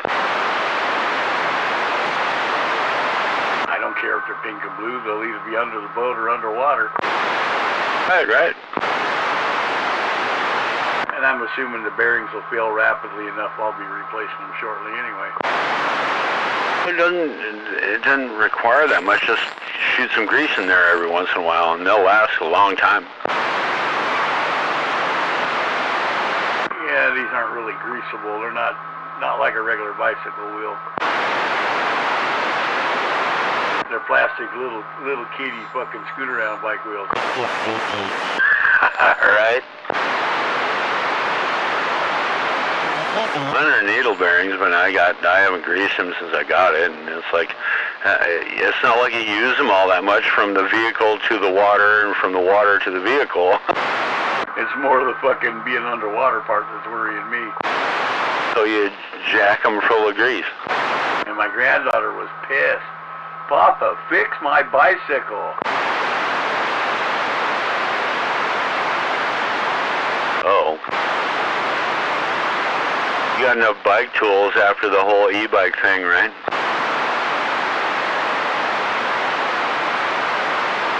Oh, you swiped the stuff off her bicycle. I got it. Yeah, exactly. She has a bigger bicycle. She doesn't need the little kid one anymore.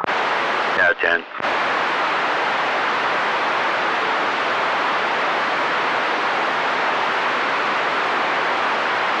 Balance bike. That's one of them bikes without the pedals.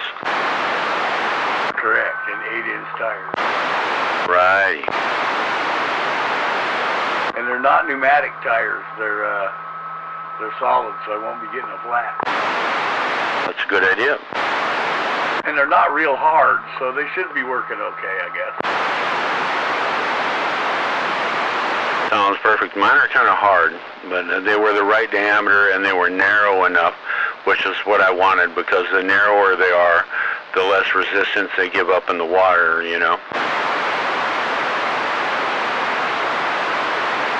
You put into the search engine, you want them this wide, and you want them this diameter, and that's what it comes up with.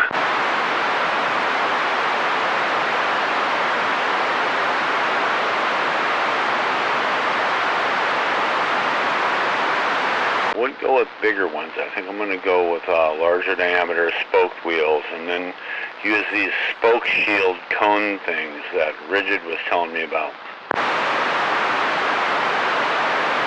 That'd be perfect, but I would have to raise the axle in the fork. I would have to put bore new holes in the higher up, and then cut off the stubs. Better get it right the first time. Well, on the Skadden frame, it's pretty fucking simple to do. It is, but you got to have a little feel to it, so it's good to double check. Well, you got a fork for yours, right? Didn't you score a little bicycle? Yeah, no, you're talking about the Skadden. Colorado has the original fork it came with for the wheel, and I have double wheels mounted on it.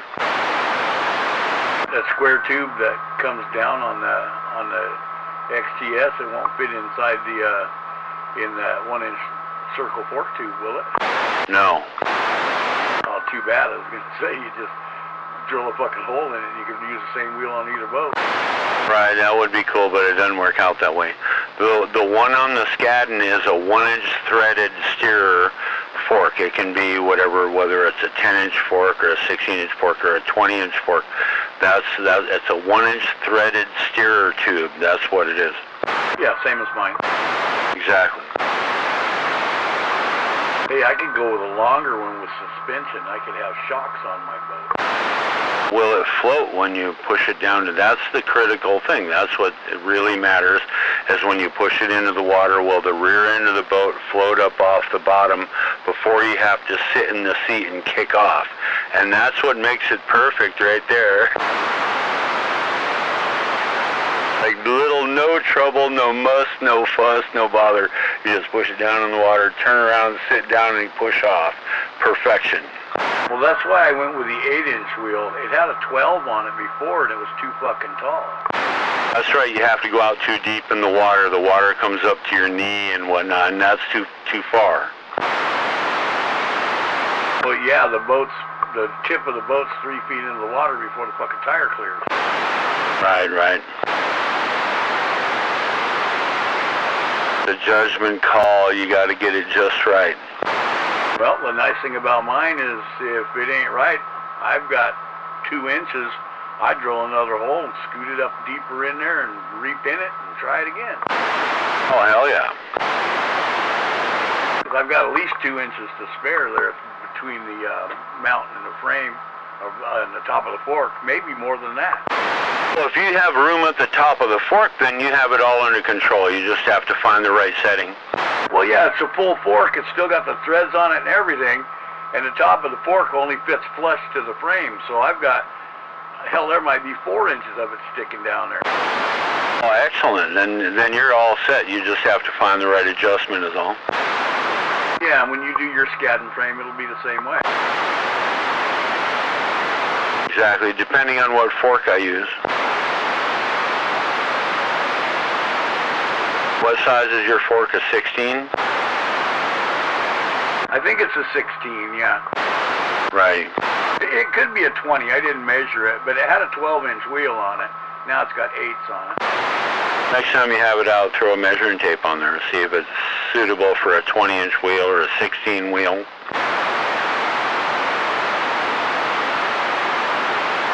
You know what I mean? It's going to have a little, for the tire to rotate and all that. Yeah, Tim.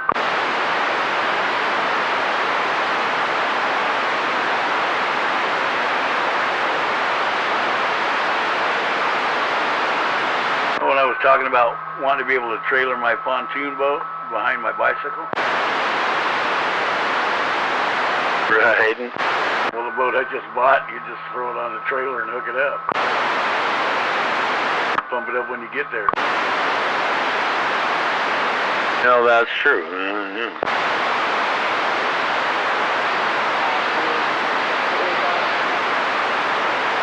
Right, it would fit. It would fit on a standard bike trailer there when it's all rolled up. Yeah.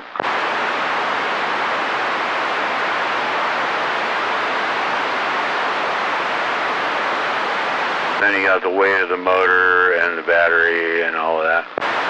Now, if I'm e-biking in somewhere, it's going to be a little pothole, and I'm just going to row anyway. Right, right. I just wish I had a cigarette lighter plug on my bicycle to run my pump with.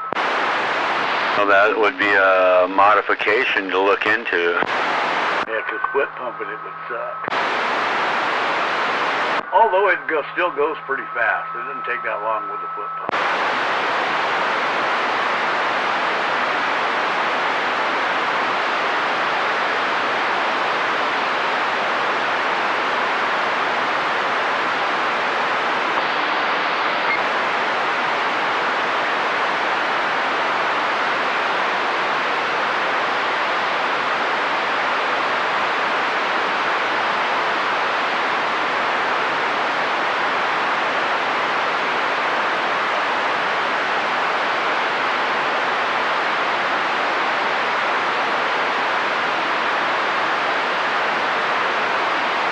It's exactly the opposite of what it says. He sounds like crunchy shit and you sound fine.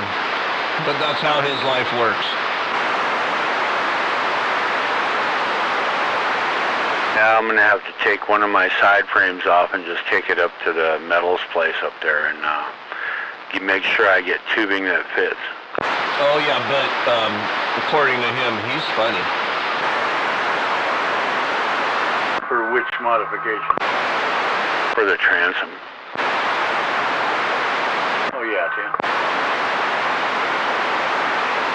Want it so it'll slide right on the back of the existing frame and pin right in there, just like a Colorado does, just in aluminum instead of in steel.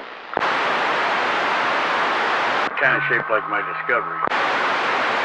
Exactly, kind of the same thing, and I already figured for standoffs for the rear frame tube, because you notice on your Skycomish Sunrise, it's like you push the seat all the way back and it hits into the goddamn carriage pan, the metal plate back there to carry stuff, the cargo tray, right? Anyway, it's like so I already got a couple of ideas for standoffs to push it back farther so you can get more movement out of the seat. You know what I'm talking about. Yeah, and if you're on your big bags and single framing it, you can scoot it way the fuck back there. But I wouldn't really want to. The way the Skadden is, I wouldn't want that transom any farther back than it is. If you move that trolling motor any farther and battery any farther back, you'd have to set the frame forward to be able to offset the weight. Yeah, it's like it's supposed to be back there. Damn it! That's why it has that extra, that fifth frickin' D-ring back there. Exactly, but your boat's got more tube than mine does, remember? Yeah, right. I need to get a measurement from you, like from, you know, the pivot point where the D-ring is on one side, where the D-ring flops back and forth, the pivot point right there on one side, all the way around to this pivot point on the other side. Throw your tape measure in your Durango. It'll be on the truck tomorrow. Measure any damn thing you like. Roger. Then you know you're getting the measurement you're after.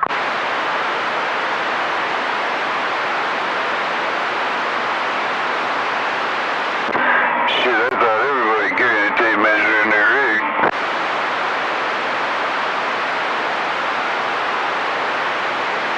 Tape measure? That depends on the rig. A couple of mine have tape measures, huh? Typically, just about every one of mine's got one in it, if not two. 125 or 116 or whatever, but yeah, just saying. Good afternoon, Gonzo. Hey, good afternoon. I think I heard a rubber snake in there too. Yeah, you did. Yeah, Gonzo, in my chosen profession, you don't use a tape measure very often. Yeah, I get you there, yeah. I can hear him just barely done it. You can just barely hear who? Whoever was talking, but I get to hear him now. I can hear you fine. I flipping the switch. My 3 watts ain't working.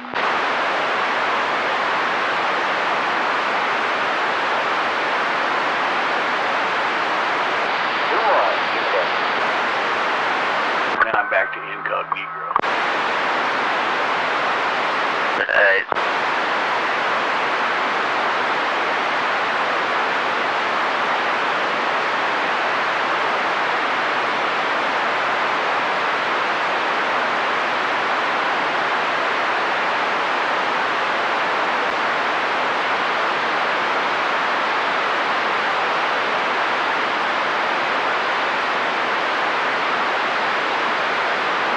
I'm gonna go cook dinner and I'll back out.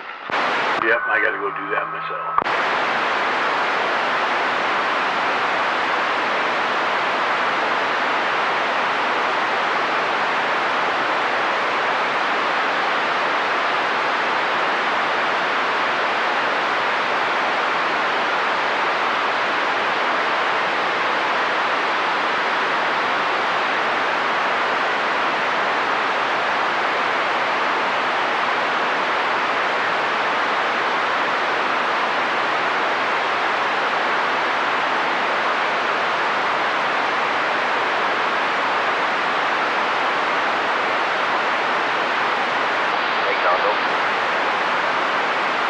Yeah. Yeah, I talked to Brian in Kentucky today at First Cup CD. He said he's got like 100 radios in there to get modified or whatever, besides the new radios himself.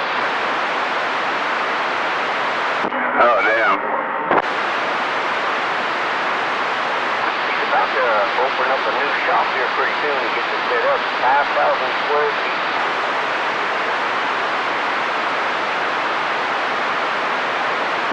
Then he's going to be putting more techs in line. Yeah, he said he's going to hire some people and get everything done locked up.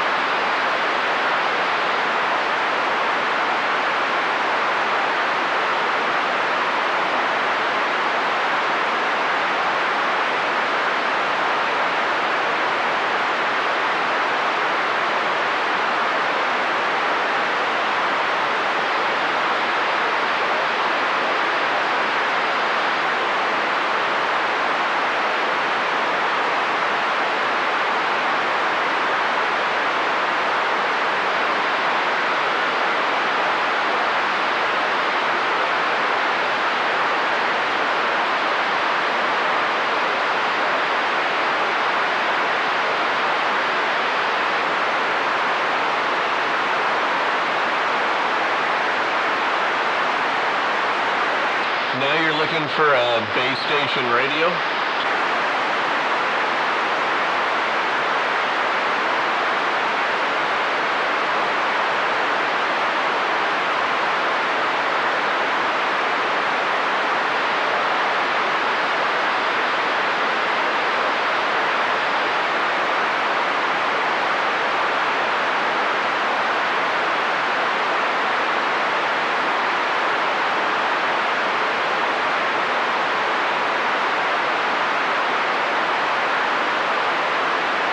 What kind of radio do you have right now?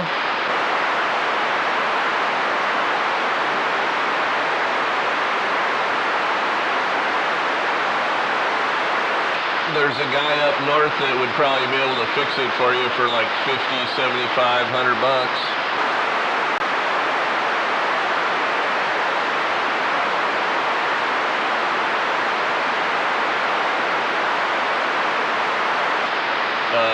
Yeah, I'm sure. You could probably find some used ones for less than that, but yeah, you can get new ones for like $225, $250, $200, $150. Depends on how slim you. I mean, a friend of mine just bought a piece of crap little unit in for like 49 bucks the other day, so he just wanted a PA is all he wanted. So, but yeah, 200's about. There's a whole bunch of radios in the 200 range.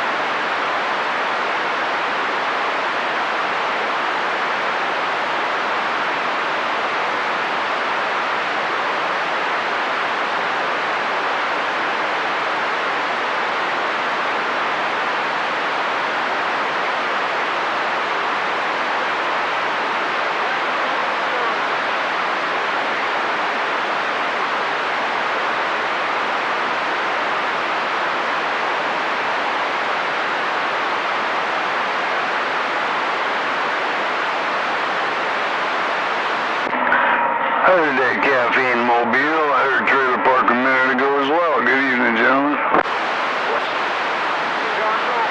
Waving Gonzo.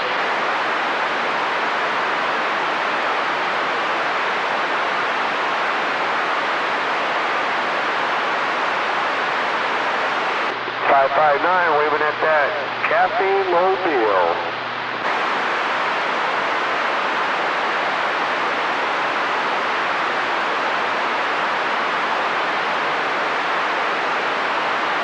No get back, no comeback.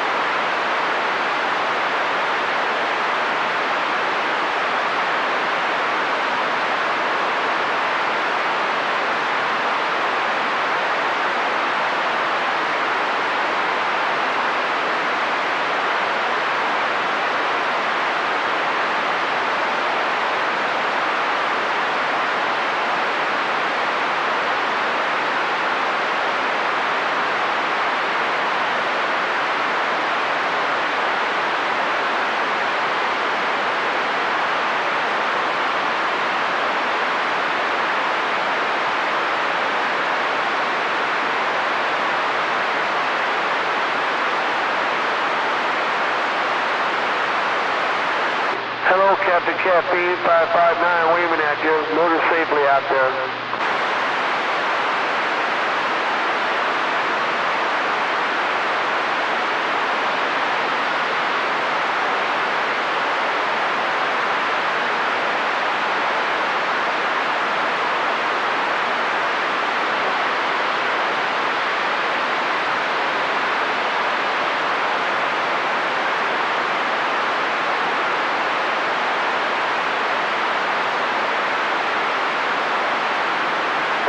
Different in 1976.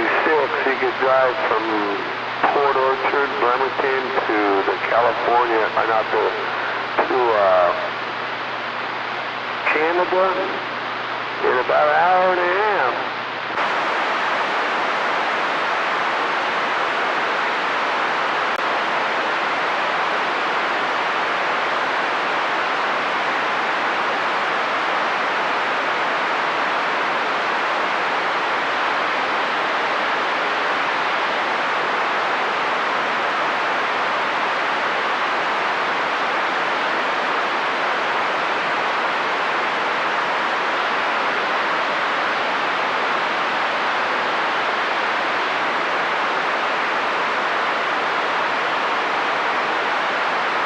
Waving 369.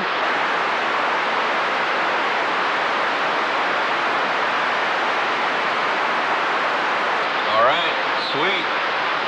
In the nick of time.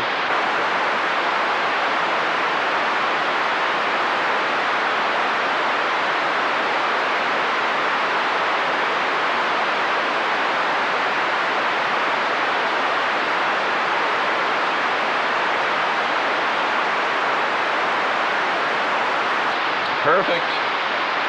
Should always hide a wire.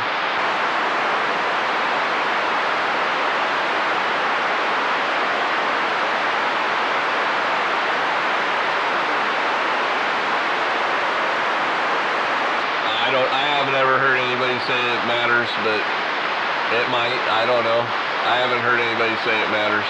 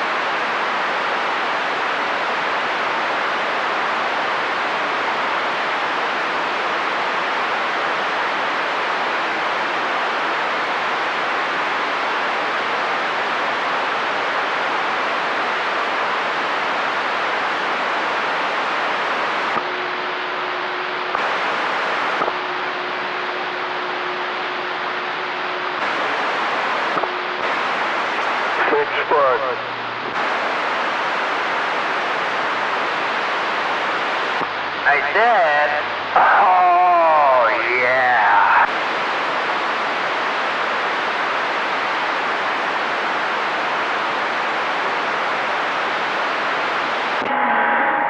Yeah, I heard that.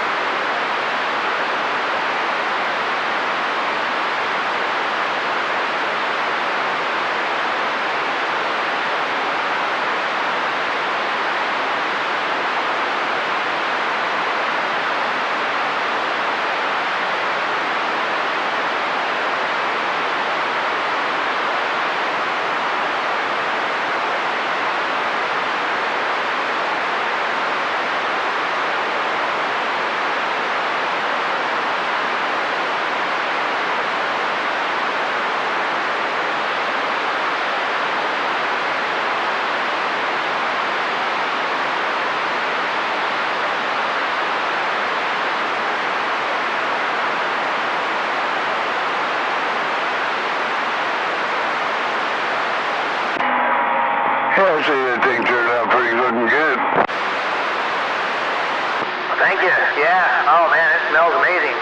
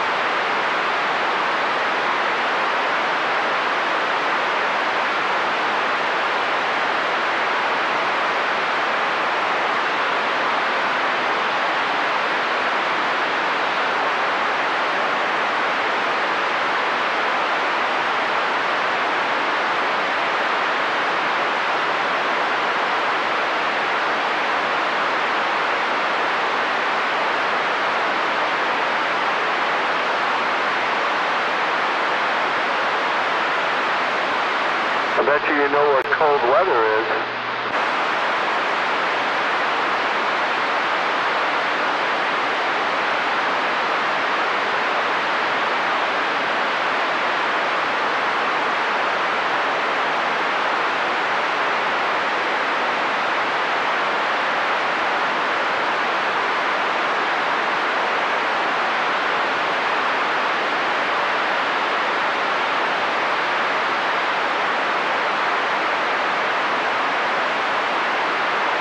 What's nice about around here is if you want to see snow, you drive to it.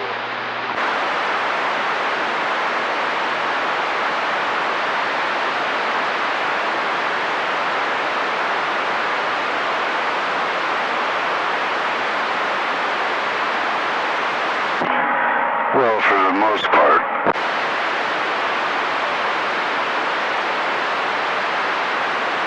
Not very often.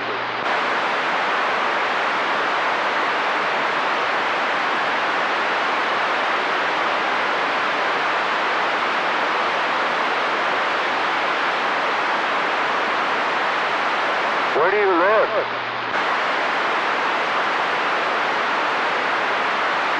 I live in Port Orchard, and we don't get that much snow anymore. We get maybe 4 inches, 5 inches. Not no big deal.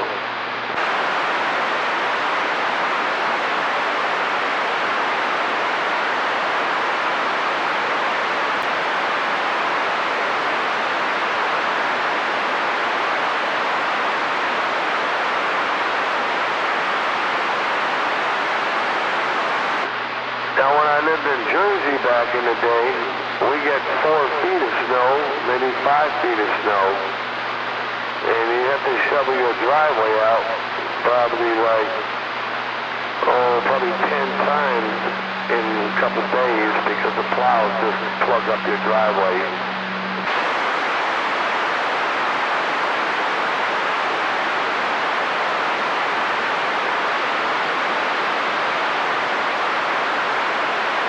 Oh, you don't know me? 559, a flapping jack.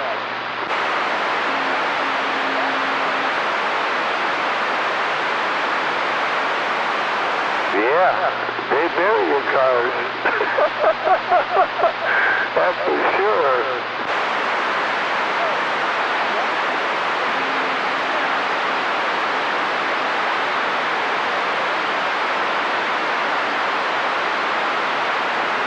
Yeah, I hear somebody out in the background there calling for flapping jack, no doubt about it.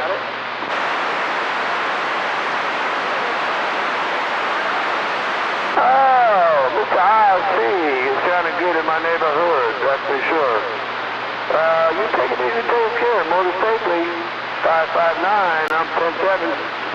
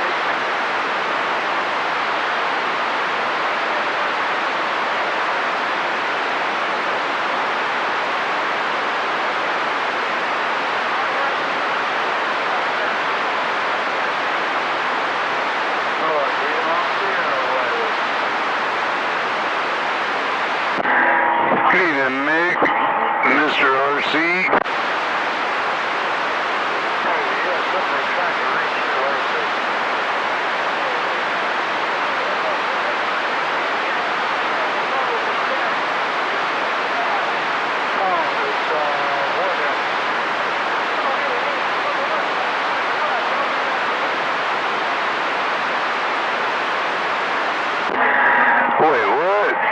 War Daddy my ass. RC, Gonzo, we'll see you.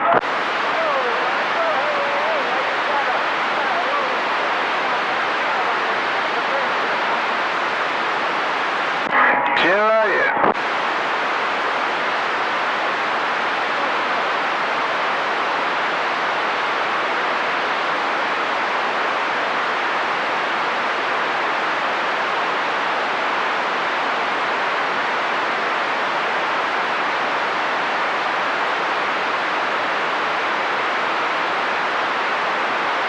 And good evening, Mick.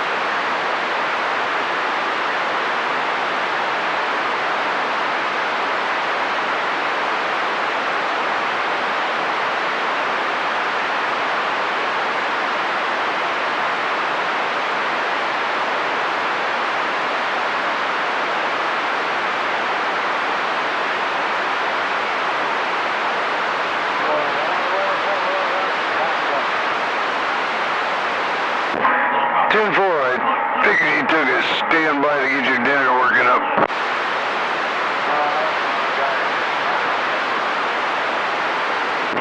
Oh, damn it. You're a little bit behind schedule, aren't you?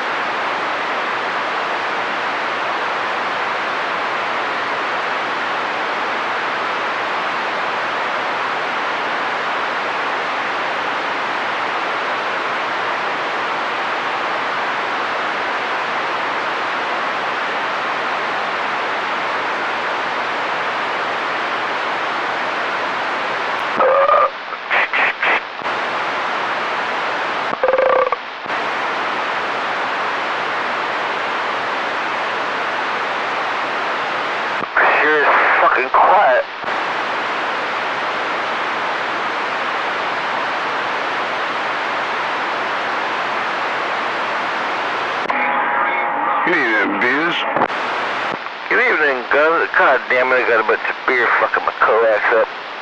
Gotta fix that. Good evening, Gonzo. There we go, now my radio sits right.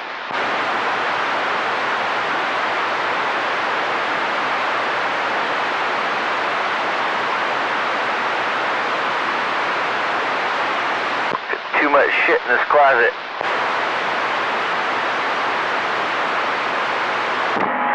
Well, you could always resort to using the toilet. Right. Well, I just like, I cut a little hole right here. There's a compartment under me. Put a bag under it. But no, I'm more to my fucking boots, and then now in here, fucking tools, fucking beer, fucking water, clothes. It's getting crowded. Sounds like it's about time to kick everything else out. You saying she's gotta go? I mean, I can have the radio in the living room.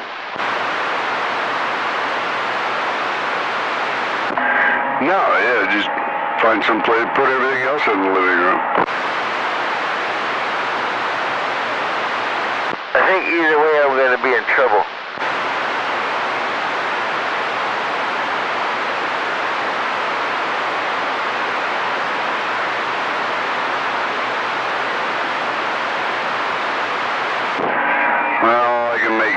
All I can do is make suggestions, so yeah, good luck.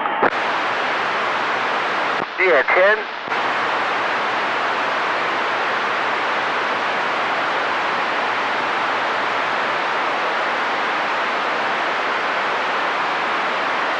Where's the douchebags at?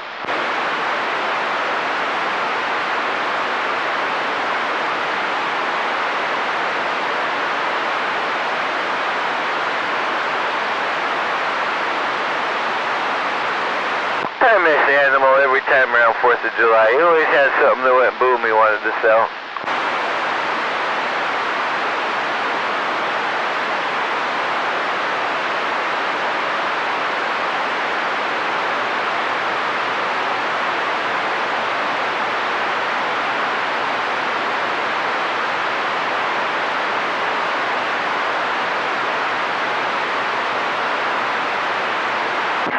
Yeah, shit, that's fucking like next weekend, isn't it? Or middle of the week? Alright, I know it's on a Tuesday. What's the 27th, so we're getting close.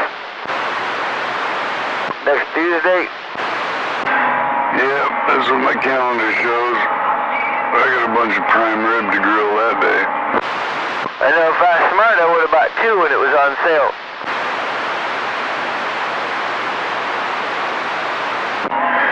Well, I did 6 last year.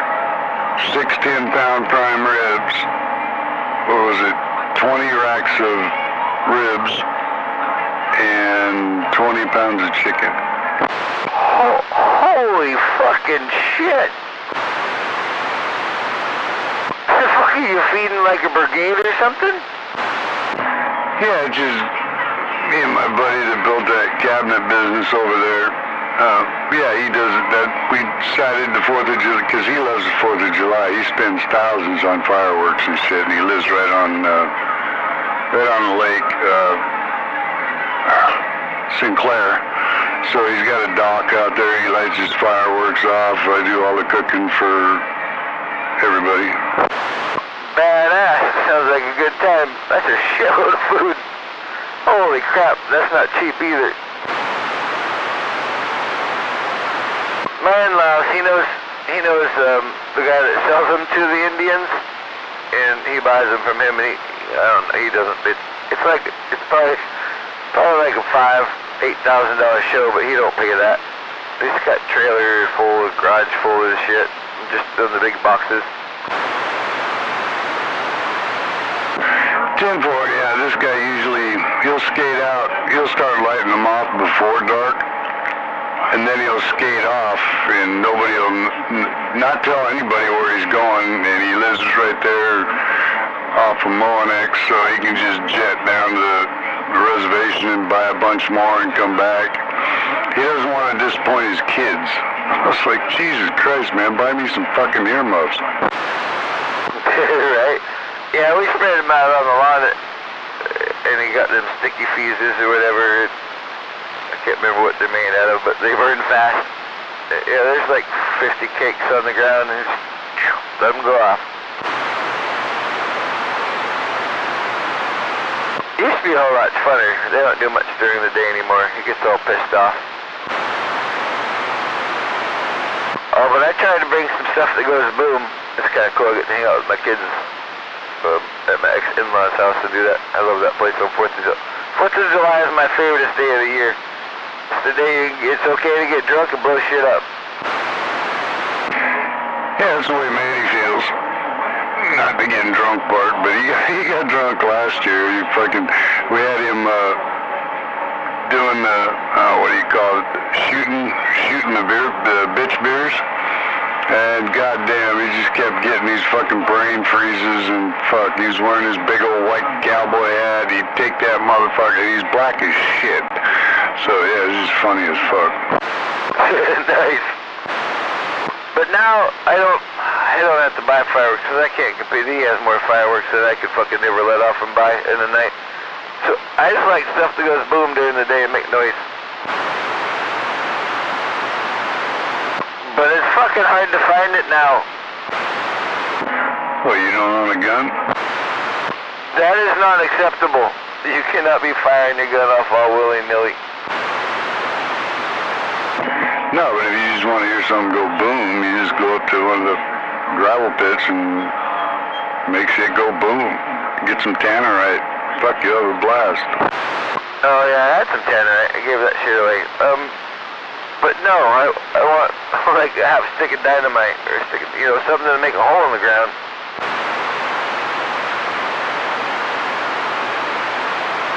Or flying M500, something that goes boom.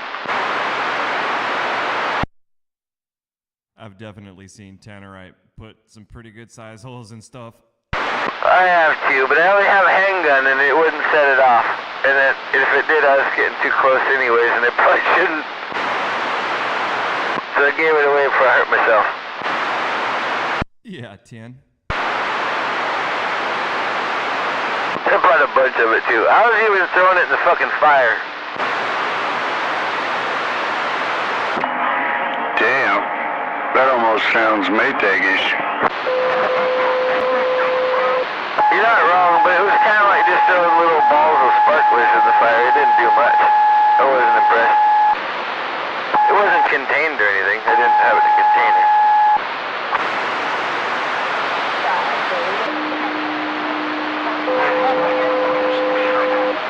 I love the 4th of July, and I want something. Hey, this is Sam. I'm waving. Sam, he's gone. A shovel.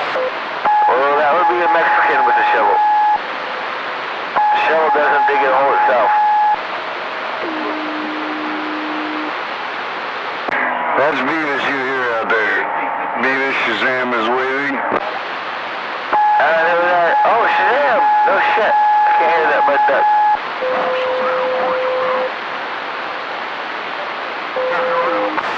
Although my buddy, I just met you remember Rubberneck? I just saw him 2 days ago for the first time in like, I don't know, 18 years. He lives out there, just about Hertzstein Island area. Yeah, holy shit, it was cool to see him. I am. Right? How's he doing? Good. He's doing well. Right on it.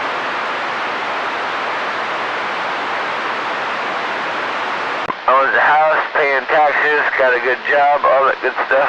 He's got too many kids, but... Well, he was young, Good. Glad to hear that he's doing good. Right.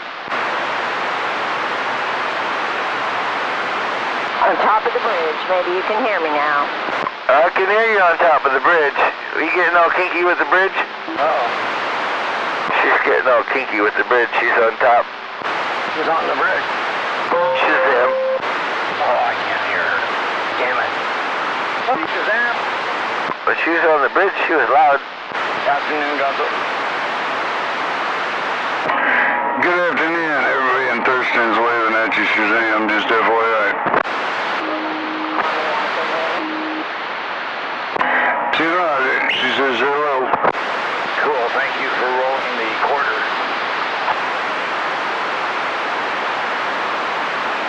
It's good to hear from a country like her that we haven't heard from in a while. 531 is not hardly out there either.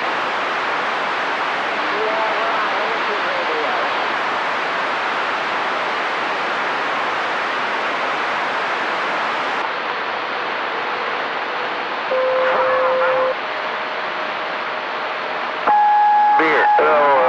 Chicken cordon bleu.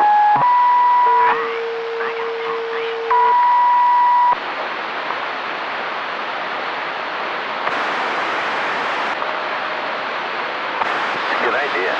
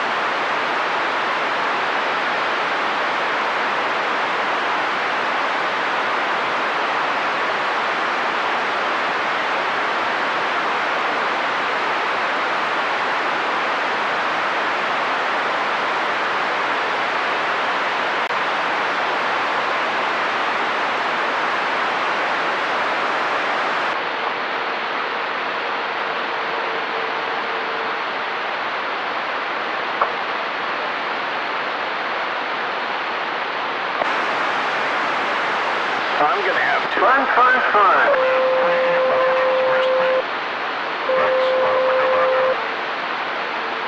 Did you get chicken cordon bleu from Fred Meyer's in the meat case?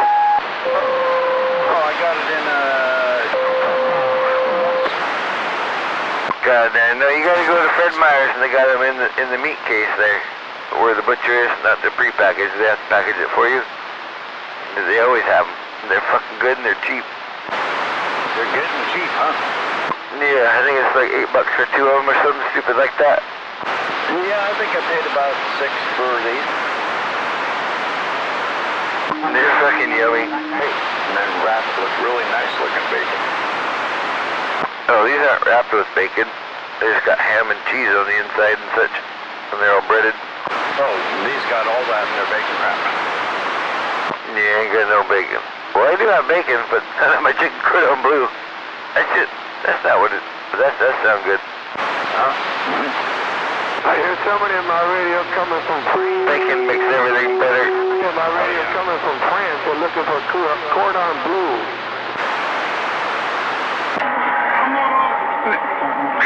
I'm a firm believer in bacon. Tastes good with anything. I mean, it's kind of like butter. Hey, butter, bacon, and cheese make about everything better. I agree with you for the most part. Especially when you're using weed butter. I'm thinking that, well, like chocolate. Chocolate and bacon, yeah, that don't sound good. No, I'd eat that shit. I don't know, dude. I like syrup on my bacon. That can't be that much different. Absolutely, that's delicious. Syrup on the whole breakfast plate. Yeah, 10. Bacon and jelly sandwich. Sure. Put some syrup on there too. Throw an egg on it. I had a friend when we were young, he used to make the weirdest shit.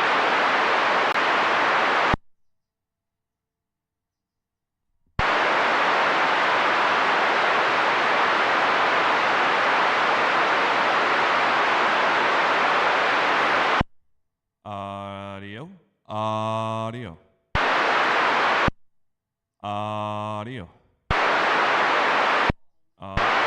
Audio. Audio.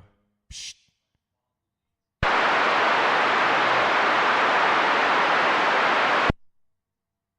Hello. Hello. Psst.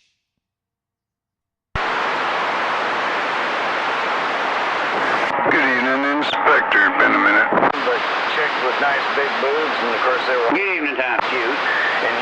would make more. Waving inspector. Everybody would buy red food from his, trucks, and it worked. Well, yeah, it doesn't hurt when you have hot bitches serving your shit or working at your establishment. It tends to bring people in. It did. It made a lot of money. He was a smart guy.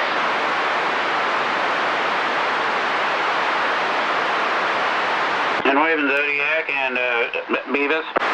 Good evening. That was interesting. On the 1 motherfucking 7.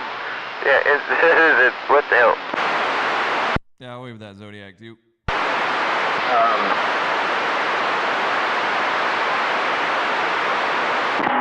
Damn, Zodi, pay attention. What, you're not taking notes? No, I'm not. I got somebody in my ear over here. Yeah, someone did wave at you. It might have been Rips, I'm not sure. Yeah, I got somebody in my ear. It was pretty weird. Waving back. Yeah, there's going to be a test in the morning. You're going to rock the band. Yeah, we got some signal interference going on in the neighborhood.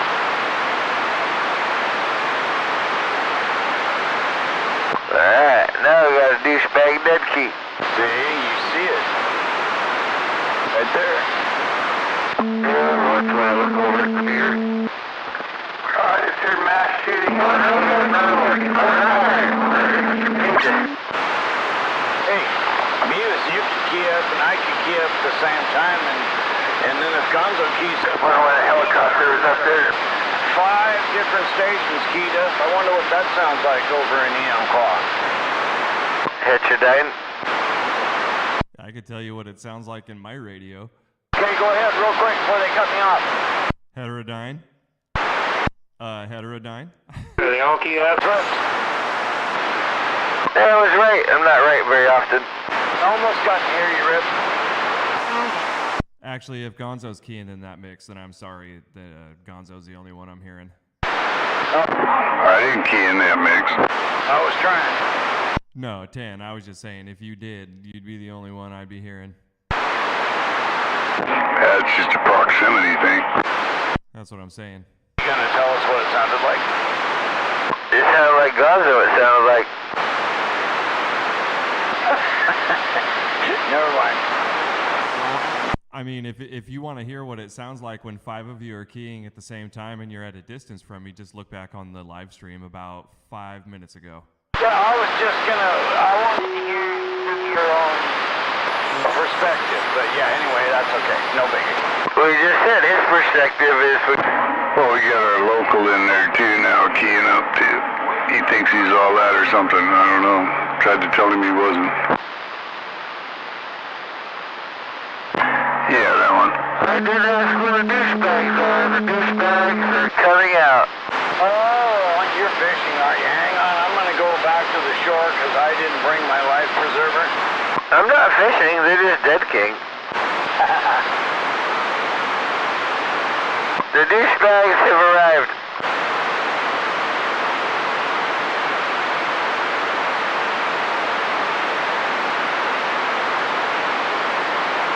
What's that? You got to empty out your douchebag? Well, dinner will be good.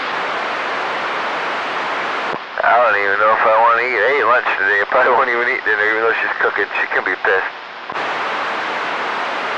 Yeah, it'll take an hour. Damn, might not be bad to have all that protection in your fucking closet. Start holding shit up, she'll never hit you. Right? Good. I can just bury myself under it. Get yourself a paintball gun and put it on stun. Shit, if you buried yourself under it, she'd probably say thank you and walk out. I can hide under the bed. There you go.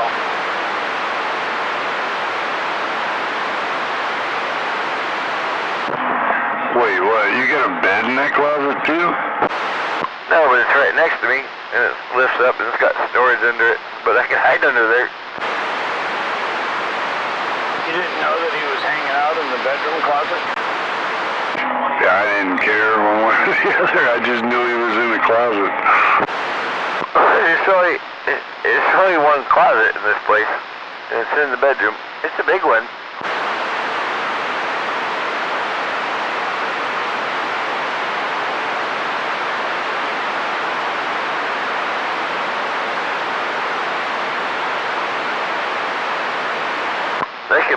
out of this and put a recliner right here. That's an idea.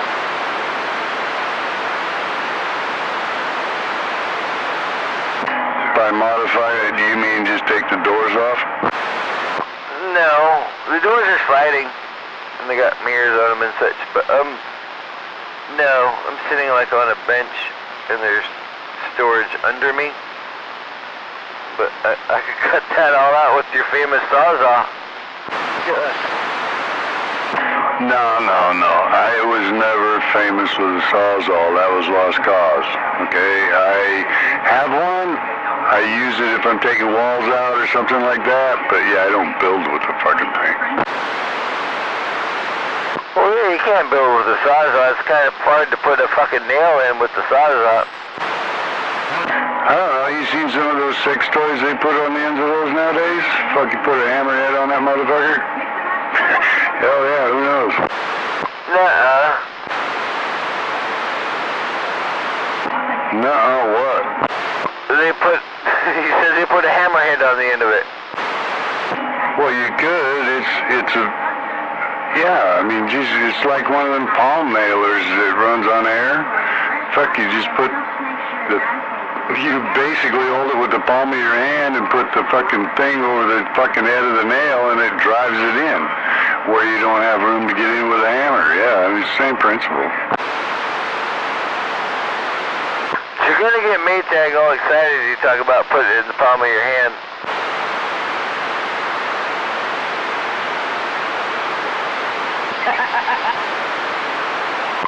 Start dead skiing more. Well, he's not the one doing the dead keying over here. Hey, good evening, Dave. I don't know what I sound like, but whatever you say, I don't give a fuck. I'm waiting for that Zodiac and that Gonzo and all the rest of the sandbaggers out there. How's that? Wait, Mike. Tim Ford, Lazy Dave, good evening.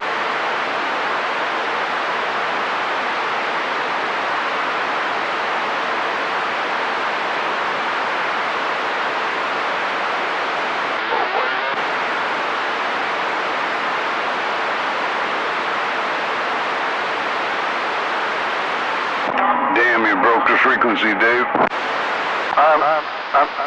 Wow, I'm sorry. I didn't mean to chase everybody off. I'll leave. Talk to you later. Bye. Now what I was saying. See what she did, Gonzo. He's all sensitive. I'm not pissed. I'm still here. I'm just now sandbagging it. Hi, Mike. I was out standing on the back porch. That sounds like a good idea. I need some nicotine. Beer's empty.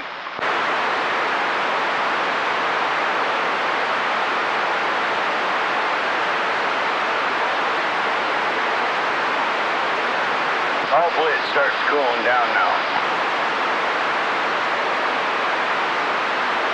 It got a little warm out there.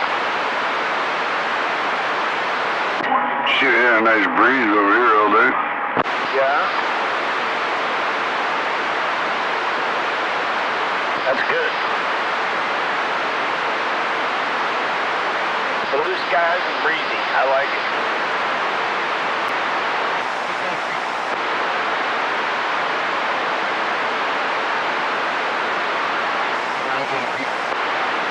This is a good temperature right now outside. It's 72 degrees.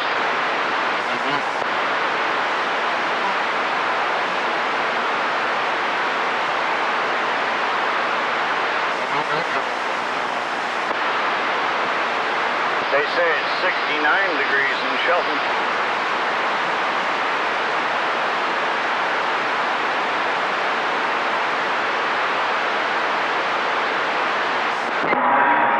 Yep. It's 5:48. Yeah, so you're 69 at 6 o'clock. And then it starts dropping. Yeah, but that's perfect. That's nice and cool.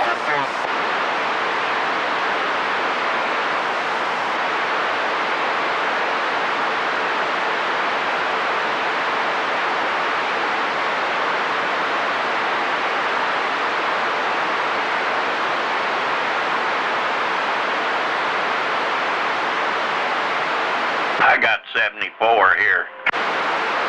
Yeah,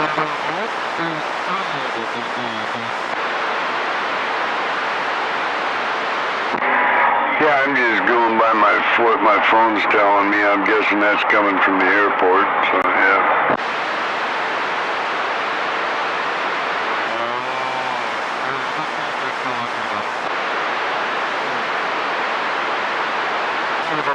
Yeah, mine too. I'm just looking at the phone now. Yeah, yeah, you're right. I think most of those probably do take them from the airports and high schools too. I got a weather station a mile down the street from me at Camacho Middle School. Yeah, I think I got one over here by my place that Steve Hawks used to take care of a long time ago. Because of my default location, it automatically goes to their output, so, and it's in sync with everything else, so it's all relative anyway. The building's still there, though, and I bet you that old dinosaur computer in there that's got the reel-to-reel in there is all still there, and it was a weather station, and it was reading all the shit in the air.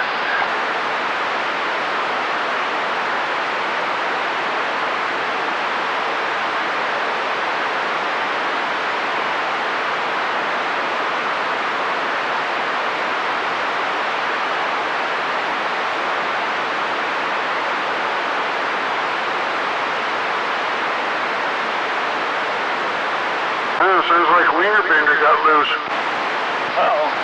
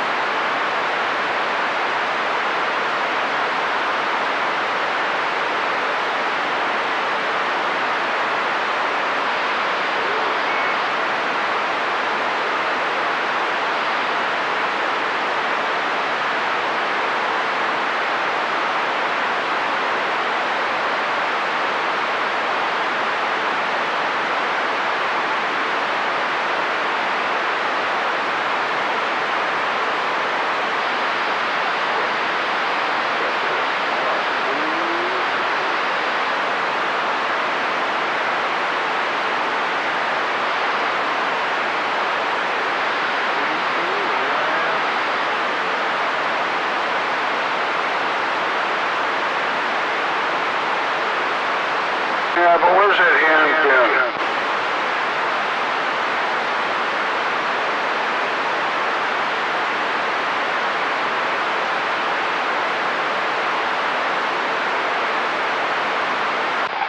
Wow.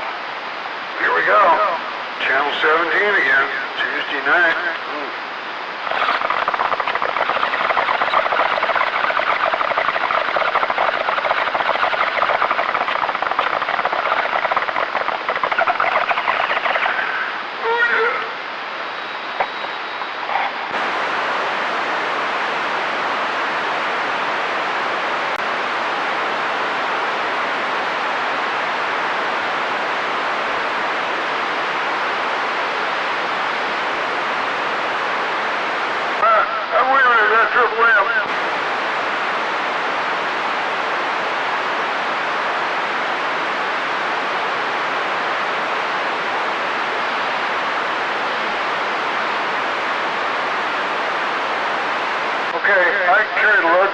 all good. You know, it's all good. I'll carry the load for you.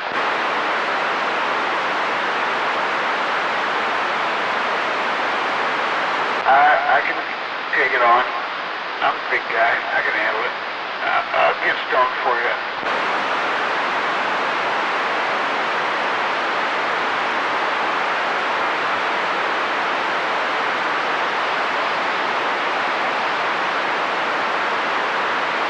Yesterday I just could not cough. It's just terrible. So I'm better today, so here we are.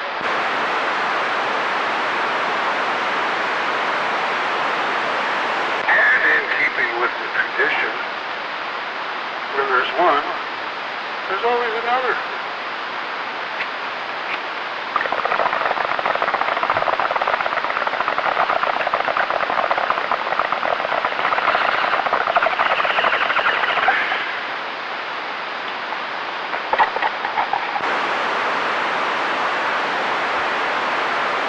I wonder if there's anything in this bomb.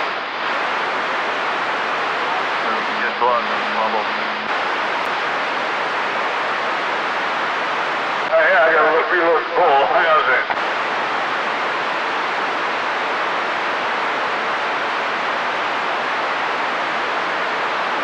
Stop blowing bubbles in your mouth.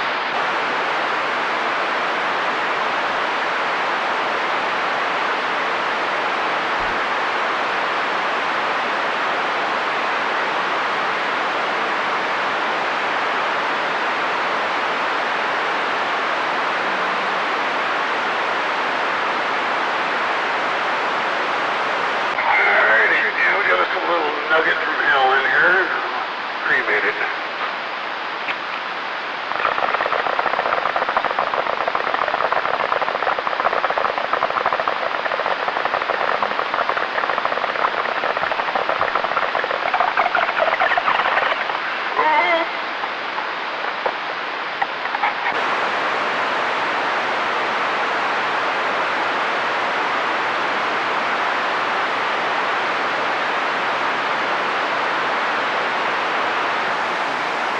It's almost time for me to start transmitting from the floor.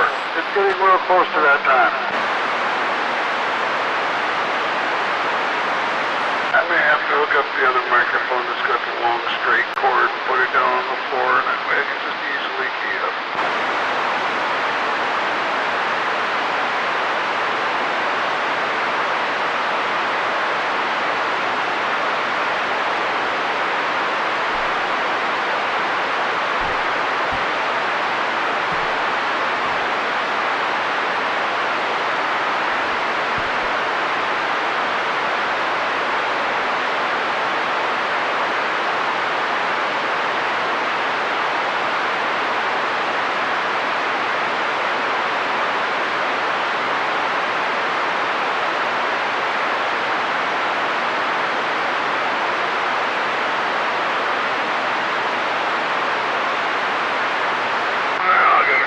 Dinner on the barbecue. I'll be back.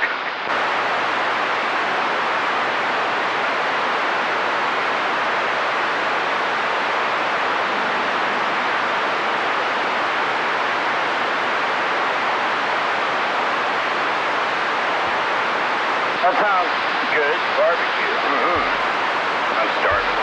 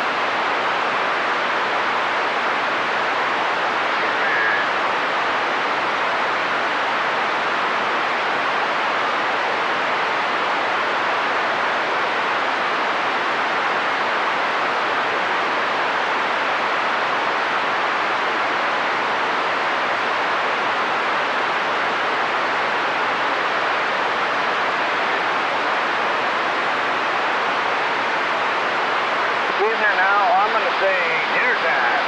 Well, cooking it anyway.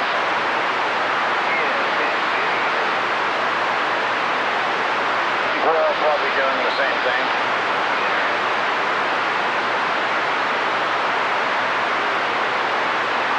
Somebody mentioned food, and then it just kind of went from there.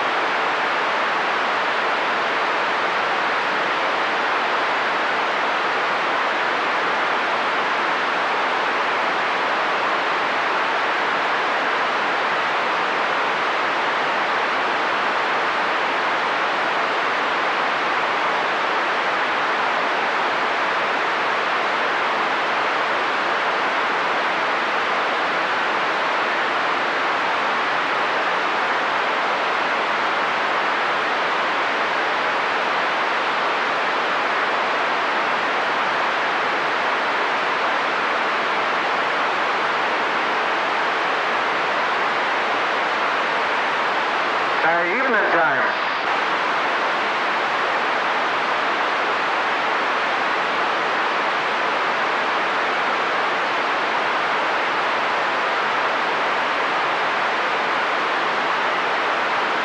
Yeah, good evening.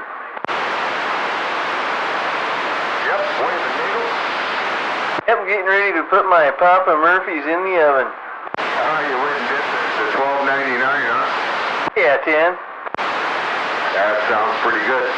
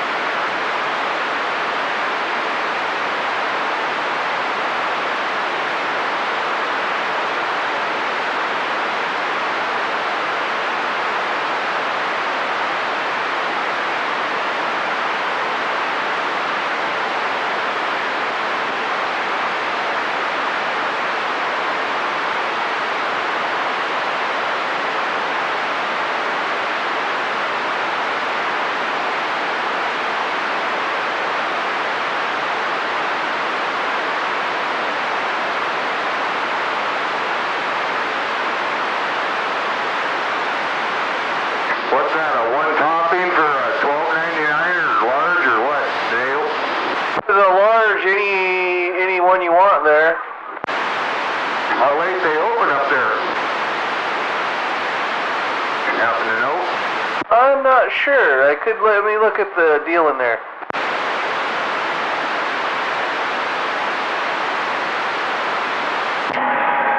Poison dirt in the brotherhood. Yeah, wave, Gonzo. Stop the evening to you. Yeah, good evening.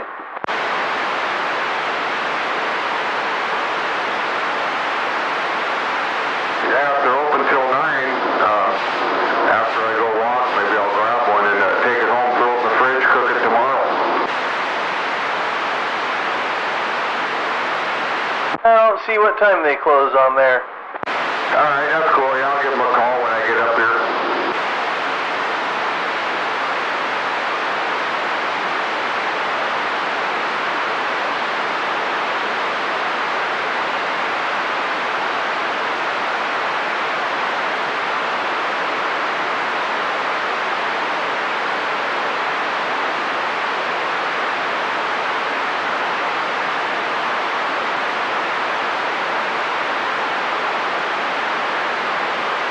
I got the Honda all detailed, washed, and that blower I got, man, it's pretty slick. It'll blow the water right off this thing, and yeah, works out good. It takes about 3-4 minutes to blow the car off. A blow dryer, huh? Instead of the leaves? What's that? Using it as a blow dryer instead of on leaves, huh? Yeah, I always take that 80 volt